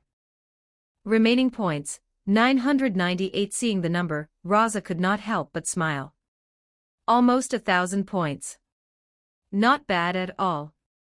Ebizo's people must be working hard. And the Uchiha Gen I created has contributed quite a bit too. Given Konoha's current situation, there are bound to be a great many people discussing Uchiha General, and once they mention Uchiha Gen, there's a very high chance they'll also mention Uchiha Kagami. And that's only one part of it. Uchiha Gen's death will also plant a seed in Uchiha Shirsue's heart. And by repeatedly drawing parallels between Shisui and Uchiha Kagami, I'll also make Hiruzen Sarutobi develop misgivings toward Uchiha Shisui. Advanced chapters available on Patreon. com/inkvale_chapter 32, Chapter 32, Danzo. It wasn't you again, was it? 1143 words. Such a man, in Uchiha Shisue's eyes, had been noble, full of love for Konoha, full of goodwill and hope for the village, and had made such great sacrifices for it. And yet he had died just like that. Died for no reason at all. Who killed Uchiha Gen? Why did they kill Uchiha Gen? If even an Uchiha like that had to die, then what kind of Uchiha could Konoha possibly accept? The balance in Uchiha Shirsue's heart was beginning to tilt, slowly but surely. On one side was the Uchiha. On the other side was Konoha. Before, that balance had been even. Perhaps Konoha's side had even weighed a little more. But now, Uchiha Shirsue's thoughts were beginning to change. The death of Uchiha Gen dealt him a certain psychological blow. An Uchiha who valued the village even more than he himself did had still died at the village's hands. In that case, what else could the Uchiha possibly do to earn the village's acceptance? Shirsue could think of no answer. Must the Uchiha clan remain like this forever? If so, can such an Uchiha still be called Konoha's Uchiha? To the village, are the Uchiha still one of them? The confusion in Shirsue's eyes deepened. He came to Uchiha Gen's home. The body had already been given a simple burial in the Uchiha clan cemetery.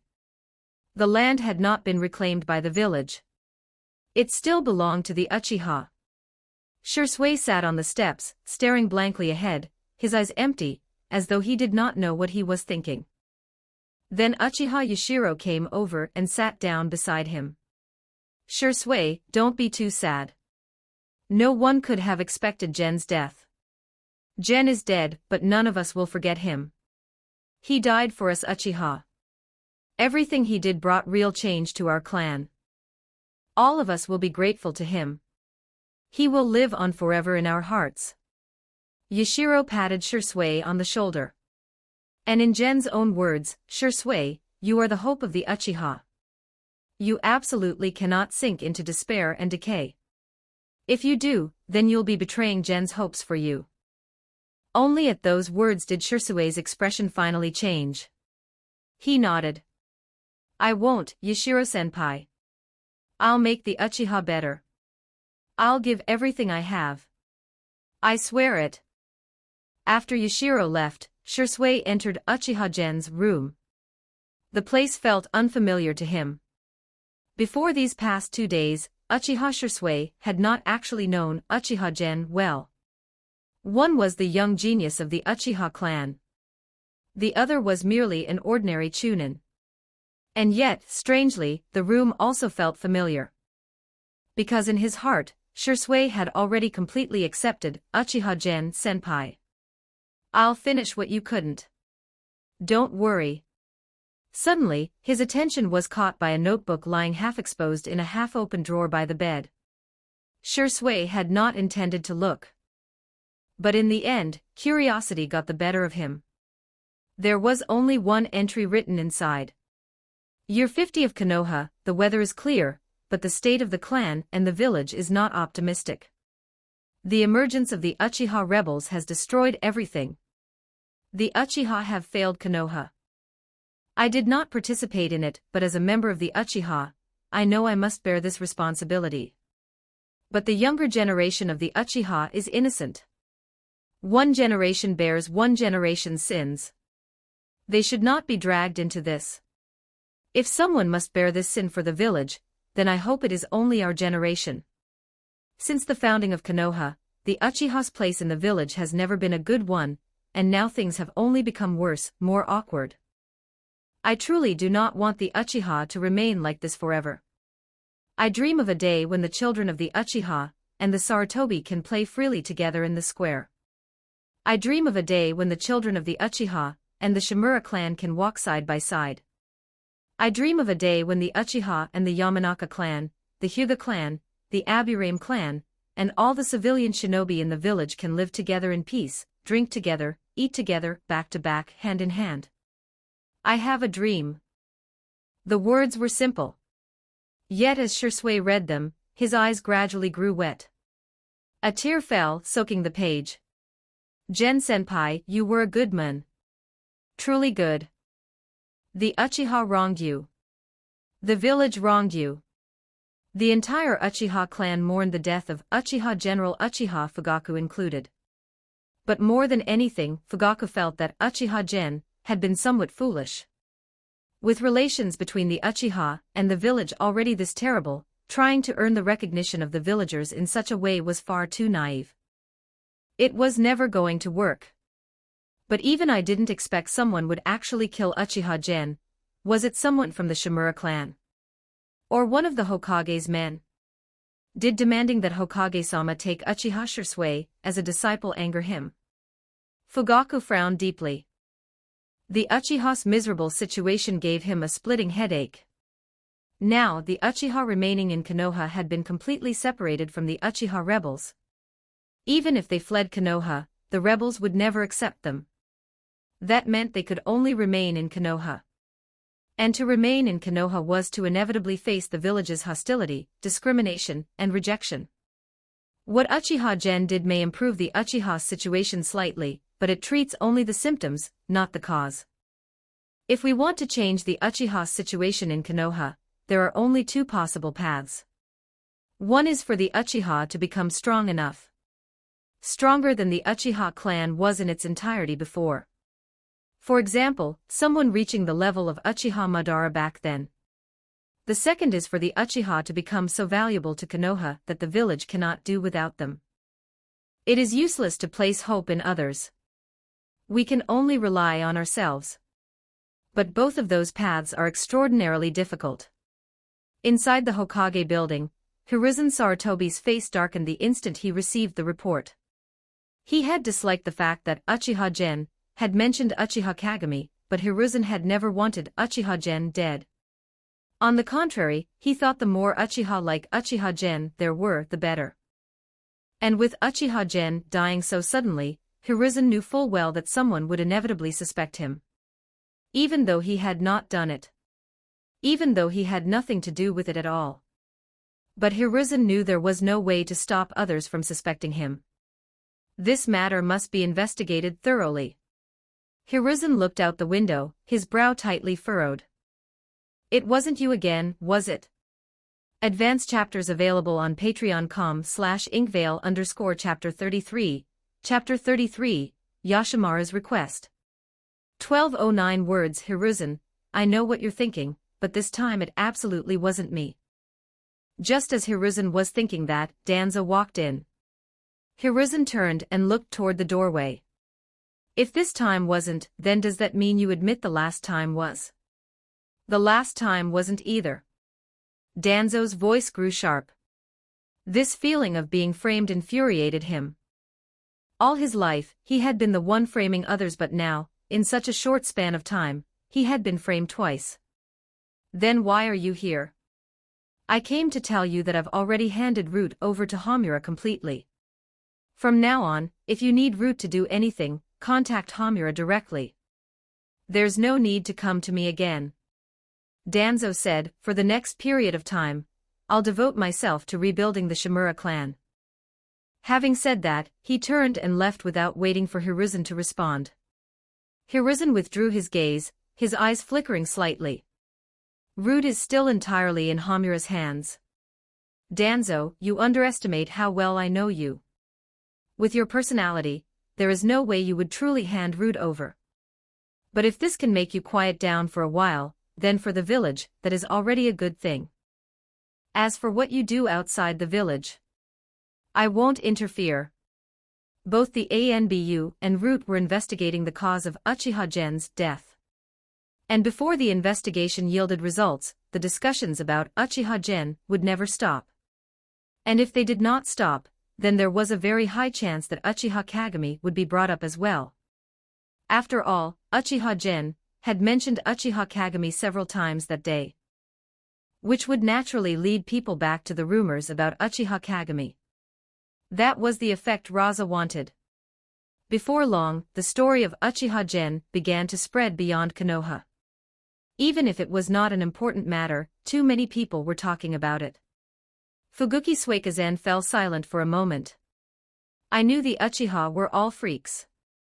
To think someone would do something like that, trying to let Konoha's villagers vent their anger on him, and then forgive the Uchiha. What kind of lunatic idea is that? Dying was what he deserved. That thought immediately made him worry about the few Uchiha prisoners Kirigakure was holding. Those Uchiha, they won't cause trouble too, will they? Hopefully the village won't give them the chance. Uchiha Yashiro cursed openly. A hopeless idiot. An idiot so stupid he belongs in a museum. The more Uchiha Yashiro hated Konoha, the more he hated what Uchiha Gen had done. As a member of the Uchiha, instead of being loyal to the Uchiha, he chose to be loyal to Konoha, wagging his tail at Konoha like that, throwing away all the dignity of the Uchiha. But even so, Uchiha Yashiro had to admit one thing. With this news spreading, the Uchiha rebels who had still retained even the slightest hope toward Konoha had now become completely hopeless. Any thought of returning to Konoha had been severed entirely. If even an Uchiha like Uchiha Gen had died, then if any of the Uchiha rebels present returned to Konoha, who among them would not die? I ought to thank the person who killed Uchiha General Uchiha Yashiro, looked toward the land of fire, and drew a slow breath. If the Uchiha are to survive, then two things must be done. First, we need to find a relatively safe place to settle. We cannot wander forever. Second, Konoha must not be allowed to become idle. Their war must continue, whether against Iwagakure or another ninja village. Otherwise, they will inevitably turn their attention to us Uchiha. Yashiro hated Konoha, but he could not deny Konoha's strength. For the current Uchiha to contend against Konoha was essentially impossible. Unless someone among us can reach the level of Madara-sama back then. A trace of ambition flashed through Yashiro's eyes. If that happens, then perhaps the Uchiha can still take Konoha back. A figure hurried into the Kazekage building. Kazekage-sama. Yashimaru. What brings you here? Kazekage-sama, have you heard about that recent Uchiha matter in Konoha? Uchiha Gen. That Uchiha Gen is unbelievably absurd. What he did is practically beyond what any normal human being could do. Rasa.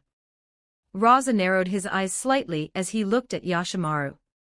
If he did not know for certain that his brother-in-law could not possibly know that Uchiha Gen had been him, Rasa might have wanted to give him a desert funeral on the spot just to help him calm down. How was Uchiha Gen absurd?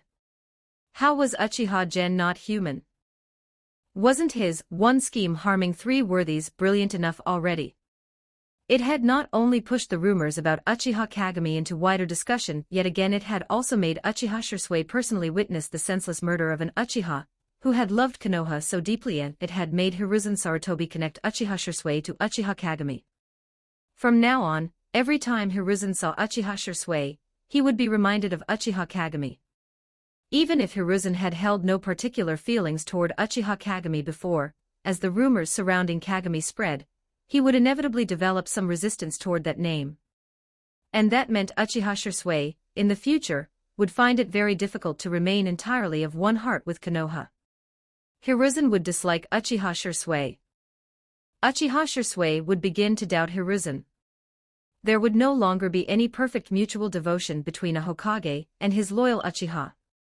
And Shisui, in turn, might influence Uchiha Itachi. Though on that point, I'm not entirely confident. If all Uchiha are freaks, then Uchiha Itachi is the freak among freaks. Who knows what kind of thoughts he'll have in the future? But Uchiha Gen has already done more than enough. Rasa cut Yashimaru off. Yashimaru, what exactly are you trying to say? Kazekage-sama. I don't want to keep looking after those two little Uchiha brats anymore. The three great villages had split up the Uchiha. Sunagakure had obtained 5 of them. Among them, Uchiha Daiti and Uchiha Ro had been placed under strict supervision. Rasa had deliberately arranged for several upright, ordinary Sunagakure women to marry the 2 of them.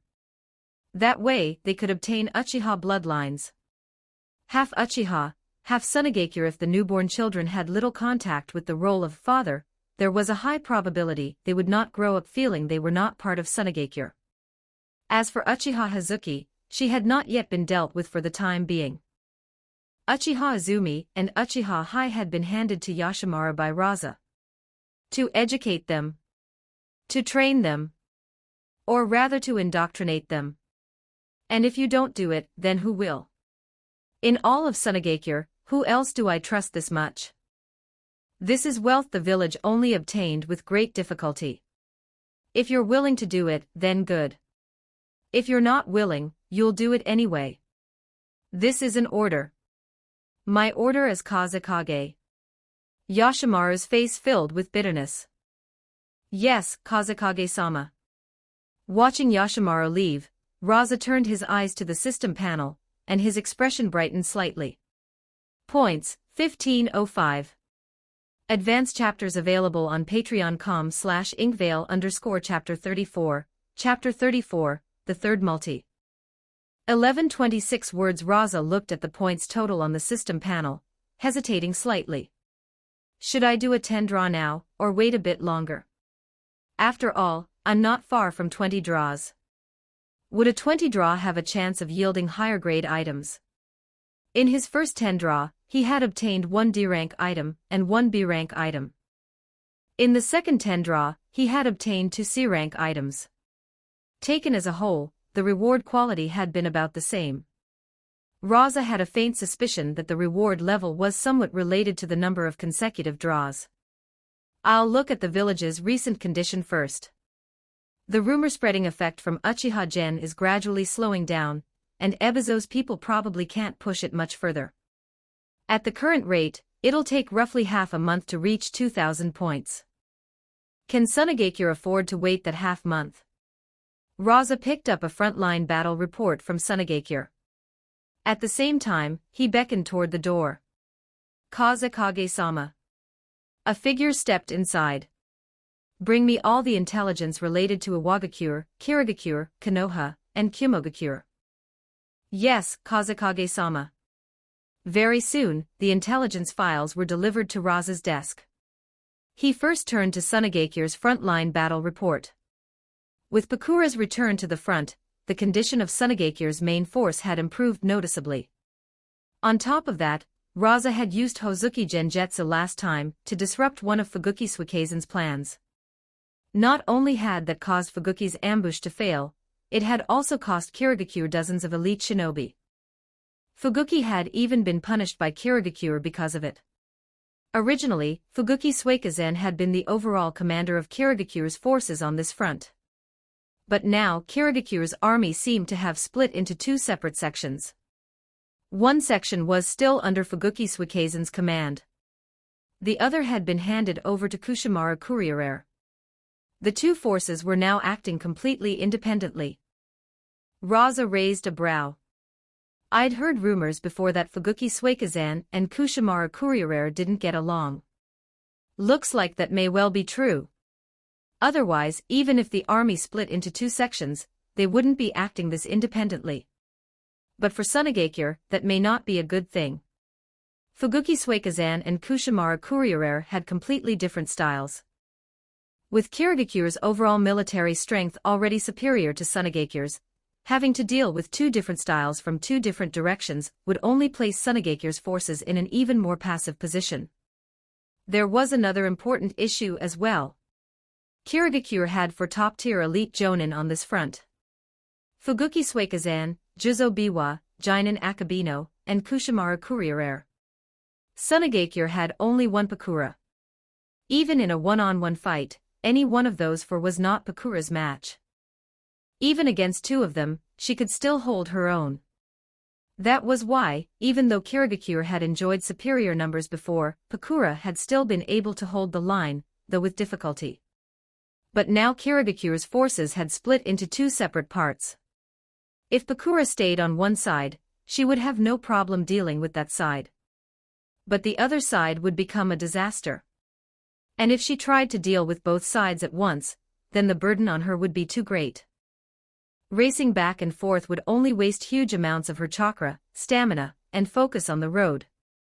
Not only might she fail to properly handle either front, she could even place herself in real danger.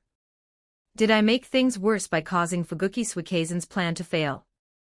Without Hozuki Genjutsu, Sunagakure's situation would be even worse right now. If that ambush had succeeded, then even if Pakura survived, she would at least have been gravely injured. And Kirigakure, unable to break through for so long, would naturally have changed strategy anyway. They were never going to remain static.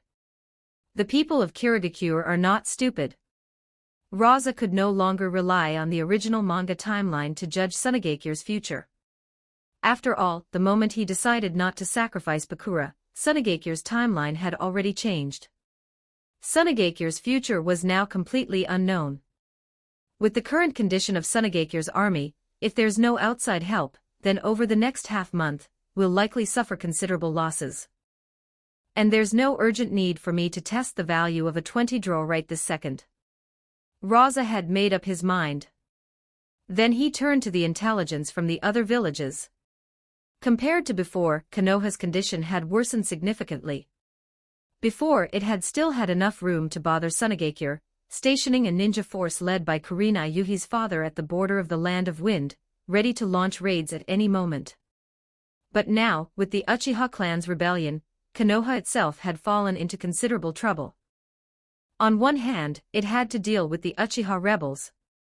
On the other, it had to withstand Iwagakure's fierce assault. As the village currently fighting Konoha most intensely, Iwagakure would naturally never let such an opportunity pass. Some IWA shinobi had already pushed deep into the Land of Fire itself. That left Konoha deeply uneasy. And it brought enormous latent danger as well.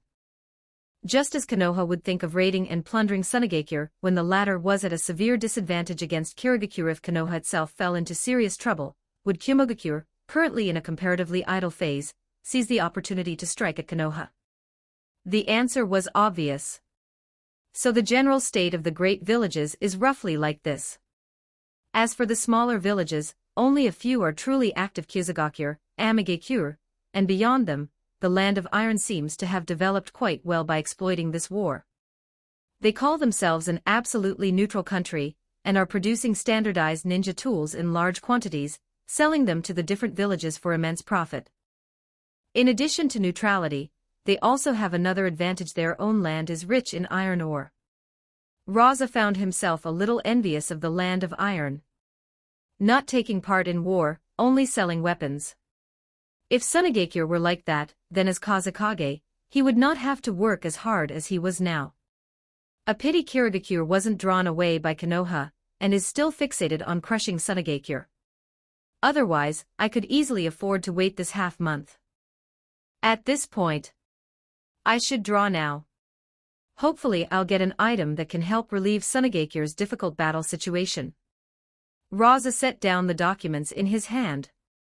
Then his gaze fell upon the system panel. The moment the thought crossed his mind, an invisible roulette wheel began spinning wildly. Congratulations, host.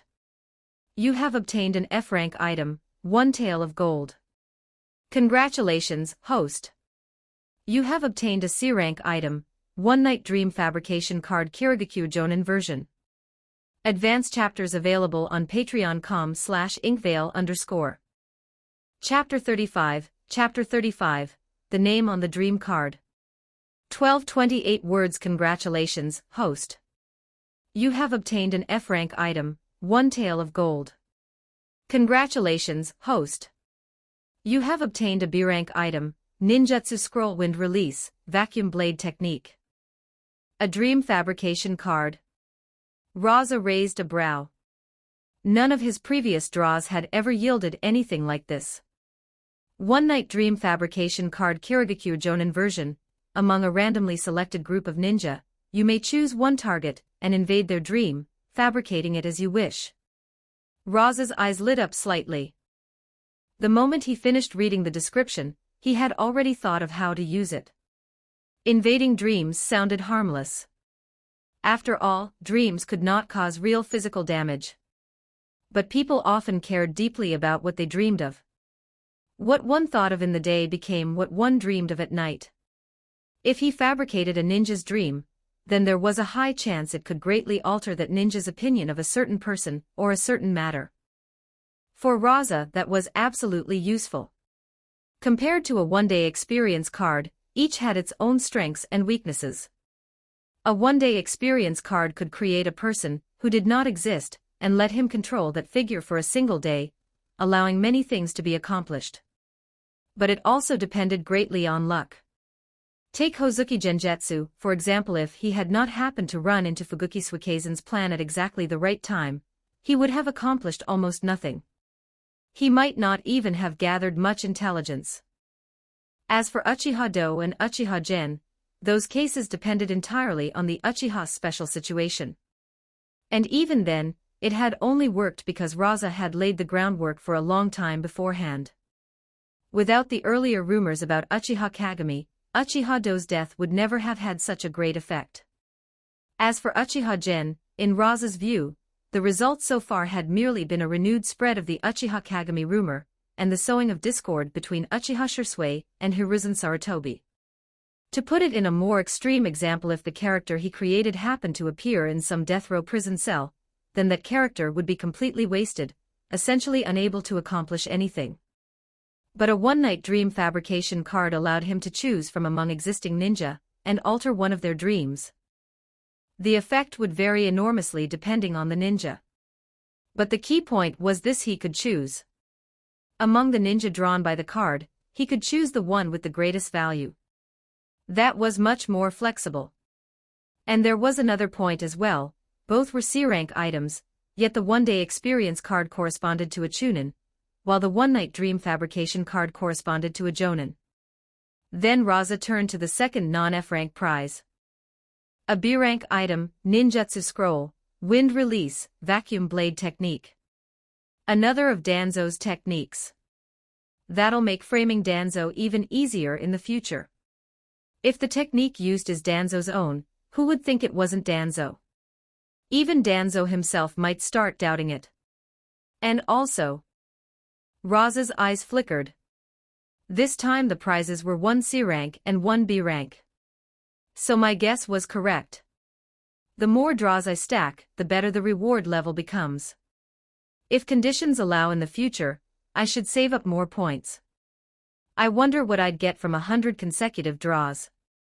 Rasa entertained the thought briefly. But not for long. His attention quickly returned to the dream card. In the next instant, numerous names appeared out of nowhere on the surface of the card. All of them were Kirigakure Jonin. Mizuhara Ippei. Aoyu Yusai. Inura Idako. Hoshigaki Kuroden. There were 6 names in total. And the last one to appear immediately caught Rasa's attention. Suikazan Chuko. Rasa's brows twitched. What relation does this one have to Fuguki Suikazan? He put away the half-activated dream card instead of using it immediately, deciding to first investigate the basic information of the 6 candidates before continuing. That would ensure a better result. An intelligence ninja entered. Rasa handed over the list of 6 names. Investigate the basic information of these 6 people. Yes, Kazekage-sama. After watching the intelligence ninja leave, Rasa resumed handling the documents piled on his desk. Only a small portion of them were actually important. Most were trivial. Rasa had no intention of wasting too much effort on things like that. Before long, he finished the last file. He glanced outside the window. It was nowhere near dusk yet. The sun still hung high overhead, and all of Sunagakure glowed in shades of gold, heat waves rolling through the air. A gust of hot wind blew past, and the air seemed to twist visibly. Rasa went downstairs, intending to check on the situation of the captured Uchiha. Kazekage-sama. Along the way, he received countless respectful glances and deferential greetings from the villagers. Even though Sunagakure was still at war. Even though Sunagakure was still on the losing side of that war. The villagers could feel the village changing with their own senses. Compared to before, the atmosphere throughout the village had become far more positive. It was as though they had seen hope. And in the villagers' eyes, all of that hope had been brought by Rasa. Rasa no longer worried in the slightest about his position within Sunagakure. Most of the village's powers supported him. After all, when the third Kazekage had vanished, Sunagakure had only had 2 real candidates to become Kazekage, him and Pakura. And now Pakura had become his wife. There had also once been another future star highly regarded by many, Sasori of the Red Sand, the genius puppet master. But Sasori had disappeared too. That left only a very small number of forces within the village who were dissatisfied with Rasa. For example, a certain elder who, even after Rasa had already made his decision, still urged him to sell Pakura to end the war. Rasa paid no mind to that elder at all. He doesn't have Danzo's talent, but he's caught Danzo's disease. Danzo had repeatedly opposed Hiruzen Sarutobi, the Hokage, and although he had failed every time, Danzo at least possessed real ability. As for this elder of Sunagakure, he had nothing but age and seniority. He had survived entirely by muddling through. Uchiha Daite and Uchiha Ro seemed to have already accepted their fate. In fact, they seemed almost unwilling to leave it. They had new wives, no worries about food or clothing, no missions to complete, no battlefield to face. Other than lacking freedom, there were only advantages. If there was one more problem, it was simply that they were not yet used to the food. Uchiha Izumi and Uchiha Hai were being educated and trained by Yashimaru. But the main point was still indoctrination. After all, Hai was only 1 year old. No matter how early people in this world matured, they did not mature so early that a 1-year-old needed to begin ninja training. Izumi, however, already had some foundation. The conditions of those four all fit neatly within Rasa's plans.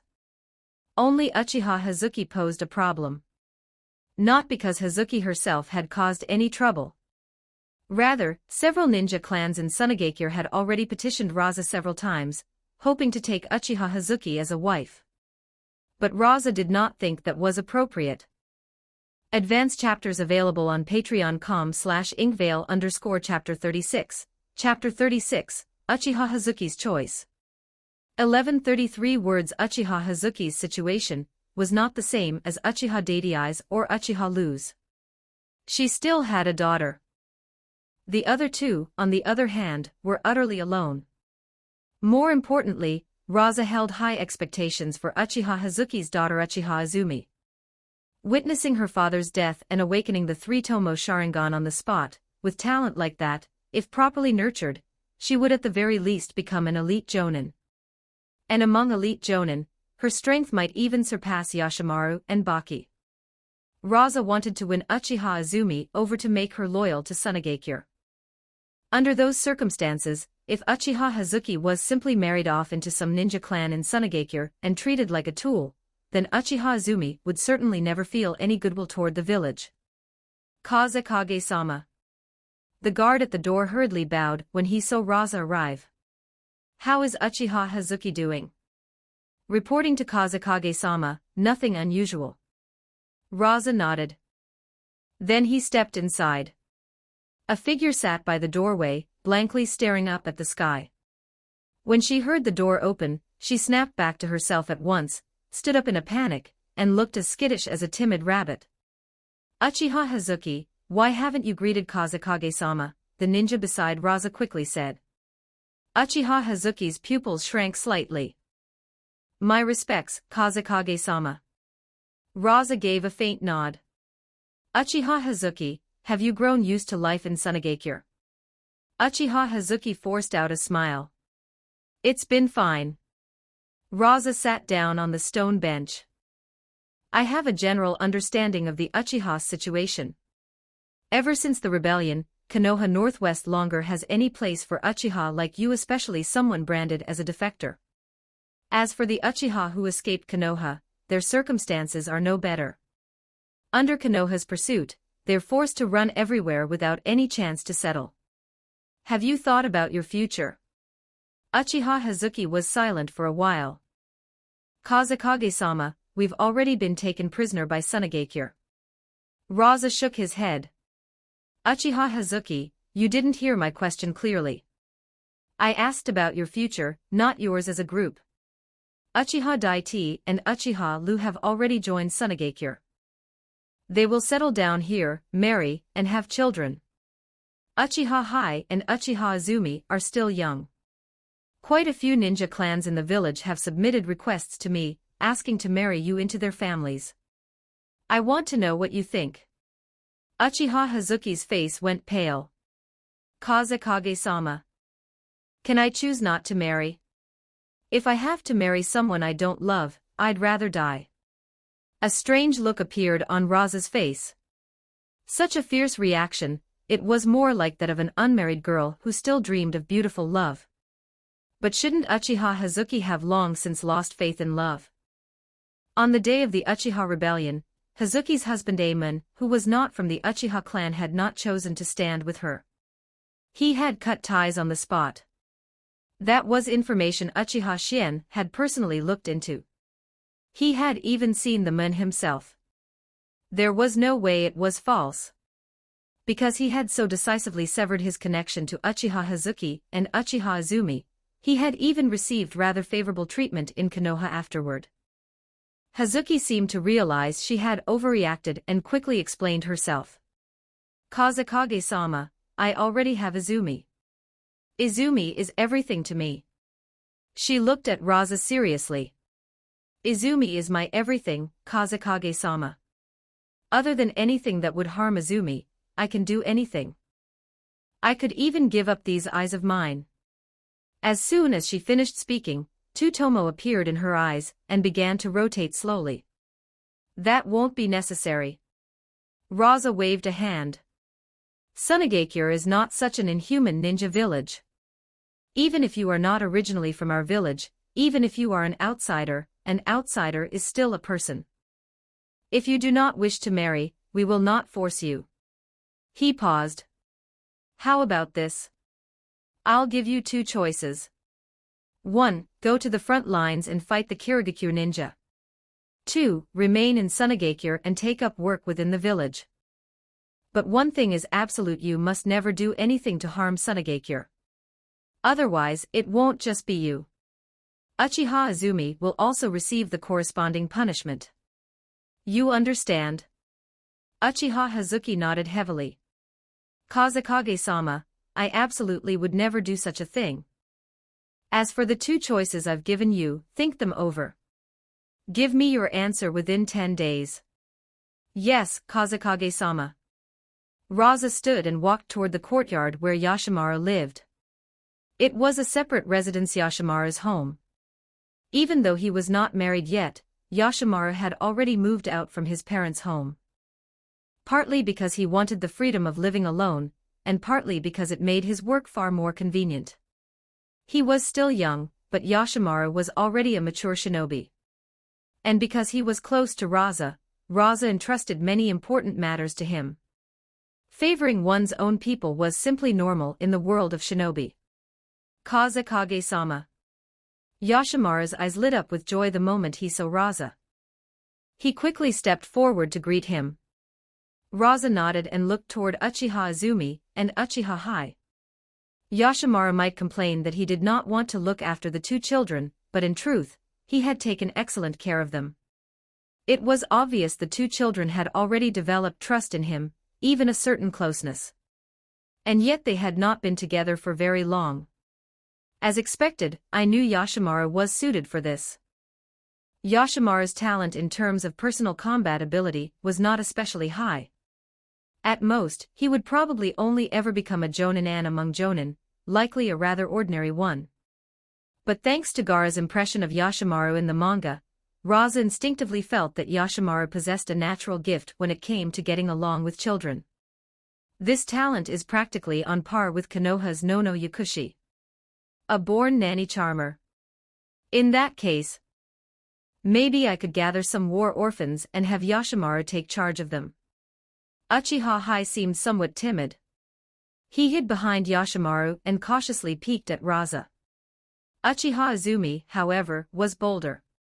She copied the way Yashimaru addressed Rasa. Kazekage-sama. Rasa's gaze fell on Uchiha Izumi. She was only 3 years old, yet already carried herself like a little adult. So you're Uchiha Izumi. Have you grown used to this place? Has Yashimaru been taking good care of you? If he hasn't, you can report him to me. After all, this was the task I gave him. Yashimaru-sensei is very kind. That's good. Rasa paused for a moment, then said, by the way, I've learned some things about your father. Do you want to hear them? Uchiha Izumi's expression changed at once, turning deeply complicated. Advanced chapters available on patreon.com/inkvale_chapter 37. Chapter 37, Kazekage 1188 words. Your father says he deeply regrets marrying your mother. He deeply regrets having you as his daughter. He curses the two of you every day, saying you ruined his life. He says all Uchiha are monsters. If you and your mother hadn't run so quickly that night, he would have personally cut off both your heads and rid Konoha of a threat. And now it seems he's already preparing to marry a new wife. As Rasa spoke, Uchiha Izumi's expression shifted again. Before, it had merely been complicated. Izumi had been dissatisfied with her father. She believed that as a father and a husband, no matter the circumstances, he should have protected her and her mother. But he hadn't. Even so, despite everything, a trace of familial affection still remained in her heart. Rasa's words, however, were slowly eroding that last bit of feeling. It wasn't because Izumi believed him 100%. Today was her first time meeting Rasa. Rather, it was because she knew her father really was capable of doing such things. Just like that night. Her eyes reddened. A moment later, tears welled up and began falling one after another. Father is awful. If it weren't for him, mother wouldn't have died. The instant she said that, something in Izumi's heart lurched. Her expression froze. She looked up at Rasa, wiped away her tears, and put on the most pitiful face she could manage. Kazekage-sama, you're bullying me. That had been Rasa's purpose in coming here. Hazuki's earlier reaction had seemed strange to him. But Hazuki was an adult. Testing her directly would not be easy. Izumi, however, was much easier. No matter how precocious she was still only a 3-year-old child. Go on, Rasa said. What is Uchiha Hazuki's real name? And what exactly is your relationship with her? Uchiha Izumi looked frightened, but she still shook her head over and over. Auntie told me not to say. Rasa nodded in sudden understanding. So she's your aunt. Then what's her name? Uchiha Izumi. Rasa urged her on. You've already said this much. There's no point hiding the name anymore. Uchiha Izumi, surely you don't want your aunt to be punished for refusing to answer, do you? Izumi looked at Rasa miserably. Kazekage-sama, if I tell you, can you promise not to punish Auntie? That depends on how you behave. Auntie's name is Uchiha Hanazuki. We didn't mean to deceive you, Kazekage-sama. We just thought it would make us safer. Rasa could understand their reasoning. By disguising herself as Uchiha Hazuki, Hanazuki had gained the identity of a married woman, which made her less likely to be targeted. After all, many people would disdain someone who had already been married, someone who was no longer untouched. And by pretending that she and Uchiha Izumi were even closer than they really were, others would accept that relationship as real, and use one to restrain the other. That made others more at ease and made Hanazuki and Izumi safer. But Uchiha Hazuki had still underestimated just how strongly others coveted Uchiha blood, and just how low some people were willing to stoop. I understand. Rasa stood and rubbed Uchiha Izumi's head. And by the way, what I told you earlier wasn't a lie. Your father really did do those things. Konoha is no longer a place you can return to. But Tsunagakure is willing to accept you. As long as you do not betray Tsunagakure will not betray you. If you're willing, then live on as one of Tsunagakure's people. Yashimaru escorted Rasa to the door. Brother-in-law. Yes, Yashimaru. Is there something else? Still about that previous matter. Yashimaru hesitated before speaking. Brother-in-law, could you maybe give me a different task? Looking after 2 little kids really doesn't have any challenge to it. And honestly, it's too idle. Too idle? Rasa nodded. I understand. I'll solve that problem for you. Thank you, brother-in-law. Yoshimaru's face brightened with joy. But after Rasa left, he vaguely felt that something was not quite right. When brother-in-law said solve it, he meant the same thing I'm thinking of, right? Back inside the courtyard, Uchiha Hai was off to one side, playing with toys. Uchiha Izumi walked up to Yoshimaru. Yoshimaru-sensei. Yes, Izumi. What Kazekage-sama said, is it true? As long as we don't betray Tsunagakure truly won't betray us. Yoshimaru fell silent for a while. If it were someone else, I wouldn't dare say for sure. But Kazekage-sama. He looked at her and spoke with certainty. No matter what happens, he would never abandon his comrades. That much I can guarantee 100%. When Rasa returned home, the moment he pushed open the courtyard gate, he found Temari beating Kankuro again. Temari awkwardly tucked her hands behind her back. Rasa shook his head. Those two really were troublemakers, both of them. They might still be young, but their destructive power was already astonishing. If not for that, Karura wouldn't be so exhausted at home. Then suddenly, an idea came to Rasa. Yoshimaru had complained that he was too idle, and Rasa had just discovered Yoshimaru's natural gift with children. So he began considering having the village gather a list of orphans, selecting some among those with no one to care for them, preferably those with talent, and sending them to Yoshimaru. Not only would that make Yoshimaru less idle, it would also allow those orphans to be trained more effectively. How about sending Temari and Kankuro there too? With Yoshimaru watching over them, there'd be nothing to worry about. That would also lighten Karura's burden. And it could reduce the inferiority those orphans feel. After all, even the Kazekage's own daughter and son would be there with them. And when those children grow up, with the bond they formed with Temari and Kankuro, it would be much easier to secure their loyalty. In the future, they could become die-hard loyalists of my Kazekage line. Something like royal study companions. The more Rasa thought about it, the more practical the idea seemed. My husband. Karura's surprised voice rang out. You're home early today? Rasa nodded. There wasn't much to deal with today, so I came back sooner. Temari, seeing that Rasa wasn't going to scold her, quietly let out a sigh of relief. She shot Kankuro a glance, then ran toward Rasa and Karura, trying to act cute in hopes of being rewarded with snacks. Rasa pulled out a small packet of sugar pills from his robes. Go share them with your brother. Temari happily ran off with Kankuro into the room, and began dividing them up. One for you, one for me. One for me, one for you. The younger Kankuro watched and gradually felt that something was wrong. Why was it that the more they shared, the fewer sugar pills there were in front of him? A second later, he burst into loud tears. Temari panicked. The next morning, a very early one at that, an intelligence ninja entered the Kazekage building carrying the information Rasa had requested on 6 Kirigakure shinobi. Chapter 38, Fuguki, Don't Die. 1142 words Mizuhara Ippei Civilian Jonin. Auo Yutsai Civilian Jonin. Hoshigaki Haiden of the Hoshigaki clan.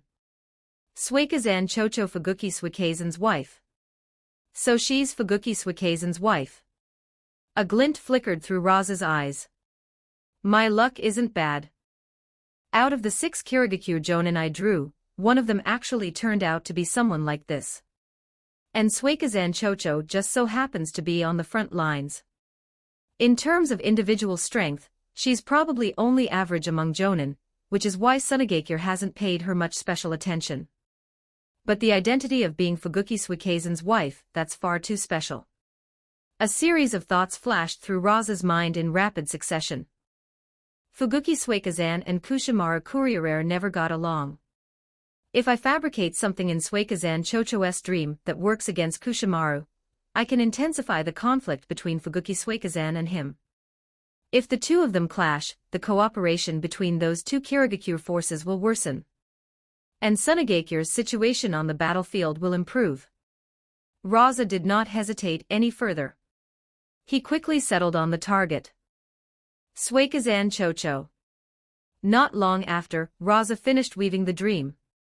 The next moment, the one-night dream fabrication card transformed into a streak of light and vanished in the blink of an eye. Once the chosen target falls asleep, the dream card will take effect. I wonder whether it'll produce the result I'm hoping for. Rasa's eyes flickered. I still don't have enough tools. I need more points.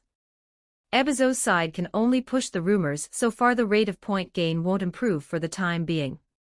If there are no other sources of points, building up to 1,000 will take about a month. But Sunagakure may not have that much time. Rasa sighed. Sunagakure's circumstances really are too harsh. It's nothing like Konoha. Even after something as serious as the Uchiha Rebellion, they can still steady themselves.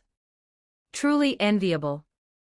If this dream card doesn't achieve the effect I want, then I may have no choice but to go to the front lines myself. I can't let Pakura bear all the pressure alone. If Pakura dies, Sunagakure's situation will only become worse. At that thought, Rasa looked toward one corner of the village. If Chiyo were willing to act, the village's situation would improve somewhat. But how do I convince her? Use Sasori of the Red Sands' whereabouts as bait. But Rasa knew full well that empty words would never work on a shrewd old fox like Chiyo. If he wanted her to believe him, he would need evidence first. Or perhaps, hire outside help. Rasa thought of a missing nin from Takigakure Kakuzu. A ruthless figure who had once assassinated the first Hokage, Senja Hashirama. Of course he had failed. But after returning to Takigakure, he had been thrown into a death cell by the village leadership under the pretext of mission failure, only to slaughter his way out and steal the Earth Grudge Fear technique before escaping. The man's strength was undeniable. It was just that Senju Hashirama had been too monstrous. After leaving Takigakure, Kakuzu had become a bounty ninja. The sword who worked for whoever paid. Sunagakure may lack money, but I don't seem to. Rasa glanced at his drawer. So far, he had already drawn 37 times. He had obtained 1 forged suicide note, 3 ninja experience cards, 1 dream fabrication card, 2 ninjutsu scrolls. And everything else had been gold.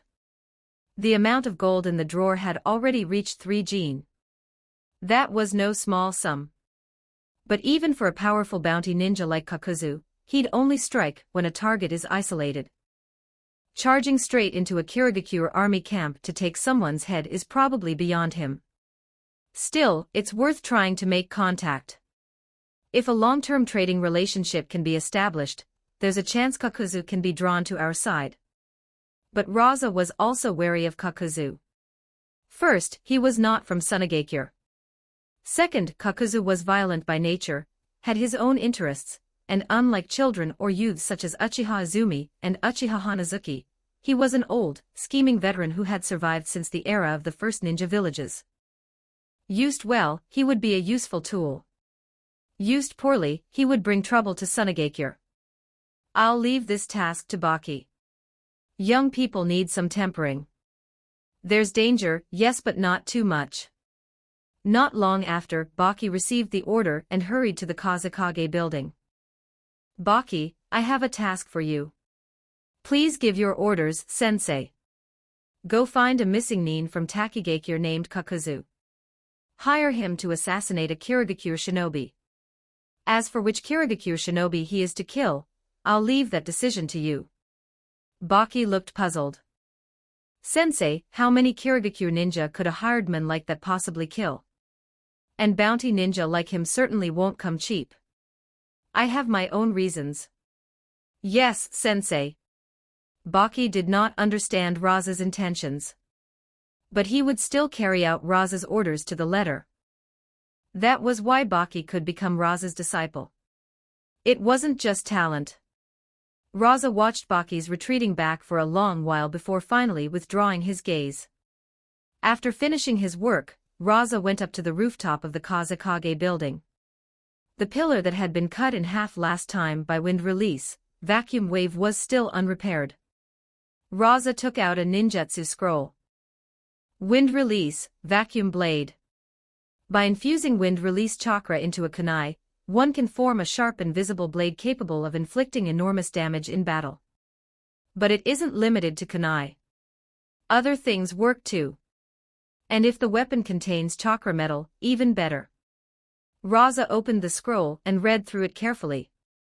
After a long while, he put it away and took out a kunai. Then he inhaled deeply and raised the kunai. A breath of wind release chakra flowed onto the weapon. At once an invisible blade formed over the kunai. Holding it in hand, Rasa slashed at another stone pillar. In an instant, the pillar was severed and began to fall. A mass of gold dust appeared, caught the upper half, and gently lowered it to the ground. In close combat, this technique is a deadly threat to opponents. Half the shinobi out there wouldn't be able to defend against it. Even if they had ninja tools, ordinary ones wouldn't withstand it. And the wounds caused by this technique are very distinctive. At a glance, anyone would think Danzo did it. Deep in the night, Fuguki Suikazan was suddenly startled awake. Turning his head, he saw that his wife beside him still had her eyes shut, but her face was full of terror. Fuguki, don't die. Don't die, Fuguki. Fuguki Suikazan. When exactly had he died? Advanced chapters available on patreon.com/inkvale_chapter 39. Chapter 39. Could what she saw in the dream be real? 1016 words. Fuguki Suikazan quickly shook his wife. You had a nightmare. Only then did Suikazan Chocho open her eyes, gulping down air as her chest heaved violently. The moment she saw Fuguki Suikazan, she threw herself at him and clung to him tightly. Fuguki, husband. I thought you had died. I was so scared. Fuguki Suikazan gently patted her back in comfort. It's all right, it's all right. It was just a nightmare. Chocho released him and turned serious. Fuguki, I don't think that was just a nightmare. What do you mean? It felt too real. Chocho said, I've had nightmares before. I know what they feel like. But that just now, it was completely different. It felt like I saw it with my own eyes, like I lived through it myself. That absolutely wasn't just a nightmare. Fuguki Suikazan frowned. But you were right here beside me this whole time, and I'm alive and well, aren't I? It's fine. Don't worry. Go back to sleep. You were just too tense. Chocho hesitated. Maybe that's true. Fuguki comforted her. If you're still worried, then tell me about this nightmare of yours. Tell me what you saw. Maybe I can help point out what doesn't make sense. Chocho began slowly recounting it. I dreamed that tomorrow, the Suna forces would make a troop adjustment. Pakura would leave the front facing us and move over to the side facing Kushimaru. Fuguki Suikazan nodded. That's normal enough. Sunagakure only has one Pakura. If the pressure is heavier there, she'll naturally go support them. If that really happens, it'll be an opportunity for us. Chocho shook her head. But in truth, Pakura never left. She hid in the shadows. Fuguki raised a brow. That's normal too. All warfare is deception. I'm not the kind of fool who'd fall for that easily. Even if I were careless, at worst we'd only lose a few ordinary shinobi. Did you dream that Pakura killed me? Chocho shook her head again. Just like you said, Kirigakure only lost some ordinary shinobi, and the Suna army quickly withdrew on its own. Our advantage kept growing. Then, more than 10 days later, just when the Suna army was on the verge of collapse, when both you and I were excited, Kushimaru suddenly appeared with his forces and surrounded us. Then he killed you right in front of me. Fuguki Suikazan's face darkened slightly. Even if he believed this was only the content of a nightmare, he and Kushimaru had always been on bad terms. Hearing that Kushimaru had killed him in the dream still made him deeply unhappy. Still, after thinking for a while, Fuguki said, Kushimaru may not be a good person, but he probably wouldn't go that far. No matter what, we're both members of the 7 ninja swordsmen, both shinobi of Kirigakure. We both serve Mizuki-sama. Chocho nodded. Maybe I've just heard too much lately about the conflicts between you two. And with how Mizuki-sama punished you, forcing you to hand over half of the Kirigakure force's command to him. Go back to sleep. The next day, Fuguki Suikezen got up and paid little attention to the contents of his wife's dream. But just then an intelligence ninja came rushing over at top speed. Fuguki-sama, we've received word that Pakura is leaving our side and heading toward Kushimaru-sama's front. Fuguki Suikezen's face lit up with delight, but the next instant, his heart skipped. He had just remembered Chocho's dream from the night before. This is too much of a coincidence. Pakura shifting fronts is certainly possible. But why today of all days? Exactly when Chocho dreamt it. Not a day earlier or later. Fuguki's gaze flickered uncertainly. The subordinate below found it strange. Fuguki-sama. When he got no response, he raised his voice. Fuguki-sama. Only then did Fuguki come back to himself. What is it? Fuguki-sama, if Pakura has really shifted away, should we use this opportunity to do something? For example, launch a surprise attack on the Suna army. Fuguki hesitated before answering. I'll think about it. You can go. Yes, Fuguki-sama. Fuguki lowered his head and thought carefully. There's no need to scare myself too much. It may really just be a coincidence. A single overlap like this isn't enough to prove Chocho's dream is certain to come true. Pakura shifting away is too good an opportunity to waste. I have to launch at least one strike. And at the same time, it'll serve as a test. With Fuguki Suikezen's order, an elite Kirigakure unit quickly assembled. Move out. At great speed, they headed for the Suna encampment and launched a surprise attack. Water release. Ninja tools. Taijutsu. The moment they struck, they went all out. The Suna shinobi were caught off guard at once. In a flash, they fell into an overwhelming disadvantage. Fuguki Suikezen stood at the rear, observing the entire battlefield. So I really was being paranoid. Pakura isn't here. Kushimaru may not get along with me, but he's still a Kirigakure shinobi. He wouldn't stab me in the back. If he really did, how would he explain himself to Mizuki-sama? How would he stay in Kirigakure after that? If it were me, even if I wanted him dead, I'd wait for a moment no one else could see. Fuguki relaxed. Chocho's dream was just that, a dream. But right then a figure suddenly burst out from among a group of otherwise unremarkable Suna shinobi, and slammed straight into the Kirigakure formation. Scorch release, extremely steaming murder. A single jutsu landed on a Kirigakure chunin. Immediately, the man's face twisted in agony. His body shriveled at a visible rate, turning into a dried corpse.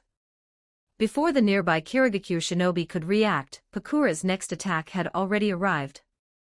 One person charging alone into the Kirigakure formation, and with every technique she used, one shinobi died. One dried corpse after another appeared, falling in a row. Fuguki Suikezen's face changed drastically as he stared at the suddenly emerged Pakura. Could Chocho's dream really have been true? Chapter 40, Kushimaru, I will kill you. 1133 words. What Fuguki Suikezen cared about was not the casualties Pakura's sudden appearance had inflicted on Kirigakure. When had war ever existed without death? Kirigakure had lost plenty of shinobi already. And they had killed more than a few of Sunagekyurs as well. What Fuguki truly cared about was that what had happened today matched Chocho's dream perfectly. He could no longer dismiss it as coincidence. The report about Pakura retreating came at exactly the same time as in Chocho's dream. Pakura didn't really leave. She hid in the shadows and suddenly appeared to ambush the Kirigakure army. That's exactly the same as in Chocho's dream too. Then, not long after, even though the Suna shinobi had not fallen into a disadvantage and in fact, thanks to Pakura's sudden appearance, Kirigakure had suffered the heavier losses. The Suna army still chose to retreat. That instantly made Fuguki Suikaisen's expression turn even darker. Something's wrong. Very wrong. That's 3 points now. It can't be coincidence. If it isn't coincidence, then what is it? Precognition. Did Chocho really see the future in her dream? Am I going to be killed by Kushimaru? That bastard. In his heart, Fuguki Suikaisen cursed Kushimaru viciously. We're both shinobi of Kirigakure. We're both members of the 7 ninja swordsmen. We both serve Mizukage-sama. And because we don't get along, he plans to kill me outright. He intentionally let my forces act as the main assault and wear themselves down, while he sits off to the side, leisurely waiting to share in the fruits of victory and then to murder me once I've lowered my guard. This has gone too far. I absolutely can't let him get what he wants. With that thought, Fuguki Suikaisen immediately gave the order to retreat. Fuguki-sama, aren't we going to press the advantage? Fuguki cast the ninja a flat glance. For a moment, a suspicion rose in his mind. Could this man be one of Kushimaru's people too? Otherwise, why would he be so eager about opposing the order to retreat? The Suna army chose to withdraw even though they had not fallen into a disadvantage. That means there must be a trap. If we chase them rashly, we'll only fall into it. Not chasing is better. The advantage lies with Kirigakure. No matter what happens, the final victory will belong to us. There's no need to rush. Pass on my order. Everyone returns to camp. At Fuguki Suikaisen's command, every Kirigakure shinobi immediately stopped in place, abandoned the pursuit, and withdrew to their temporary encampment. The moment he returned, Fuguki Suikaisen went straight to find Suikaisen Chocho, his expression grave. Husband, what happened? This time, Fuguki had not brought his wife along for the raid against the Suna army. So Chocho knew nothing about what had just happened. Chocho. Thank you. Fuguki pulled her tightly into his arms. Fuguki, what's wrong? Why are you thanking me all of a sudden? Fuguki slowly let go of her. Chocho, do you know what happened just now? What happened? Word came that Pakura had shifted toward Kushimaru's side. I assembled a force and launched a surprise attack on the Suna army. At first it went well. Fuguki's face darkened. But then Pakura appeared. She had never actually left. She was hidden in the shadows, exactly as in your dream. She charged into our ranks and killed a great many people. And on top of that, even though the Suna shinobi hadn't fallen into a disadvantage and in fact our side took more losses, after Pakura appeared they still withdrew voluntarily. That alone is completely unreasonable. And it matches your dream perfectly. Fuguki Suikaisen trusted his wife deeply. He would never suspect that she had somehow joined forces with Sunagakure to deceive him. You mean, the nightmare I had last night, everything I saw in it, it all really happened? Chocho's eyes widened. Fuguki nodded. That's right. Everything happened today. So your dream may really have been more than just a dream. It may have been some form of precognition. What you saw was the future. As for that animal Kushimaru, I truly didn't expect him to go that far against someone from his own village. I admit I don't get along with him. But even I've never once thought of outright killing him. No matter what, we're both one of the 7 ninja swordsmen. That man is too dangerous. Chocho looked panicked. Then what should we do now? Fuguki said, I've thought it through. The reason Kushimaru was able to find a chance to kill me in your dream was because my forces were acting as the main assault. In the attack on Sunagakure, we were too heavily worn down, and most of my men were tied up fighting the Suna shinobi. But Kushimaru was different. He was only there in support. That's why he was able to find such an opportunity. So long as I hand him the role of main attacker instead, he won't be able to find a chance to kill me. On the contrary, I will have the chance to kill him. The one who survives will be us. Only after hearing that did Chocho finally let out a breath of relief. Then she asked one more question. Husband, are you planning to kill Kushimaru? He wants me dead. Why shouldn't I kill him? As long as he's alive, he'll always be a threat to me. But don't worry, Chocho. I'll do it discreetly. As he spoke, Fuguki looked outside and let out a cold snort inwardly. Kushimaru, you almost got your way. But fortunately, Chocho foresaw the future in her dream. I never imagined she had such an ability. I wonder whether she'll be able to dream of more things in the future. If she can foresee valuable intelligence, then perhaps I can use that information to earn great merit. Maybe one day, I'll even have a chance to reach for the Mizukage seat. A trace of lingering fear rose in Fuguki Suikezen's heart. Then he frowned. But it feels like I've forgotten something. Forget it. If I can't remember it, then it can't be important. Only half a day later did Fuguki Suikezen finally recall what it was. He had forgotten to send word to Kushimaru about Pakura. Which meant that under the current circumstances, Pakura had most likely shifted her forces to Kushimaru's front. But by then it was already too late. At that very moment, Kushimaru was staring at the heavily battered Kirigakure shinobi under his command and cursing furiously.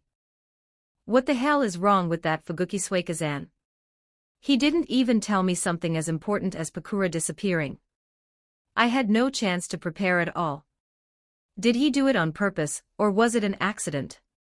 Advanced chapters available on Patreon.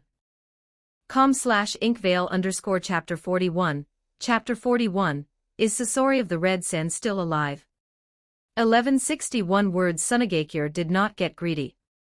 After scoring a solid victory, they withdrew the moment they had gained enough, refusing to give Kirigakure any chance to strike back. After all, this had only been a surprise attack. In terms of true overall strength, Sunagakure was still inferior to Kirigakure. Greed would only create an opportunity for Kirigakure.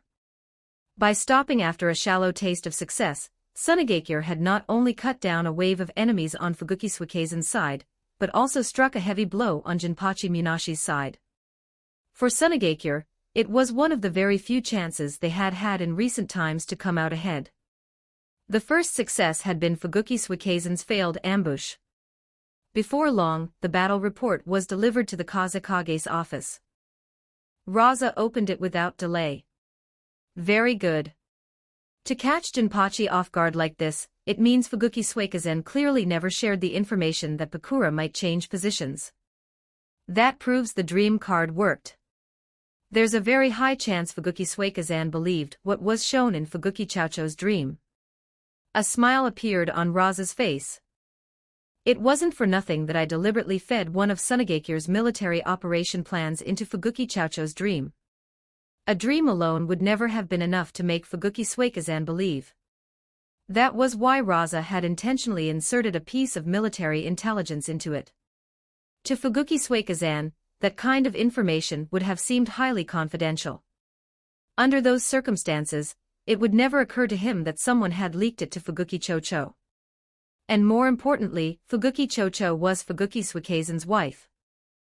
The only way she could have obtained that information was through a dream.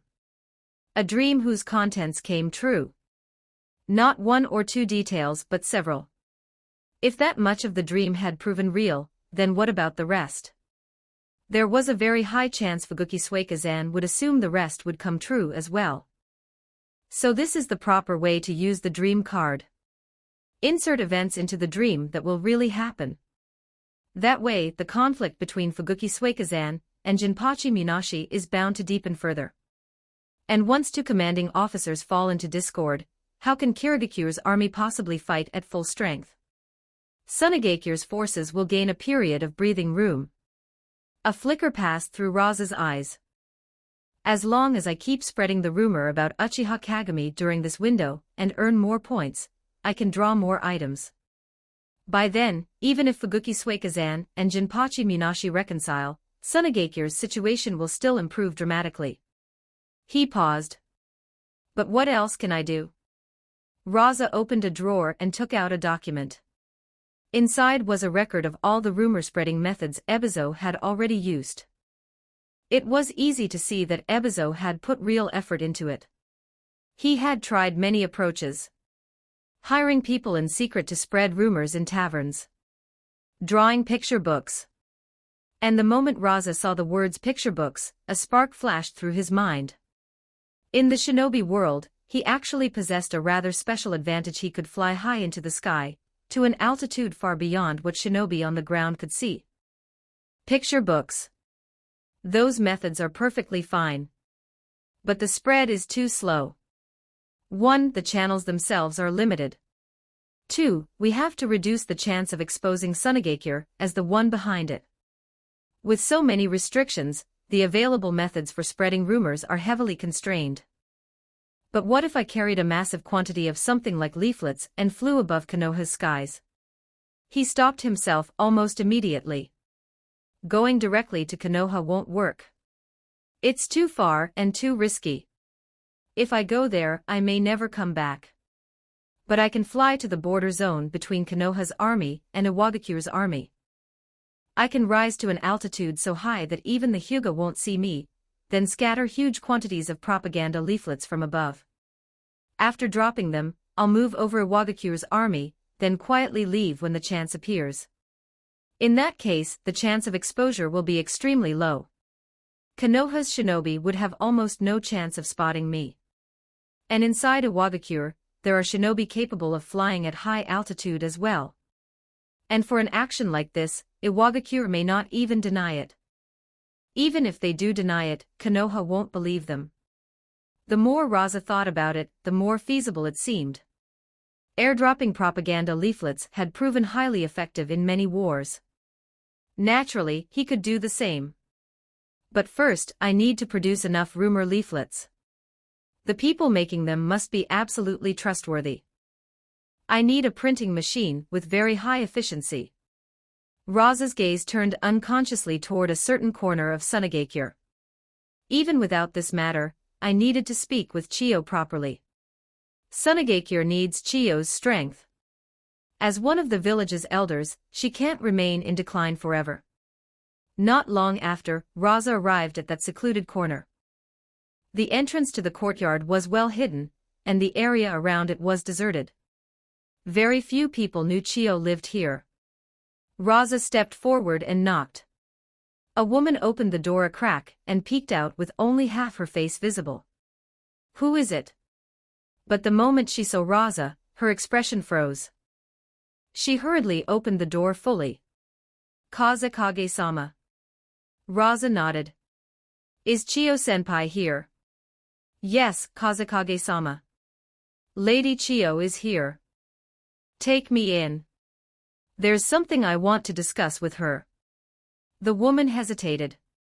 Just then, a voice came from inside. "Let Kazekage-sama in." Only then did the woman let out a breath of relief and step aside. "Please come in, Kazekage-sama." Rasa entered and saw Chiyo seated by a pond in the courtyard, holding a fishing rod. In a place like Sunagakure, where water was so scarce, it was an extravagance that bordered on absurd. But given Chiyo's seniority and her contributions to the village, it was hardly excessive. "Chiyo-senpai." "Kazekage-sama." Chiyo paused. "What brings you here, Kazekage-sama? Do you want this old woman to go to the front lines? The fact that you didn't sell out Pakura is commendable. Your strategic planning is acceptable too. Your understanding of the village is better than the third Kazekage's was.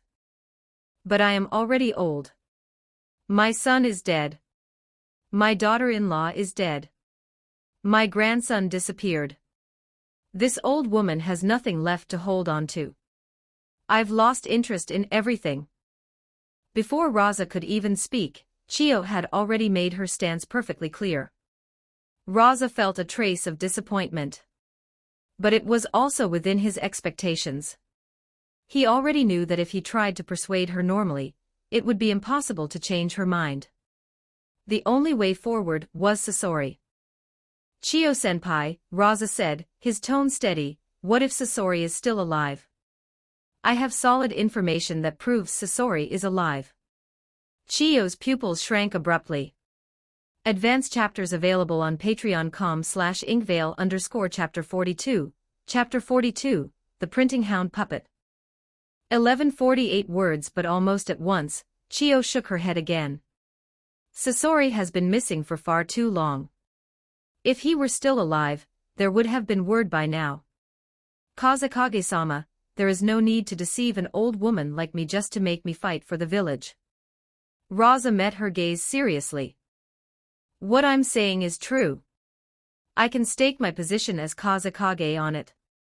If Uchiha Yamakaku could stake his position as clan head to calm the Uchiha's anger and discontent, then Rasa could do the same here before Chiyo. Because Rasa knew very clearly Sasori of the Red Sand was indeed alive." Chiyo's expression turned grave. "Kazekage-sama, the position of Kazekage is not something to be used so lightly. This is too childish." Rasa nodded. "Which is why everything I said is true." Chiyo fell silent for a while. Then, at last, she said, "Very well, Kazekage-sama. Tell me, what exactly do you want me to do? This old woman truly cannot return to the front lines anymore. But if it is something else, something within my ability, I can do it."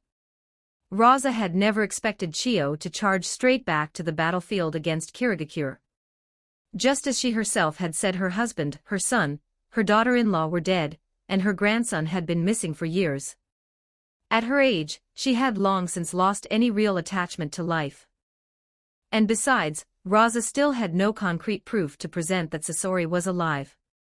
The fact that she was willing to make even this much of a promise already showed respect for his position as Kazekage. Rasa explained his plan. A look of surprise appeared on Chiyo's face. "So the rumor about Uchiha Kagami, you and Ebizo were the ones pushing it?" "That's right. Didn't Ebizo tell you?" Chiyo shook her head. That actually surprised Rasa a little. Given the relationship between Chiyo and Ebizo, he would have thought there were no secrets between them. "I need one, or better yet, several puppet machines capable of printing a huge number of leaflets in a short time.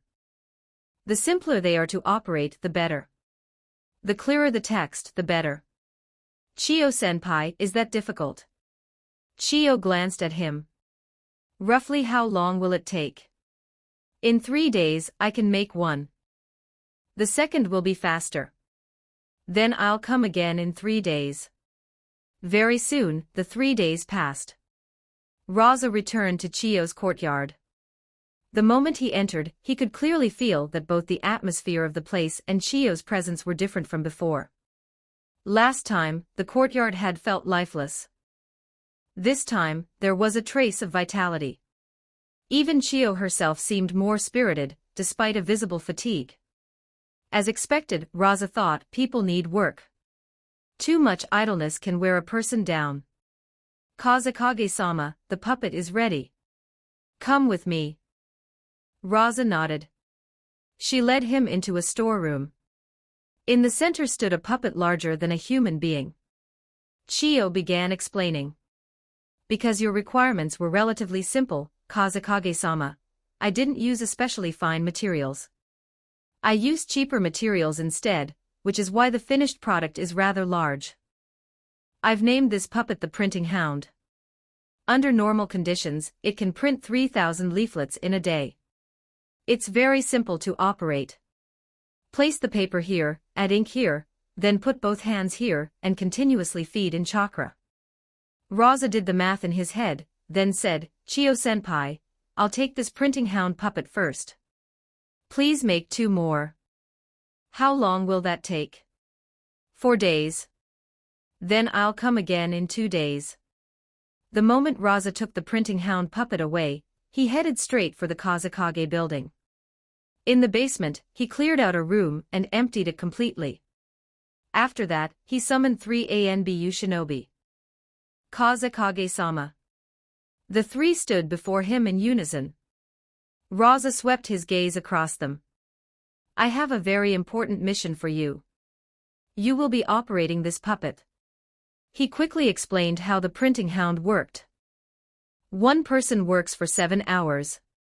After 7 straight hours, let the puppet rest for 1 hour, then the second person takes over. Continue rotating like that. Whoever finishes their shift should use the time to rest immediately. Chiyo's estimate of 3,000 per day had only been based on daytime work. But with Sunagakure in its current state, who had the luxury of caring about day and night? What mattered was running the machine at full capacity for all 24 hours. And with 3 people rotating, it was entirely manageable. That way, one puppet could print 6,000 leaflets a day. 2 days later, Rasa brought back a second printing hound puppet. Another 2 days after that, a third printing hound appeared in the basement room. By then, the number of leaflets Rasa needed had already reached 36,000. In another 4 days, it'll pass 100,000. That amount should be barely enough. Even if I wait a few more days and produce more, it won't make much difference to the overall effect. Rasa looked out the window, anticipation flickering in his eyes. I wonder how many points this will earn me. The method is simple. Crude, even. But more often than not, the cruder the method, the more effective it is. At the same time, elsewhere Kirigakure. The entire upper echelon of the village was deeply dissatisfied with the war situation on the front lines. What exactly are Fuguki Suikazan and Jinpachi Munashi doing? Why has the battle stalled like this? Weren't we told Sunagakure was already finished? Weren't we told we held an overwhelming advantage? Weren't we told it would only be a matter of days before Sunagakure fell? The higher-ups were furious. War required investment. Without victory, there was no return.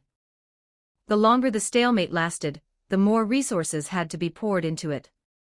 And before this, both Fuguki Suikazan and Jinpachi Munashi had made promises. Yet this was the result. Inside the Mizukage's office, opinions clashed sharply. The peace faction in particular believed the village had already wasted too much manpower and too many supplies on this war, with too little to show for it. Under that pressure, even the war faction had become more and more dissatisfied with the two commanders. The third Mizukage sat in silence with both hands folded before him, his eyes narrowed into thin slits. His aura resembled a scholar more than a Mizukage. Only after the room had argued itself tired did he finally take out 2 letters. Mizukage-sama, what are those? Everyone's eyes turned toward him. The third Mizukage said, these are complaint letters from Fuguki Suikazan and Jinpachi Munashi. Each claims that the other is the reason the offensive has stalled. What do you all think? Advanced chapters available on patreon.com/inkvale_chapter 43, Chapter 43, Mizukage 1155 words. The letters from Fuguki Suikazan and Jinpachi Munashi were passed around one after another. So this is why Kirigakure's offensive against Sunagakure has made no progress. What are those two doing? They let personal conflict turn into internal infighting, costing the village this much. How can they possibly answer to the village? How can they answer for the positions they hold? The upper ranks of Kirigakure had no interest whatsoever in determining who was right or wrong between Fuguki Suikazan and Jinpachi Munashi. Once it was confirmed that their conflict had delayed the offensive, all that remained was anger and blame. Both of them had to answer for it. Mizukage-sama, could Fuguki Suikazan be unhappy about the punishment you handed down to him before? One man rose and voiced the thought. Another added, that's not impossible. Fuguki Suikazan is extremely arrogant, and his temperament is notoriously unstable. Doing something like this would fit his character well enough. The third Mizukage swept his gaze over the room. I gave them the position of commanders of Kirigakure's army. They failed to do the job. Whatever the reason, that is their dereliction of duty. It proves they are unfit for the role. In that case, remove them directly. The new commander of Kirigakure's army will be Hozuki Komajiri. A doubtful voice sounded immediately. Mizuki-sama, Hozuki Komajiri isn't suited to command, is he? That man knows nothing except killing. The third Mizuki cast him a flat glance. Knowing how to kill is enough. Our Kirigakure is far stronger than Tsunagakure to begin with. Once Hozuki Komajiri reaches the battlefield, all he needs to do is kill, and victory will come to Kirigakure. And besides, he won't be alone. This time, you'll go together with Hozuki Komajiri. An old man rose and nodded. Yes, Mizuki-sama. When Fuguki Suikazan and Jinpachi Munashi received the news, both of them were stunned. What is this? Mizuki-sama just removed us like that. Fuguki Suikazan had always been desperate to advance. Everything he did was for one purpose: to climb higher, gain more power, and hold greater authority. That was why he had been so displeased with Jinpachi Munashi, who had cut into his authority. And after the dream shown by Fuguki Chocho, Fuguki Suikazan's hatred for Jinpachi Munashi had only deepened to its peak. He wants my power, my achievements, and now he wants me dead too. There can't be room in this world for both of us. The complaint Fuguki Suikazan had sent back to Kirigakure contained only one small request: that Jinpachi Munashi be placed in charge of the main offensive while he himself handled support. He had argued that Jinpachi lacked experience in support roles, and that frontal assault would be simpler for him. After Fuguki Chocho's dream, Fuguki Suikazan simply no longer dared to expose his back to Jinpachi Munashi. In fact, before writing to Kirigakure, Fuguki Suikazan had first proposed this arrangement directly to Jinpachi. And he had been refused. That refusal only convinced Fuguki Suikazan further. Jinpachi Munashi wanted to kill him from behind. That was why he wrote the complaint letter. From Jinpachi Munashi's perspective, however, the matter looked entirely different. First, the information about Pakura's changed position had not been shared with him, resulting in Tsunagakure catching him completely off guard and inflicting heavy losses. Then afterward, Fuguki Suikazan had proposed that he take charge of the main assault. To Jinpachi Munashi, that smelled wrong immediately. With Fuguki Suikazan's personality, would he ever willingly hand over a chance to earn merit to me? Impossible. There has to be a scheme behind it. Not telling me about Pakura last time was probably deliberate. And now he wants me to lead the main offensive. More likely he wants me dead. Thus, the two commanders of Kirigakure had each grown suspicious of the other. And so the battlefield had ground to a halt. Jinpachi Munashi's complaint letter focused heavily on Fuguki Suikazan's failure to share intelligence, a major taboo in Kirigakure, and in fact in any shinobi village. Jinpachi had assumed Fuguki Suikazan would be punished. And that he himself would not. After all, he had done nothing. What Jinpachi Munashi had not expected was this: in the eyes of the village, doing nothing was also a fault. Both he and Fuguki Suikazan had been stripped of command. So the village higher-ups are like this. Before now, Jinpachi Munashi had never climbed to such a position. There had always been a layer separating him from the village's upper ranks. He had once thought the higher-ups and the third Mizuki in particular were decent enough. Now he had changed his mind. This is far too unfair. Moreover, both men were equally baffled by the choice of Hozuki Komajiri as the new commander. That confusion lasted only until Kirigakure's squad actually arrived at the front. Then understanding dawned. Hozuki Komajiri stood there with Hiramakari slung over his shoulder, his gaze fixed entirely on the blade. He cared for nothing else. Not other people. Not affairs of command. To wield his sword and kill, that was Hozuki Komajiri's greatest passion. A man like that was obviously unfit to command. If he had been given the title, then that was all it was, a title. The true decision-maker was the man standing behind him now. Beside Genji stood two young figures.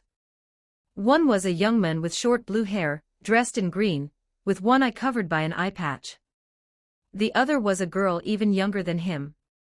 She had long orange-red hair, wore blue clothing, and kept looking around with curious light flickering in her eyes. Elder Genji. Elder Genji. Fuguki Suikazan and Jinpachi Munashi stepped forward at the same time. As for Hozuki Komajiri, both of them ignored him completely. But Hozuki Komajiri did not care in the slightest. We're here. Rasa stood high in the sky, supported by a mass of gold dust beneath him. Below lay the border region where Konoha's forces and Iwagakure's forces were clashing. But from where Rasa was, he could no longer see the people below. He was too high up. So high that even the mountains beneath him looked like mere mounds of earth. This will do. Rasa checked the direction of the wind. Then he took out a storage scroll. He opened it. In an instant, a vast flood of leaflets poured downward. Dragged by gravity, they dropped violently toward the earth. To prevent them from being blown away by the wind, Rasa had deliberately tied stones to them as weights. And those stones had specifically been collected from the land of earth. As the leaflets fell, Rasa moved from directly above Konoha's forces toward the airspace above Iwagakure's army. The countless cards drifted downward like snow. One Konoha shinobi looked up. What's that? Rasa watched as the number on his system panel began climbing at astonishing speed. Advanced chapters available on patreon.com/inkvale_. Chapter 44, Chapter 44, Iwagakure is truly despicable. 1163 words. A Konoha shinobi picked up one of the leaflets. It was a stiff card, about the size of a palm. On one side was an illustration of a beautiful kunoichi. On the other side were lines of bold, eye-catching text. Hiruzen Sarutobi is utterly heartless and intends to exterminate the Uchiha. The Hokage's seat should have belonged to Uchiha Kagami. The Hyuga will become the next Uchiha. Rasa had not limited the cards to content about Uchiha Kagami alone. He had deliberately mixed in many other provocative claims. That made it all seem more natural and gave people more to gossip about. Yet every line still circled back to the Uchiha. Which meant that as long as people talked, the Uchiha could not be avoided. And once the Uchiha came up, Uchiha Kagami would inevitably be mentioned too. As for the image of the beautiful kunoichi on the other side, that served as bait as well. If there had only been text, very few people would have bothered to pick the cards up. But with a striking kunoichi on one side, the number of people curious enough to look increased sharply. The Konoha shinobi's expression changed violently the moment he read the words. Who threw this down? He immediately looked to the sky, hoping to spot whoever had dropped the cards. But there was nothing to be seen. Not to mention that Rasa had already moved above Iwagakure's army at that height. Even if he had stayed put, Konoha's shinobi would never have been able to see him. I can't find whoever did it. Another Konoha shinobi realized the problem instantly. Hurry and gather all these cards. Destroy them. We can't let too many people see them. Were the contents true? Hard to say. Would many Konoha shinobi believe them? Probably not. But once enough people saw them, it would undoubtedly cause trouble. Yet just as that thought formed, more cards began falling. The number Rasa had dropped was not small. It had reached a full 100,000. The handful that fell first had only been the beginning. Now came the true spectacle. Filling the sky. One Konoha shinobi's eyes widened and his jaw fell slack. What is this? Another had only just finished picking up the cards around him, only for still more to rain down. There are too many. We can't collect them all. It's impossible. No matter how convinced they were that these cards would cause problems, once they saw the sheer quantity, they could only despair and abandon any thought of retrieving every last one. Discussion erupted from every direction. What a beautiful kunoichi. I wonder which village she's from.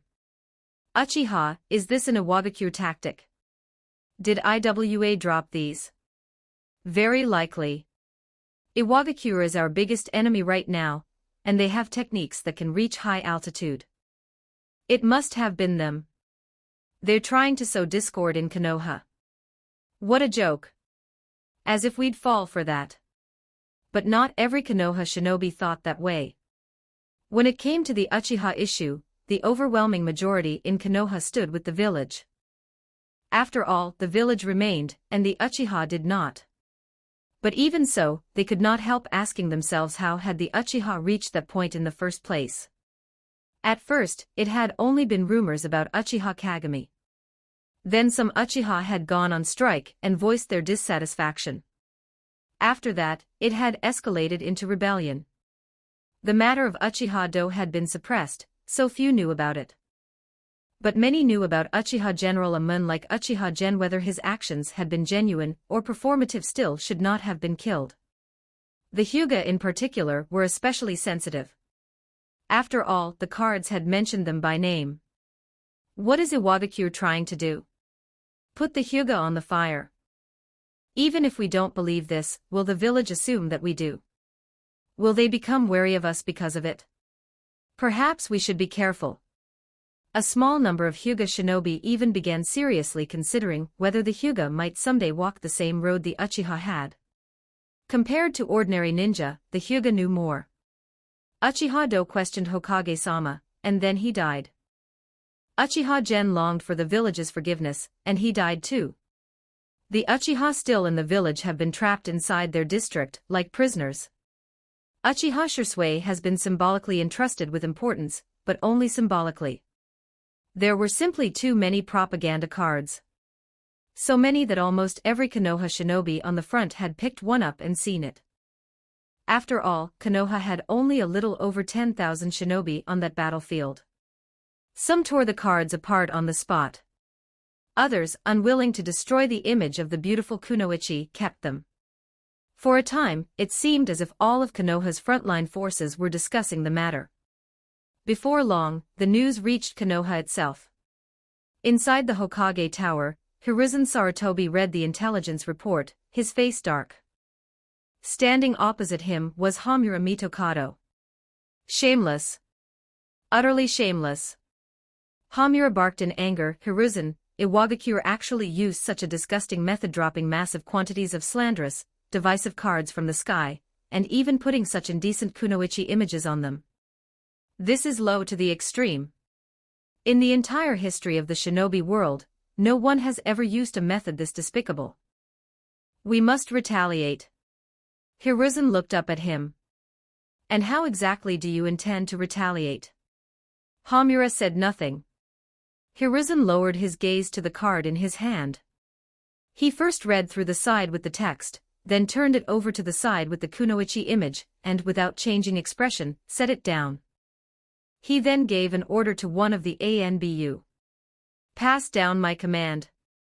Gather every one of these cards from the battlefield and destroy them all. Anyone caught hiding one will be treated as a criminal. The ANBU shinobi nodded sharply. Yes, Hokage-sama. Then Hiruzen summoned another shinobi.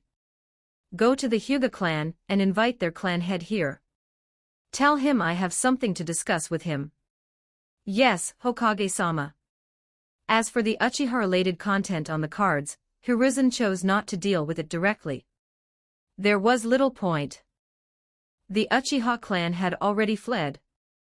The few dozen Uchiha still left in the village were no longer capable of causing serious trouble. And since they had not chosen to leave before, they were even less likely to do so now. What Hiruzen cared about was the Hyuga. His plan was to stabilize the village first. Only afterward would he deal with whoever had dropped the cards. Meanwhile, the atmosphere in Iwagakure's camp was the complete opposite of Konoha's. Using a method like this to shake Konoha's morale. It's so simple. But it works. Which genius from our village came up with this? They're a damn prodigy. Advanced chapters available on patreon.com/inkvale_chapter 45. Chapter 45, Points Rising Like Madness. 1121 words. The Iwagakure shinobi were delighted, openly enjoying the spectacle. Konoha must be completely dumbfounded right now. But this only worked because Konoha already had these problems to begin with. That's why it could shake their morale. If Konoha tried this on us, it wouldn't do a thing. In the end, this is all Konoha's own doing. Back in Iwagakure inside the Tsuchikage's office, Inoki looked at the card one of his shinobi had brought him, and his eyes immediately lit up. He only glanced once at the kunoichi illustration before his attention was completely hooked. That teasing half-resistance. That sidelong gaze. That half-hidden allure. It only made her seem even more tempting. Realizing that the intelligence shinobi below was still waiting, Inoki coughed awkwardly and quickly flipped the card over. He read through the text on the back in full. So everyone outside thinks these cards were distributed by Iwagakure. Yes, Tsuchikage-sama. Inoki raised a brow. Before this incident, he had known absolutely nothing about the cards. Only after intelligence came in, and the cards were brought before him did he learn what had happened. That meant one thing: it could not have been Iwagakure. So if not Iwagakure, then who? A guess quickly formed in Inoki's mind. The Uchiha. At present, only two forces had truly hostile relations with Konoha. One was Iwagakure. The other was the Uchiha. And the Uchiha's hatred for Konoha ran even deeper than Iwagakure's. Dropping huge numbers of these cards from high altitude. Beautiful kunoichi on one side, rumors on the other. Driving a wedge between Konoha and its own clans. Making those clans grow wary of Konoha. And making Konoha less trusting of those same clans in return. The Hyuga were singled out in particular. Besides the fact that their situation in Konoha somewhat resembles what the Uchiha once faced, it seems the Uchiha hold a certain resentment toward the Hyuga as well. Whoever did this, it's a good thing for Iwagakure. But this responsibility. We won't carry it. Inoki looked at the intelligence shinobi below. Spread the word. Tell everyone these cards were not distributed by Iwagakure. But also make it known that we welcome any and all ninja clans of Konoha who wish to defect. If they come, they will become part of Iwagakure. Yes, Tsuchikage-sama. Inoki turned his gaze toward the distant land of fire and smiled. Hiruzen Sarutobi, in this war, the advantage is entirely with Iwagakure. Konoha has stood as the strongest village for too long. It's about time Iwagakure took that place instead. The title of #1 shinobi village will belong to us. Very quickly, Inoki's stance spread. Iwagakure's shinobi discussed it excitedly. So it really wasn't done by Iwagakure. What do you know? Tsuchikage-sama just doesn't want to admit it openly. But in truth, we aren't the ones creating division between Konoha and its clans. Konoha is simply the kind of village where that division can happen. The Uchiha are the clearest example. And before long, some of them began discussing the kunoichi images on the cards instead. I wonder where those kunoichi are from. They're gorgeous. If only I could marry one. That was something Rasa had never anticipated.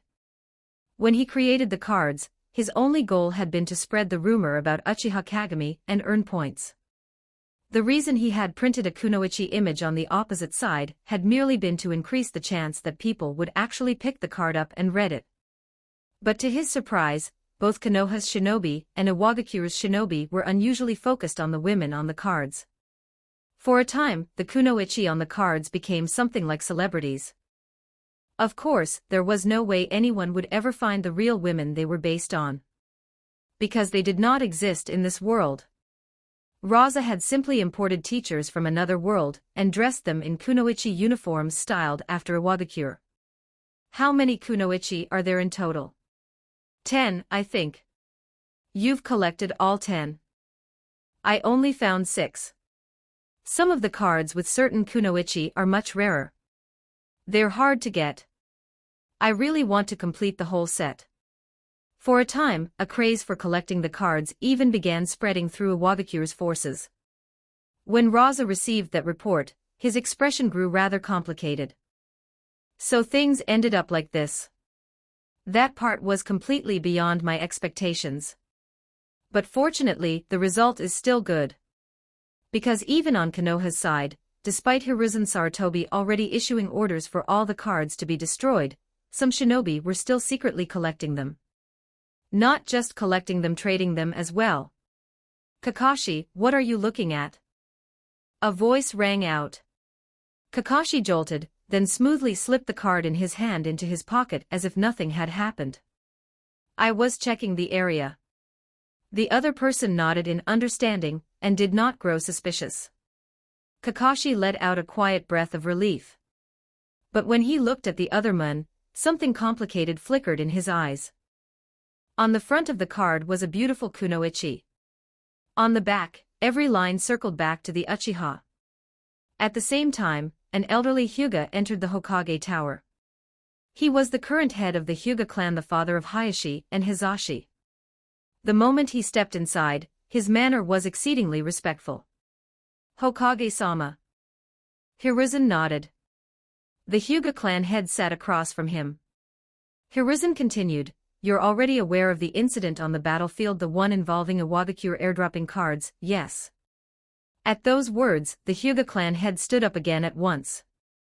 Hokage-sama, the Hyuga clan absolutely has no intention of rebelling. The Hyuga of Konoha are Konoha's Hyuga. Without Konoha, there would be no Hyuga clan. Hiruzen waved a hand, cutting him off. I called you here only to tell you this: the village will not suspect the Hyuga without reason. This is Iwagakure's attempt to sow discord. As long as I remain Hokage, the village will never act recklessly. You may rest assured of that. As for the Uchiha, you understand their situation. They were the ones who acted first. The Hyuga clan head nodded. Hokage-sama, I understand. I will make sure the Hyuga fight with peace of mind. You may go. Hiruzen watched him leave, but his brows remained tightly knit. Iwagakure's methods are truly despicable. But in the end, this all comes back to the Uchiha. If there were no Uchiha, none of this would have happened. Tsunagakure. Rasa stared at the rapidly rising number on his system panel, and his eyes gradually brightened.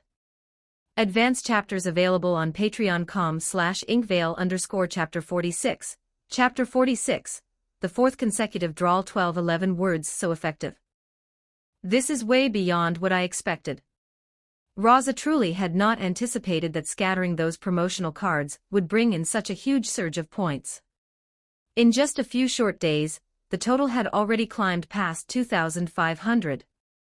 That was far faster than any previous attempt. Ebizo invested so much manpower and effort, used so many methods. The Uchiha clan's rebellion. Uchiha Gen's death. And yet none of that compares to the effect of me flying over Konoha's army and showering them with those little cards. Rasa did not rush to draw immediately. Instead, he first reviewed the experience carefully. The reason it worked so well comes down to one thing: volume. There were simply too many cards, over 100,000 of them. Once they were scattered across the sky like that, countless people would see them. Even if Konoha tried to clean them up, there was no way they could do it quickly. The second point is that they grab attention. The beautiful female ninja part was crucial. Without that, a lot of people probably wouldn't even bother picking them up. And even if they did, they might not actually read them. It was precisely because of those 2 points that the results turned out so well. A flicker passed through Rasa's eyes. But there's still room for improvement. His thoughts drifted to a certain snack card gimmick from his previous life.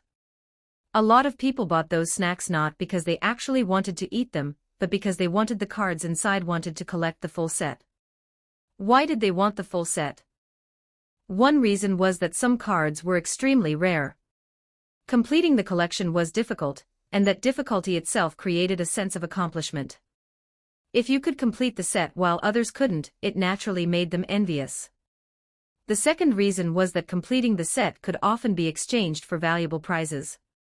As for prize redemption, that would be hard to pull off without exposing myself. But deliberately making some cards rare, that would be easy. I can add that next time. This time, some IWA ninja had thought certain cards were rare only because Rasa had distributed them unevenly. Next time, he planned to intentionally create a few special, scarce variants. Not long after, Rasa shifted his attention back to the system panel. The point total displayed there had now risen to 2,552. The points are still increasing, but the rate is already starting to slow down. In that case, time to draw. With a thought from Rasa, an invisible roulette wheel began spinning wildly. Congratulations, host. You have obtained an F-rank item, 1 tael of gold. Congratulations, host. You have obtained a C-rank item, 1 night dream fabrication card Kirigakyu Jonin version. Congratulations, host. You have obtained a D-rank item, 1 day ninja experience card Kirigakyu Genin version. Congratulations, host.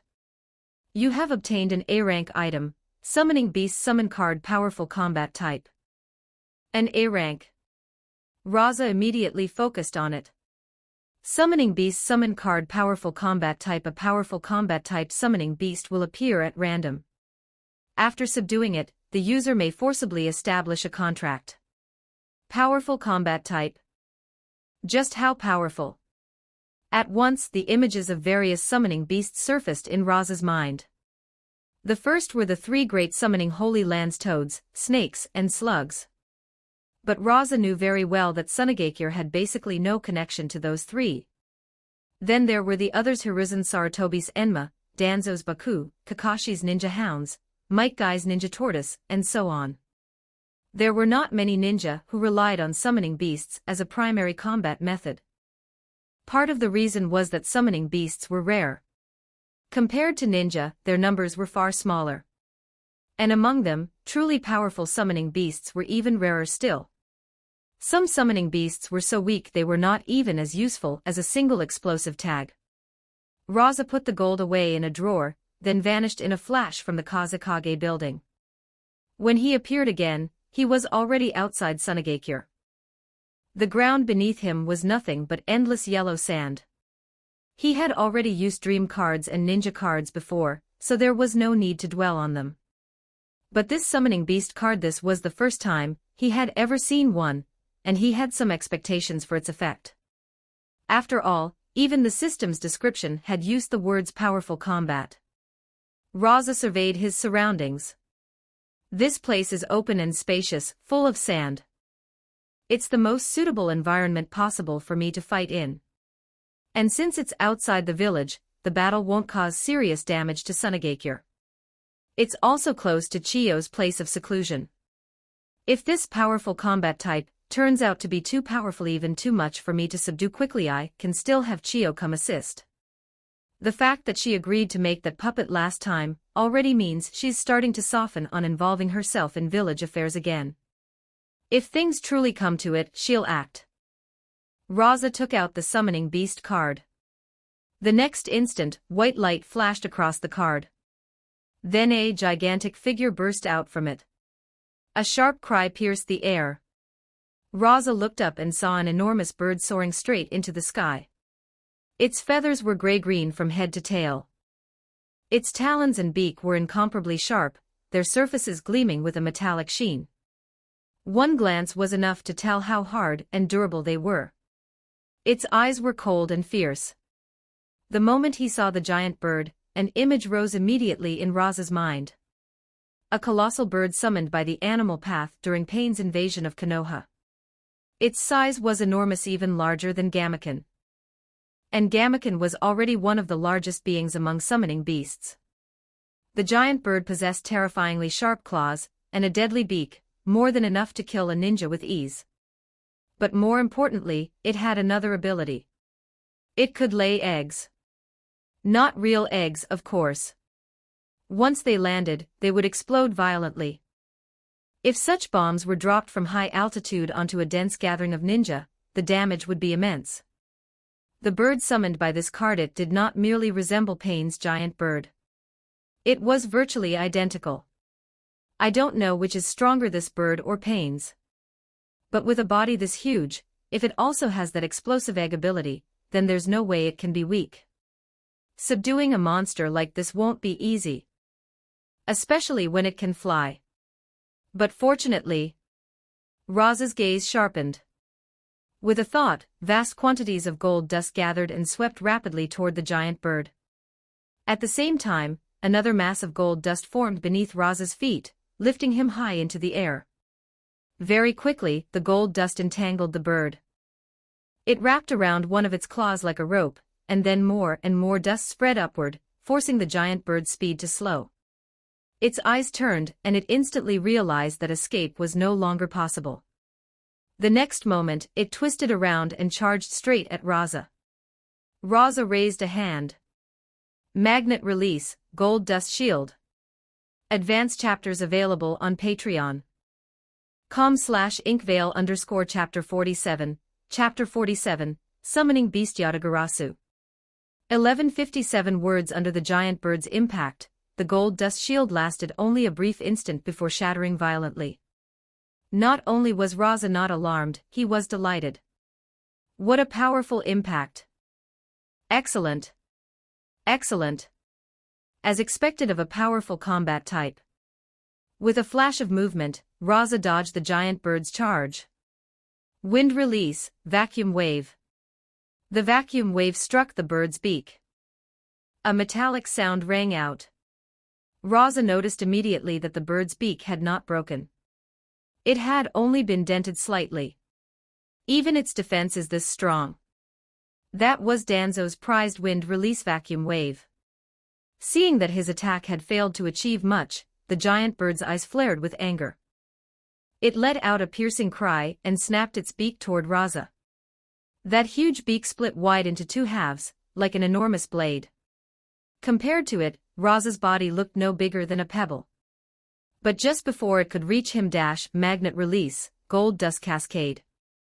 A torrent of gold dust appeared above the giant bird, crashing down like a waterfall and slamming directly onto its body. It flowed like water, but its force far exceeded any normal current. The giant bird's body dropped sharply. Still, it had not suffered real damage. It only grew even angrier, glaring at Rasa with open hostility. Rasa did not care. The testing phase was already over. He was very satisfied with the giant bird's strength. A summoning beast like this would undoubtedly play a major role on the battlefield. For the current Sunagakure, it had come at exactly the right time. Now it was time to end the battle. The moment he had seen the bird, several methods of defeating and suppressing it had already formed in Rasa's mind. The bird was powerful. But it happened to be perfectly countered by him. It could fly. So could he. Its speed was impressive. But he was even more flexible. And he was highly experienced in dealing with massive opponents. He had suppressed Shikaku several times already. Compared to that, this giant bird was hardly anything extraordinary. Large quantities of gold dust slipped through the gaps in the bird's feathers. As more and more dust invaded its body, its wings became harder and harder to beat, while its weight increased more and more. Soon, the giant bird could no longer maintain its balance and began to fall. It struggled frantically to stabilize itself, beating its wings with all its strength. But it was useless. The gold dust clung tightly to its body, and it had no way to shake it off. Its descent grew faster. And faster. At last, it crashed heavily into the desert. Countless grains of yellow sand exploded upward. A massive crater appeared in the ground, the giant bird's body lying at its center. Even then, it still refused to submit. It glared fiercely at Rasa, fury blazing in its eyes. Hovering above, Rasa looked down at it. Then he extended one hand toward the bird and pressed downward sharply. At once, the surrounding sand surged upward like waves of the sea, one after another. Magnet release, great gold dust burial. Countless streams of gold dust shot into the sky, then came crashing down upon the giant bird, covering it, burying it, engulfing it whole. No matter how violently it struggled, more and more gold dust piled over it. Layer upon layer. When the bird was completely buried, Rasa's outstretched hand suddenly clenched into a fist. The gold dust wrapped around the giant bird compressed instantly. The desert fell silent. A small golden hill stood there in the sand, and the giant bird trapped inside no longer moved. At that moment, the summoning beast card in Rasa's hand turned into a streak of light. Half of it flew into Rasa, while the other half entered the giant bird beneath the golden mound. A flood of information poured into Rasa's mind. Yatagarasu ability, explosive egg. So it really is Yatagarasu. With a wave of his hand, Rasa shattered the golden mound, and the giant bird emerged from within. This time, when it looked at Rasa, there was no more savagery in its eyes. There was even a hint of affection there.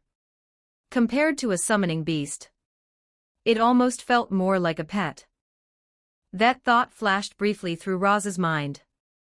Just its flight capability and massive size already place Yatagarasu at a very high level. And with the explosive egg ability on top of that, it's an absolute weapon of mass destruction on the battlefield. In a one-on-one fight, Yatagarasu might not rank among the very top. But on a battlefield, against dense groups of Kirigakure ninja, its destructive power is absolutely top tier. Its ability to fly high overhead was already a huge advantage. The overwhelming majority of Kiri ninja had no means of attacking Yatagarasu at that altitude. All they could do was watch helplessly as it hovered above them. Meanwhile, Yatagarasu could bombard them from the sky with explosive eggs. And even without explosive eggs, Asuna ninja could simply stand on its back and throw weapons down below. Explosive tags. As for poison, Sunagakure was practically expert in it. That was one of the main reasons Sunagakure had managed to hold out until now despite being weaker in nearly every area. No time to waste. We head for the front lines now. Rasa did not know the exact state of the front. Last time, by using the one-night dream fabrication card and combining it with Sunagakure's army movements, he had driven a wedge between Fuguki Suikazan and Kushimaru Kuriere, stopping one of Kirigakure's offensives.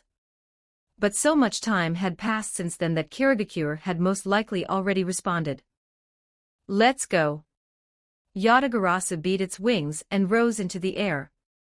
Rasa leaped lightly. In the next instant, Yatagarasu flew beneath him of its own accord, bearing him on its back. Rasa pointed in the proper direction, then folded his arms across his chest. His feet stood firm on Yatagarasu's back, his body not swaying in the slightest. Yatagarasu climbed even higher. Yet even at that altitude, people below could still see it clearly. It was simply too enormous. A Sunagakure civilian suddenly noticed the burning sunlight overhead disappear. He looked up instinctively and his pupils shrank. What is that? It's huge. A giant bird. His cry immediately drew the attention of the people around him, and everyone looked up. It really is huge. There's someone standing on its back. One person asked nervously, could it be an attacker from Kirigakure? Impossible. That bird is flying away from Sunagakure, not toward it. And if it really were an attacker, the ninja would have reacted already. Rasa glanced down at Yatagarasu beneath his feet. All that effort I put into earning points wasn't wasted. At last, I've drawn something truly worthwhile, something that can actually strengthen Sunagakure. Advanced chapters available on patreon.com/inkvale_chapter 48. Chapter 48, tomorrow, Sunagakure will be defeated. 1103 words. Fuguki Suikazan and Kushimaru Kuriere stood side by side. Both had their heads lowered slightly, their posture subtly bent, nothing like the domineering arrogance they displayed before ordinary Kiri ninja. Because the men standing before them now held an extremely high status within Kirigakure. Elder Genji. Second only to the third Mizukage. If one had to compare him to someone else, he was similar to Chiyo of Sunagakure, Danzo of Konoha, or the B of Kumogakure's AB duo.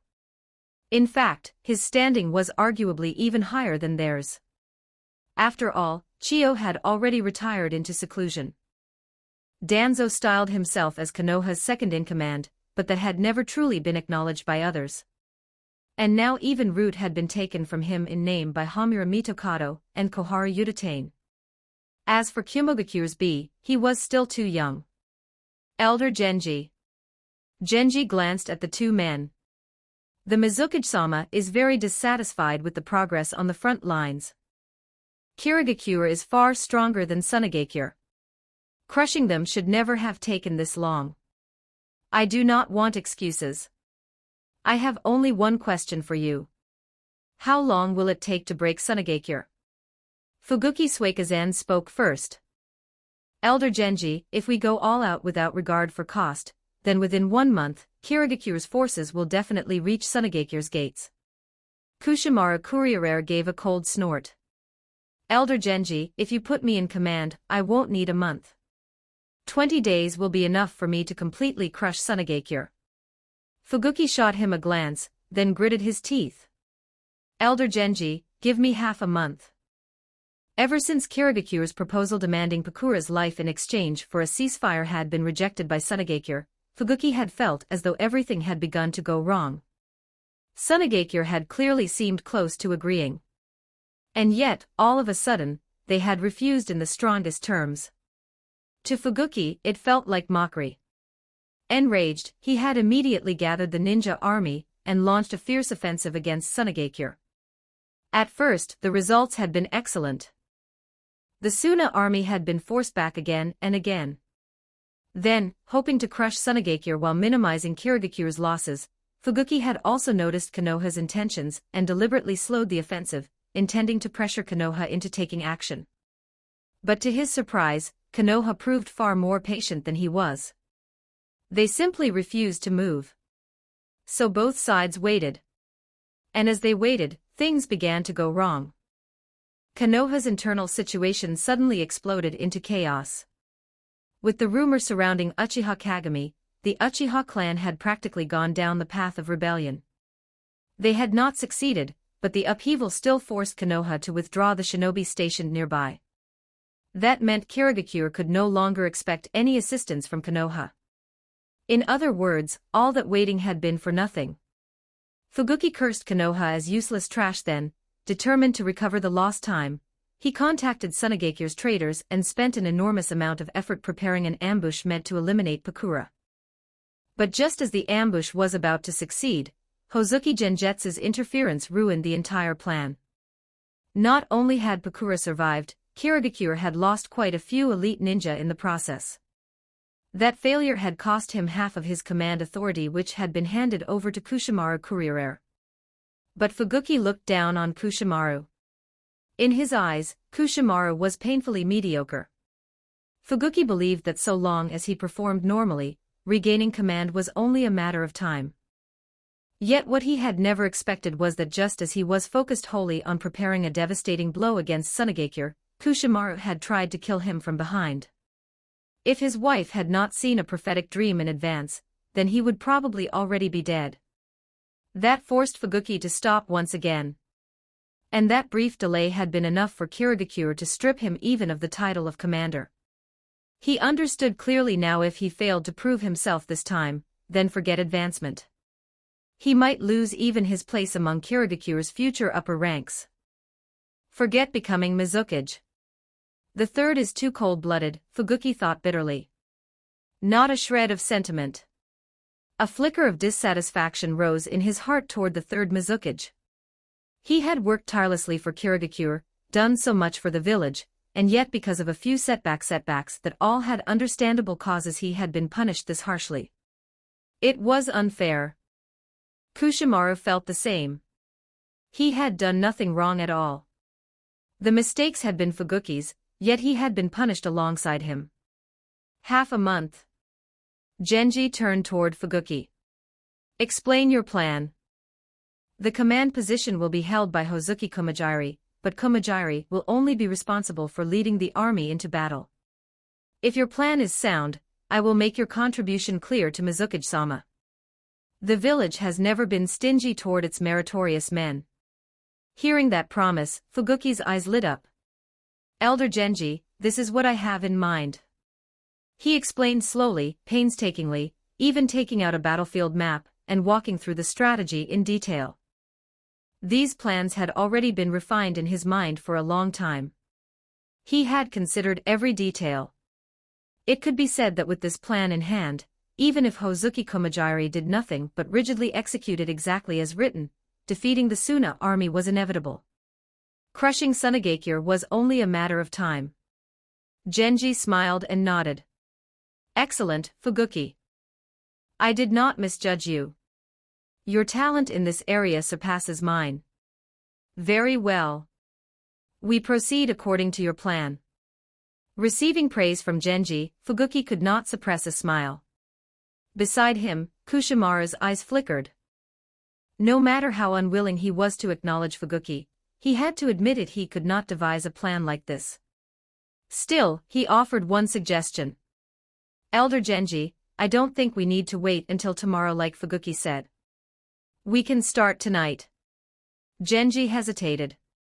Fuguki said at once tonight would be too rushed. There wouldn't be enough time. Genji glanced at Kushimaru. Then we begin tomorrow. Then he turned toward Hozuki Komajiri. Hozuki Komajiri. Komajiri stepped forward with Hiramakari slung over his shoulder. Elder Genji. Your task is clear. Komajiri nodded. I charge from the front. Whoever stands in my way dies. Genji nodded, then added. As for Pakura. Fuguki replied, leave her to me and Jizo Biwa. The two of us are enough to keep Pakura pinned down. Aside from her, Sunagakure has no one else capable of stepping forward. Tomorrow. A cruel smile spread across his face. Sunagakure will be defeated. Advanced chapters available on patreon.com/ingvale_chapter 49. Chapter 49. A chance to divide Konoha. 1127 words. Elder Genji, are we really following Fuguki Suikaisen's plan completely tomorrow? Ao lowered his voice and glanced outside. Fuguki has already suffered several setbacks at Sunagakure's hands. Are we sure his plan will work? Ao had his doubts about Fuguki's ability. Genji shook his head. I know Fuguki's ability well. Among the 7 ninja swordsmen, he is the strongest in this area. Otherwise, Mizukage-sama would never have previously entrusted all 6,000 men to him. Kushimaru Courier commanding 3,000 is already his limit. Kushimaru with only 1,000 would be acceptable. Jizo Biwa is a brute. He's good at killing, but ask him to formulate strategy or command an army, and he has no talent for it whatsoever. Hozuki Komajiri is obsessed with the blade. Jinin Akabino is about the same as Kushimaru. A trace of puzzlement appeared on Ao's face. Genji had named only 6 of the 7 ninja swordsmen. There was still one left. Elder Genji. What about Kuratsuchi Raiga? Contempt appeared openly in Genji's eyes. Among the 7 ninja swordsmen, he is the one I look down on most. The moment anything happens, he loses his head like his soul's been ripped out of him. Completely unfit for important use. It's only because Kirigakure doesn't currently have a better wielder for the lightning blades. Otherwise, that position would never have fallen to him. Genji paused, then continued. Besides, Kirigakure is already far stronger than Sunagakure. Even if Fuguki's plan turns out to be less effective than expected, our army can still defeat the Suna forces. Crushing Sunagakure is only a matter of time. And it won't take long. Previously, Fuguki delayed only because he wanted to minimize the village's losses. But now, Mizukage-sama no longer wishes to wait. The sooner this ends, the sooner other opportunities can be seized. At those words, Ao instinctively turned his gaze toward the land of fire. Elder Genji, you mean Konoha? Genji nodded. Konoha's situation is poor right now. The Uchiha clan's rebellion has cost them greatly. Not only have they lost Uchiha ninja, but the Sarutobi clan and Shimura clan also suffered serious casualties that night. And Konoha must now dispatch a dedicated force to hunt down the Uchiha. If they do not pursue them, the Uchiha will surely seek a chance to retaliate. Add to that Iwagakure's ferocious offensive, and Konoha will most likely lose. Genji looked in the same direction. If we can carve up Konoha, the gains would far exceed those from crushing Sunagakure. A few extra Byakugan would be an enormous asset to Kirigakure. Those eyes are invaluable, whether in missions or on the battlefield. Ao, you should understand that better than anyone. Ao nodded. As Kirigakure's only ninja possessing the Byakugan, his status within the village was extremely unique. He could be considered one of the most highly valued members of the younger generation. Even so, the idea of more Byakugan left him with mixed feelings. On one hand, more Byakugan would naturally weaken his own unique standing within the village. On the other hand, there was no denying that additional Byakugan would be tremendously useful to Kirigakure. Terumi Mei, however, felt no such concern. Like Ao, she was one of Kirigakure's most valued young talents. But what she relied on were her two Kekkei Genkai Lava Release and Boil Release. Because both she and Pakura were female ninja possessing bloodline abilities, many in Kirigakure often compared the two. A lot of people believed that Terumi Mei might one day grow into Kirigakure's version of Pakura. But Terumi Mei had no intention of accepting that comparison. She did not believe Pakura represented her ceiling. She believed she would surpass Pakura. I hope I get the chance to fight her this time. Pakura, don't disappoint me. Let me see just how strong you really are. The next day before dawn, Kirigakure's army was already on the move. Following Fuguki Suikaisen's plan, the force split into two parts. One group, made up of elite ninja, launched a surprise attack against the Suna army. The other moved as a whole around to the flank. Once Sunagakure's attention had been drawn away by the attacking Kiri elites, that larger force would launch a full assault on the Suna troops. Relay my order. The whole army attacks. Kushimaru Kuriere was the first to rush forward. Needle in hand, killing intent pouring off him, he narrowed his eyes at the Suna ninja ahead, and ran his tongue slowly across his lips. Enemy attack. A Suna ninja managed to shout the warning in time. At once the nearby Suna shinobi all looked over. Kushimaru Kuriere, one of the 7 ninja swordsmen. The wielder of Nuibari. Without any disguise on Kirigakure's side, the Suna ninja recognized the attacker almost immediately. To Sunagakure, the 7 ninja swordsmen were even more unforgettable than the third Mizukage himself. Too many Suna ninja had already died at their hands. And each one of the 7 was distinct to an almost grotesque degree. Inform Lady Pakura. Some of the Suna ninja rushed forward to intercept, but they were no match for Kushimaru. A huge gash split open across one Suna ninja's body, and blood erupted violently. Another had slightly better luck, but he was still sent flying backward. How many bones had broken in the fall, no one knew. Lady Pakura, there's an enemy Ada. The Suna ninja had only just stumbled over to deliver the message when his voice stopped on its own. Because what he saw next froze him in place. Pakura was already locked in a bitter battle. 2 figures fought her from either side. On the left was Fuguki Suikaisen. On the right was Juzo Biwa. Pakura was holding off both at once, and she had not yet fallen into disadvantage, but Kirigakure had not sent only these 2. More than a dozen elite ninja were stationed around the outer perimeter. And the Samahata wielded by Fuguki Suikaisen possessed a frightening chakra-absorbing ability.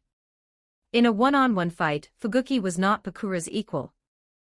But now he only needed to restrain her, and with so many helpers around him, Pakura had no good answer for the moment. More Kiri ninja appeared. The sounds of slaughter erupted nearby. The Suna ninja stared blankly around him. Why did so many Kirigakure ninja appear all of a sudden? How did they get this close without making a sound? Where are our scout ninja? Not far away, Ao smiled faintly as he looked at the dead Suna scouts beside him. These Suna scouts were well hidden. But I have the Byakugan. Genji nodded. Pass down my order. Have Hozuki Komajiri launch the full offensive and deliver a fatal blow to the Suna army. Chapter 50, I, Fuguki, will become Mizukage. 11:39 words. Fuguki Suikazan found a spare moment to glance in that direction, then snorted inwardly. He's only relying on someone else's Byakugan. If all he had were eyes, he could never have gotten this close so smoothly. The real reason was the connections I used inside Sunagakure. Without insiders, what good would your Byakugan do? Brat, don't get ahead of yourself. Fuguki was deeply dissatisfied with Ao's attitude the day before. The youngster relied on his Byakugan and the favor shown him by the village's higher-ups, and because of that he no longer showed proper respect even to a senior veteran with outstanding merit like Fuguki. If Genji had not been present at the time, Fuguki would already have taught him a lesson. After today, with Elder Genji's promise, I should be able to reclaim the position of army commander. And once Sunagakure is completely crushed, the greatest credit will still belong to me. Given Kirigakure's current state, the third Mizukage is already old. There is no one more suitable than me to become the fourth Mizukage. Only I have that ability. After being demoted several times in succession, Fuguki's desire for power and status had only grown stronger. Fourth Mizukage, that seat is mine. It's about time the third stepped down. Kumogakure and Sunagakure have long since passed to their fourths. Konoha also seems to be considering a succession. Juzo Biwa had also noticed the Kiri ninja speeding away to deliver the order, and he could not help grinning. The nearby Kiri ninja all grew excited, anticipation flashing in their eyes. This should have happened long ago. Sunagakure was never our match. Before this, everyone kept hesitating, worrying about this, worrying about that. That only gave Sunagakure opportunities. That's right. If you want gains, how can you avoid paying a price? You think it's possible to take Sunagakure without losing a single ninja? Impossible. Those voices struck Fuguki as extremely unpleasant. Even now, he still refused to believe any of his previous decisions had been wrong. Why had he not launched a full-force attack earlier? First, Konoha's ninja had been stationed on the border of the Land of Wind. Who could guarantee Konoha would attack Sunagakure and not strike Kirigakure's army in the back instead? Second, achieving victory with the smallest possible losses had originally been the consensus among all of Kirigakure's upper ranks. And now all of it had been pinned on him. Ridiculous. Besides, what exactly had been wrong with his strategies? Was it wrong to ambush Pakura? Of course not. It had been the correct move. His only misfortune was running into Hozuki Genjutsu and failing because of it. And as for the last incident, could that possibly be blamed on him? Obviously not. If blame had to fall somewhere, it should fall on Kushimaru Kuriere. While he had been devoted entirely to leading the army against Sunagakure for the sake of the village, that beast Kushimaru had actually tried to stab him in the back and kill him. Compared to the Kiri ninja, the mood of the Suna ninja was far worse. Kirigakure had appeared out of nowhere. They had bypassed the Suna scouts entirely and reached the rear of the Suna army. The forces at the front could not rush back to help in time. Could they hold out until reinforcements came? Fear spread through the Suna ranks. But Pakura had already seen something they had not. Neither Fuguki Suikazan nor Juzo Biwa, when fighting her, was trying to kill her outright. They were only trying to restrain her.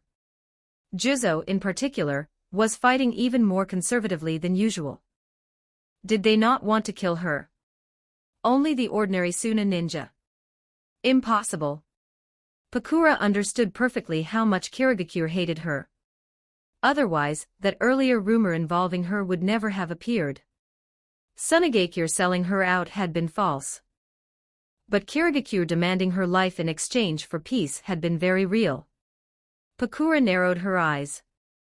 A possibility had already formed in her mind. This can only mean one thing. They have an even greater objective. And Kushimaru Kuriere isn't here. Where did he go? A Kiri ninja raced at high speed toward the direction of the main force under Hozuki Komajiri. Komajiri stood there with Hiramakerii in his arms, eyes closed in apparent rest. He looked as though he cared nothing for the outside world. Beside him, Kushimaru showed obvious impatience. Why isn't it here yet? By this time, it should have arrived already. Did something go wrong over there? Kushimaru frowned. Or did Fuguki pull something again? Fuguki was dissatisfied with Kushimaru. And likewise, Kushimaru was extremely dissatisfied with Fuguki. Not only had the two of them always been at odds, the last incident had clearly been Fuguki's fault, yet Kushimaru had been punished along with him. And given Fuguki's history, Kushimaru thought it was entirely possible that Fuguki had once again caused trouble. Should we stop waiting? Kushimaru's eyes flickered. With Kirigakure's strength, we don't actually need to make things this complicated to defeat Tsunagakure. At worst, it just means a few more losses. Before was before. Now is now. Mizukage-sama has already given the order. Maybe something really did go wrong on Fuguki's side. If I lead the army forward early, I might even be helping them out of their situation. Kushimaru turned to Hozuki Komajiri. Hozuki Komajiri, something may have changed over there. The time has come. Let's move. Komajiri opened his eyes and glanced at him, his expression unchanged. There is no order. Kushimaru frowned. There may really be a problem over there. The time has already come, there's no point clinging to the order.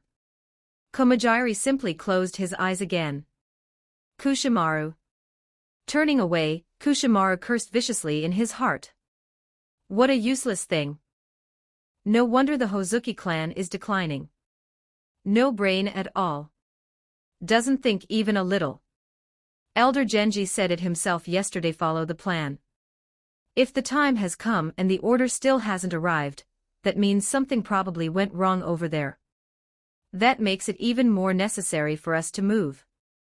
If we stay put, then they'll be forced to face the full weight of Tsunagakure's army on their own. No matter how strong they are individually, that won't be enough. And this kind of fool gets command authority. He doesn't deserve it. Just then Kushimaru saw a Kiri ninja racing rapidly toward them. It's here. It's here. Hozuki Komajiri, Elder Genji's order has arrived. Give the command to attack. Stop wasting time. Komajiri opened his eyes and stood. The nearby Kiri ninja all looked toward him. What they did not notice was that high above them, a colossal shadow was already speeding toward the sky directly overhead. And standing atop that shadow was a single human figure. Advanced chapters available on patreon.com/inkvale_chapter 51. Chapter 51, Yada Crow, use the explosive egg attack. 12-13 words. Rasa arrived riding on Yada Crow. Though both involved flying at high altitude, Rasa quickly realized that when it came to long-distance, high-speed flight, Yada Crow far surpassed him. If he relied on his own chakra to cover such a distance without stopping, then by the time he arrived, most of his chakra would already be spent, and he would have little combat power left. Yada Crow was different. For it, high-altitude flight seemed to consume very little. Even now, Yada Crow still retained around 80% of its peak strength. Even setting aside its combat ability, Yada Crow is exceptional as a means of transportation alone. A smile appeared on Rasa's face. With Yada Crow, I can rapidly travel back and forth between the village and the front lines. I can guarantee the village's safety. And I can also provide support to the front. Suddenly, Rasa noticed something below. What's that down there? A gathering of Kirigakure shinobi. He saw a vast mass of Kirigakure ninja clustered together below, so dense and numerous that a rough estimate placed them at close to 6,000. And the Kirigakure army only had a little over 6,000 in total. According to earlier intelligence, the Kirigakure forces had already split into two groups. One was led by Fuguki Suikazan. The other was led by Jinin Akabino. Earlier, I used the dream card to drive a wedge between the two of them, which slowed Kirigakure's offensive. But now that so many Kirigakure shinobi have gathered in one place, it proves they've already resolved the conflict between Fuguki Suikazan and Jinin Akabino. It looks like they're preparing to launch an all-out assault on Sunagakure. A cold glint flashed in Rasa's eyes. Kirigakure really is relentless. If you insist on crushing Sunagakure, then I'll give you a present first. You're all packed together so nicely. Perfect for taking a few more of Yada Crow's explosive eggs. Rasa gave Yada Crow a signal. Yada Crow lowered its head to look below, excitement flashing through its eyes. It had been summoned for no reason, only to be beaten soundly by Rasa the moment it appeared, without ever posing the slightest threat to him. That had left a deep well of frustration in Yada Crow's heart.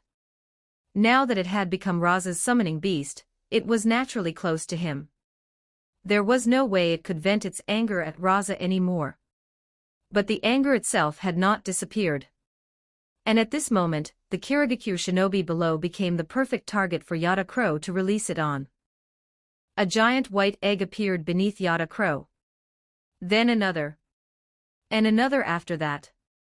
One after another, they fell toward the ground. All of them aimed deliberately at the densest part of the crowd. Below, the Kirigakure shinobi carrying Genjiro's order had not even fully arrived before they started shouting at the top of their lungs. By Lord Genjiro's command, begin the attack at once. Jinin Akabino's eyes lit up. You all heard him, Hozuki Yunwu. Announce the order. Hozuki Yunwu did not look at Jinin Akabino immediately. Instead, he took the written order from Genjiro first. Only after confirming it was authentic did he raise his head and look at the assembled Kirigakure shinobi. The entire army advances. Every Kirigakure ninja instantly grew excited. Slaughter every last Sunagakure ninja. Crush Sunagakure. Take all their wealth. Violate their kunoichi. At that moment, one Kirigakure shinobi suddenly felt that something was off. Instinctively, he looked up and saw an enormous bird hovering directly above them in the sky. Several white objects were falling from it. Bird droppings. No, not droppings. Confusion rose in the shinobi's heart. Where did this stupid bird come from? Laying eggs here. They'll just shatter. Is this thing congratulating our Kirigakure army? Does even this stupid bird think Kirigakure is bound to win? He stared fixedly at where the egg was about to land. The instant the egg hit the ground, an intense shockwave erupted outward. Centered on the blast point, hundreds of Kirigakure shinobi in the vicinity were struck by the violent force. Those nearest to it were blown apart on the spot. Those in the middle were hurled into the air before they could make any response at all. Those on the outer edge felt only as though some massive object moving at incredible speed had slammed into them. Only now did the Kirigakure shinobi realize that it had not been a bird egg at all. It was a bomb. Enemy Ada. Before he could finish shouting, the second egg had already fallen. Then the third. A chain of explosions erupted one after another, all of them striking the center of the Kirigakure army. With the shinobi packed together so tightly, every single blast caused devastating casualties. In an instant, over 1,000 Kirigakure shinobi lost their lives.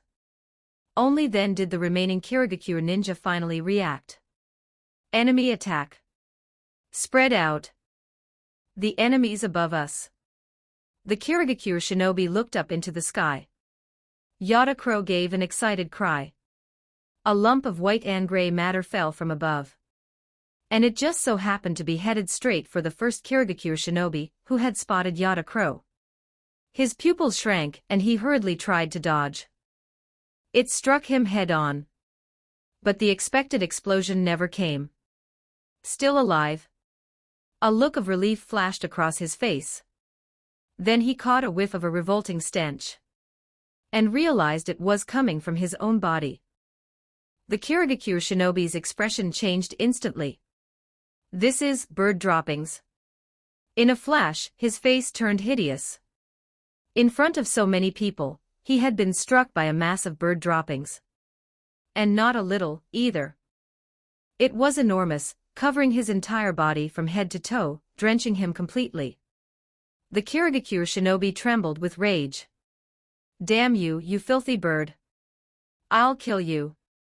At this moment, he would rather have been hit by one of the explosive eggs. Being buried in bird droppings, what kind of humiliation was that? He would become the laughingstock of all Kirigakure. His life was over. What do I do? He no longer cared about the war at all. All he could think about was how to keep others from noticing him, so he wouldn't become a joke forever. That's it. I can play dead. The battlefield's chaotic right now.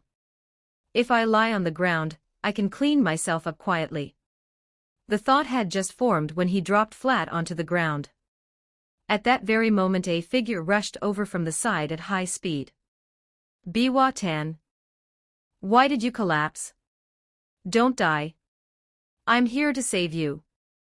Biwa-tan. Biwa-tan's mood hit rock bottom. For the first time in his life, he desperately wanted his friend to shut up. But the one whose mood was even worse was Jinin Akabino. Tsunagekyure's summon. Why did it suddenly appear here? Suddenly, Jinin Akabino remembered how he had proposed acting ahead of schedule yesterday, only for Fuguki Suikazan to reject it firmly.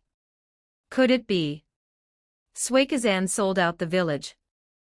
Advanced chapters available on patreon.com/inkvale_chapter 52, Chapter 52, Can't hit it at all. 1230 words. Jinin Akabino's face darkened so much it looked as though water might drip from it. The plan for the all-out offensive had been completely ruined. Those explosive eggs falling from the sky had killed close to 1,000 Kirigakure shinobi in an instant. Part of it was because the attack had come too suddenly, and the eggs' power truly was enormous. But the other part was because the Kirigakure shinobi had been too concentrated. Because they were packed together, the explosions caused vastly greater casualties. And with everyone crammed together, even running was difficult. In the chaos, some Kirigakure shinobi did not die in the blasts at all, but beneath the feet of their own comrades. Then another. A Kirigakure shinobi was trampled to death by his own village's people. And Yata-Crow's attack still had not stopped. Explosive eggs continued falling from above. It must be Suikazan. I already felt something was off about that bastard earlier. He changed completely after the failed ambush on Pakura. Last time, we had such a perfect opportunity, and he chose to retreat on his own. This entire operation was planned by Suikazan from start to finish. The timing, the location, everything. And under those circumstances, we just so happened to suffer this kind of attack. I don't believe for a second that Suikazan had nothing to do with it. If not for Suikazan, how would Tsunagekyure know our exact location? How would they know our timing? Fuguki Suikazan sold out the village. He's a traitor. In Jinin Akabino's mind, Fuguki Suikazan had already been condemned. But he also knew that, at a time like this, the more urgent matter was to stabilize the Kirigakure army, which had already fallen into chaos. Spread out. All shinobi with long-range attacks, come to me. Jinin Akabino stared fixedly at Yata-Crow in the sky. Water release, water dragon bullet jutsu. A Kirigakure shinobi rapidly formed seals, and in the next moment, a water dragon shot upward toward the sky. Elsewhere, another Kirigakure shinobi flicked his wrist, sending more than a dozen shuriken flying upward. But it was useless. Yata-Crow was flying too high, so high that ordinary Kirigakure shinobi's attacks could not possibly reach it. They could not even graze it. An explosive egg plunged straight toward the group of shinobi Jinin Akabino had only just managed to organize. With a tremendous explosion, another wave of Kirigakure shinobi was killed. A massive crater appeared in the earth below. Rasa looked down from above. Expressions of despair spread across the faces of the Kirigakure shinobi. We can't hit it. We can't hit it at all. We're just targets. What kind of summoning beast is this? Hurry, run. Yata-Crow's enormous body circled in the high sky. Below, the Kirigakure shinobi scattered like startled birds and beasts. In a short span of time, it was impossible for them to organize any kind of offensive again. Yada Crow let out a cry. It was in an excellent mood now. Watching so many Kirigakure shinobi die beneath its bombardment, Yada Crow felt all the resentment in its heart evaporate. Its thoughts felt utterly refreshed. Its anger had been fully vented. The only issue was that Yada Crow had laid too many explosive eggs in one go, and was already nearing exhaustion. But even if it could keep going, with the Kirigakure army now so scattered, a single egg dropped down would kill only a handful, at most a dozen or so. As for lowering their altitude and using magnet release to attack the Kirigakure shinobi, Rasa had no such intention. That would be handing Kirigakure an opportunity. Rasa himself might be fine. But Yada Crow's body was too large. Once it descended, it would become a living target. A dozen attacks, or even several dozen, would pose little threat to Yada Crow. But once the number reached the hundreds or thousands, Yada Crow would absolutely not be able to withstand it. Even the third Raikage had fallen to Iwagakure's human wave tactics. No matter how strong Yada Crow was, it was still not the third Raikage. Jinin Akabino's face looked terrible. It's ruined. Everything's ruined. The entire Kirigakure army had descended into chaos. Unless they could bring down the giant bird in the sky immediately, there was no way to regather the troops in a short time. In other words, this operation to launch an all-out assault on the Sunagakure army had ended before it had even begun. Jinin Akabino glared up at Yada Crow. The failure of the all-out offensive was only part of the problem. What worried him more was that the third Mizukage might pin the blame for everything onto him. Nominally, the commander was Hozuki Yunwu. But everyone among the higher-ups knew that Yunwu had no talent for command at all. He was just there for appearances. If someone had to take responsibility, that responsibility would definitely fall on him. That was exactly why Jinin Akabino cared so much. And now, the operation had failed. What kind of punishment would he suffer? Last time, when he had done nothing wrong, he had already been stripped of his command. What about this time? This isn't my fault. It's all Suikezen's fault. Fuguki Suikezen definitely colluded with Sunagakure and sold out Kirigakure. Elsewhere, Genjiro and the others were frowning. Judging by the time, the Kirigakure army's frontal assault should already have begun. And yet there was still no movement at all. What's going on? Could Hozuki Yunwu have betrayed the village? But Jinin Akabino is still there. Fuguki Suikezen was growing increasingly anxious. This operation had been designed by him. So if something had gone wrong, he would naturally be the most anxious of all. Who'll take over for me? Terumi Mei's eyes lit up and she rushed forward at once. Fuguki Suikezen hesitated briefly but still stepped back. Terumi Mei looked at Pakura, excitement plain on her face. Sunagakure's hero, Pakura. I've heard your name for a long time now. Everyone says your strength is extraordinary, that among the kunoichi of this era, you are the greatest. Please, teach me. Pakura narrowed her eyes slightly. And you are? Terumi Mei of Kirigakure. As she spoke, Terumi Mei began forming seals. Take this. Lava release, melting apparition technique. Pakura's brows lifted slightly. Akekei Genkai. No wonder you dared face me directly. But you're far too naive. A shinobi's strength is not determined by Kekei Genkai alone. More than anything, it comes from relentless training, day after day. You're still far too early. Pakura twisted her body and dodged Terumi Mei's attack. Then, while still in midair, she adjusted her posture. In the next instant, she charged straight toward Terumi Mei. Terumi Mei's expression changed. And just then whoosh. A sharp sound cut through the air as Kushimaru Kuriarera arrived in time, intercepting Pakura. Genjiro's heart tightened. Only after seeing that Terumi Mei was unharmed did he finally let out a breath of relief. Then he turned to look at Fuguki Suikezen, and his gaze gained a trace of displeasure. But Suikazan never noticed. At this moment, all his thoughts were focused on why the Kirigakure army had not arrived yet. Lord Genjiro, have we received any news? What's going on with Hozuki Yunwu? Advanced chapters available on patreon.com/inkvale_chapter 53, Chapter 53, Dream Card, Activate. 11:10 words. Fuguki Suikazan thought to himself, could it be that Jinin Akabino was secretly causing trouble, hoping this operation would fail so the village would punish him?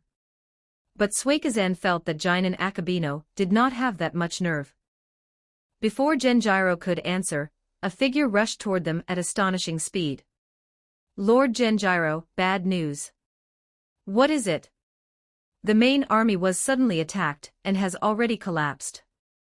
There's no way to organize the offensive anymore. Genjiro's eyes widened. How is that possible? Who attacked them? There were over 5,000 shinobi there, with both Hozuki Yunwu and Jinin Akabino leading them. Who could make them collapse? Not a person. Not a person. Then what was it? Genjiro felt even more baffled. Yes, a giant bird circling high in the sky, laying eggs. Once those eggs hit the ground, they exploded with immense power.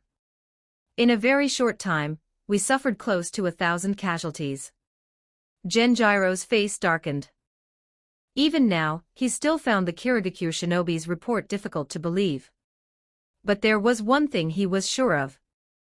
The Kirigakure main force probably truly could not come anymore. This all-out offensive had failed. And not only had it failed, their own side here would now be caught in a counterattack from the Sunagakure army.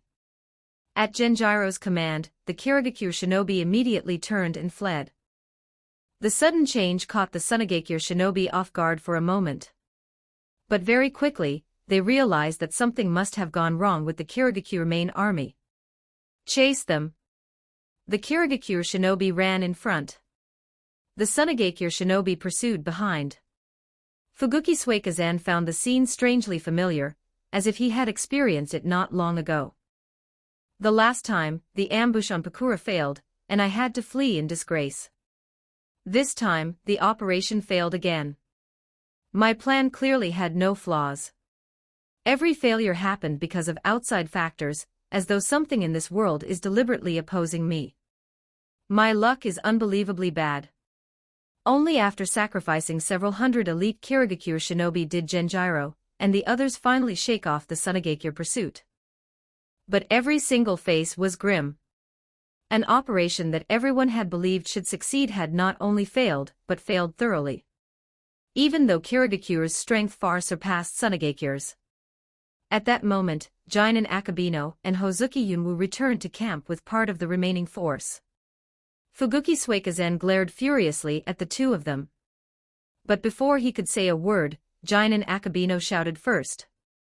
Lord Genjiro, Fuguki Suikazan sold out the village and colluded with Sunagakure. Please execute him at once. Suikazan's eyes bulged wide. He pointed at Jinin Akabino, trembling with rage.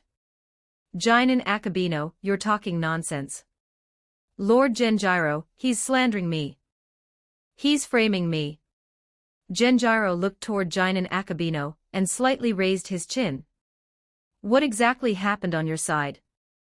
Jinin Akabino quickly began explaining. Lord Genjiro, just as your order arrived, and we were preparing to move, a gigantic bird, most likely Sunagakure's summoning beast, appeared above us. That summoning beast could drop explosive eggs of tremendous power. Our people just happened to be standing extremely close together at the time, so when the explosions fell, they caused catastrophic casualties. Over 1,000 shinobi died directly in those blasts. Even more were injured. That summon kept circling in the high sky. I organized shinobi to attack it, but it was flying too high. Our attacks simply couldn't reach it. We could only watch helplessly. Jinin Akabino's eyes were bloodshot. Lord Genjiro, this is not Yunwu's fault or mine. Suikazan definitely sold out the village. Otherwise, this is far too much of a coincidence. How could Sunagakure have known our location? How could they have known our timing? And yesterday, when I proposed moving early, why did Fuguki Suikazan insist on stopping me?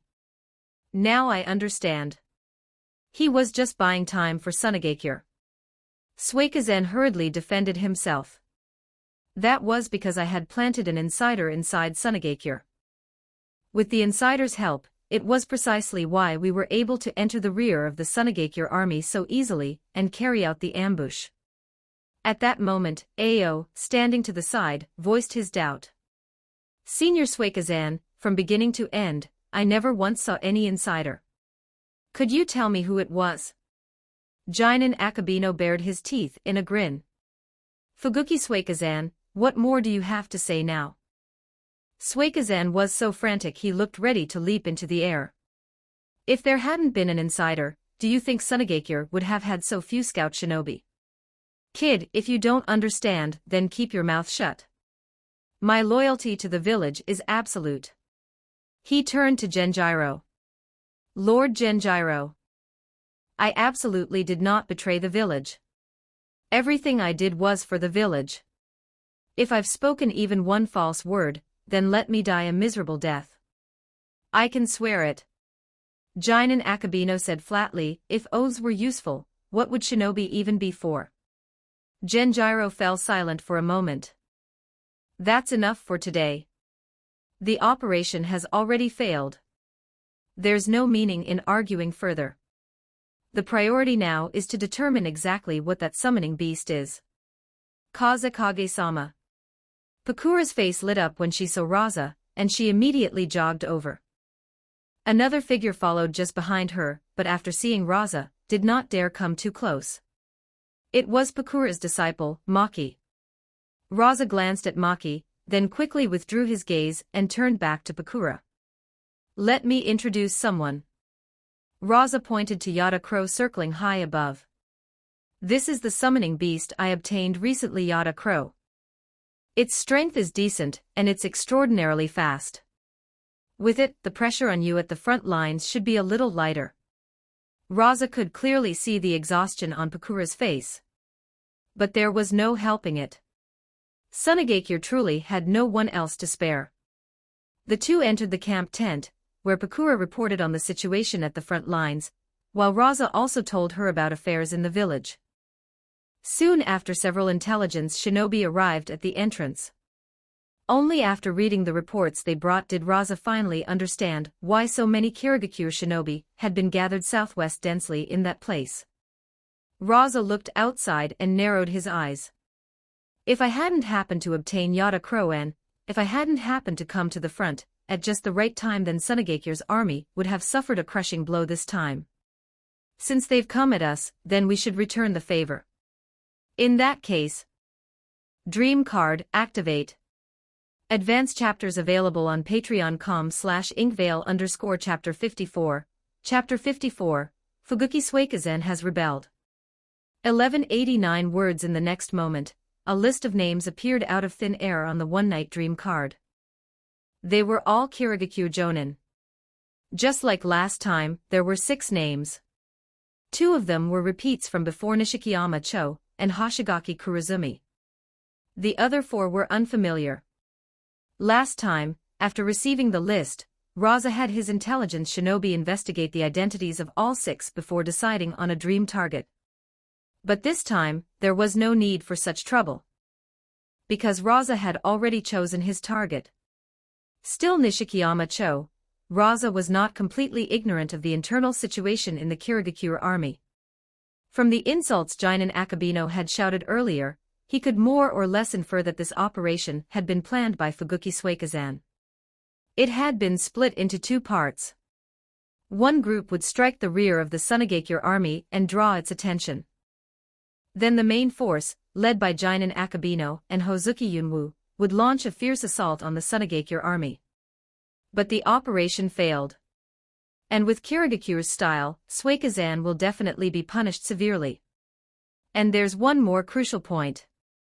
Someone inside Kirigakure knows that Fuguki Suikazan had contact with a supposed Sunagakure traitor. That fact can be used to my advantage. Rasa had already formed a plan. Night fell. Kirigakure Army Encampment. Genjiro frowned deeply. He had come personally to the front lines to oversee the battle, yet not only had he failed to achieve any results, he had also run straight into a disastrous defeat. To say he felt no anger would have been impossible. But with age came steadiness. Genjiro wanted to understand what had happened before making a decision. And before that, simple control was enough. That giant bird flying high in the sky, covered in gray-green feathers, dropping eggs that explode with tremendous force. It sounds very similar to the legendary summoning beast known as Yata Crow. When did Sunagakure gain such a summon? If it truly is Yata Crow, then once our forces are spread apart, its threat is manageable. After all, the number of eggs it can drop is limited. And if it lowers its altitude, then faced with the attacks of so many Kirigakure shinobi, it will surely die. This time, Jinin Akabino and the others panicked mainly because they had no prior intelligence. If we're prepared next time, then the threat Yata Crow poses will be far smaller. The advantage still lies with Kirigakure. At the same time, Jinin Akabino was deeply frustrated with himself. He felt that if he had handled things better, he might have been able to reorganize the army and launch the charge anyway. But he was also filled with resentment. There's definitely something wrong with that summoning beast showing up. It had to be Fuguki Suikazan selling out the village. Lord Genjiro is too soft-hearted. If it were me, I'd have executed Suikazan on the spot already. And this whole matter is also the Mizukige's fault. If the Mizukige hadn't stripped me of command and given it to that idiot Hozuki Yunwu, then reorganizing the army would have been far easier. Today's outcome might never have happened. Hozuki Yunwu slept soundly with Hiramakari in his arms. Terumime could not sleep at all. She found an open patch of ground and began training. Earlier that day, she had been defeated by Pakura in a single exchange. If Kushimaru Kuriere had not intervened in time, she might already have died at Pakura's hands. That crushed her pride as a genius. Next time, I'll definitely defeat you. Ao, on the other hand, was rather satisfied with his own performance. Using the Byakugan to expose the hidden Sunagakure scout had been the key reason the Kirigakure shinobi had managed to infiltrate the rear of the Sunagakure army for the ambush. As for the failure of the full offensive dash, Kirigakure lost. But I didn't. Yet the most anxious of all was still Fuguki Suikazan. At this point, it was no longer a question of whether he could advance any further. Jinin Akabino had smeared him with filth, and if he could not explain himself properly, he would become a real traitor in everyone's eyes. Was he a traitor? Of course not.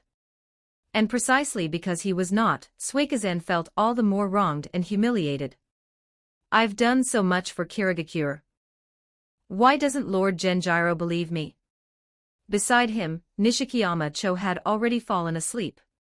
Suikazan had not told his wife anything. Suddenly no, don't kill Suikazan. Suikazan didn't betray the village. He's innocent. Fuguki Suikazan hurriedly turned to look at Nishikiyama Cho and tried to comfort her. Cho, you had another nightmare. Nishikiyama Cho opened her eyes. The moment she saw Suikazan, she clung to him tightly. Suikazan. Tears slid down from the corners of her eyes. Suikazan's heart sank. What happened? Was it another nightmare like last time? Nishikiyama Cho nodded. It felt exactly the same as before. It didn't feel like a dream at all. Suikazan stared at her intently. What did you see this time? A painful expression crossed Nishikiyama Cho's face. I dreamed that they convicted you, saying you sold out the village, and that they were going to execute you by beheading. I watched them cut off your head with my own eyes. Blood sprayed from your neck, and I couldn't do anything at all. I'm sorry. Suikazan, what are we supposed to do now? Suikazan's face darkened. If not for what had happened the last time, he might have doubted. But with that earlier event still fresh in his mind, Suikezen no longer believed this was just an ordinary nightmare. It was a warning. A glimpse of what would happen in the future.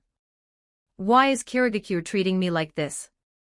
His eyes reddened with fury. I've done so much for the village. I've given so much. I didn't betray the village, so why won't they believe me? Why do they insist on forcing me to die? What did I do wrong? I did nothing wrong. The one at fault is the village. This Kirigakure is too unfair. I risk my life for the village, and the village repays me like this. A savage grin slowly spread across Suikezen's face. Good, good, good.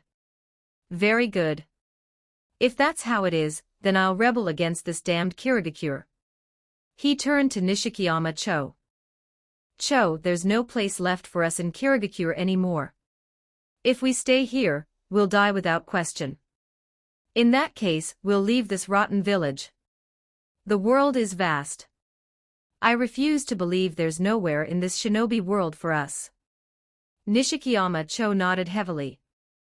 In the next instant, the two of them stepped out. We break through. Elsewhere, Genjiro had summoned a young shinobi for questioning. His name was Hoshigaki Kisame, and he served under Fuguki Suikezen. Tell me about Fuguki Suikezen's recent situation, Hoshigaki Kisame. Yes, Lord Genjiro. But before Kisame could begin, a figure suddenly burst into the tent. Lord Genjiro, bad news. Fuguki Suikezen has rebelled.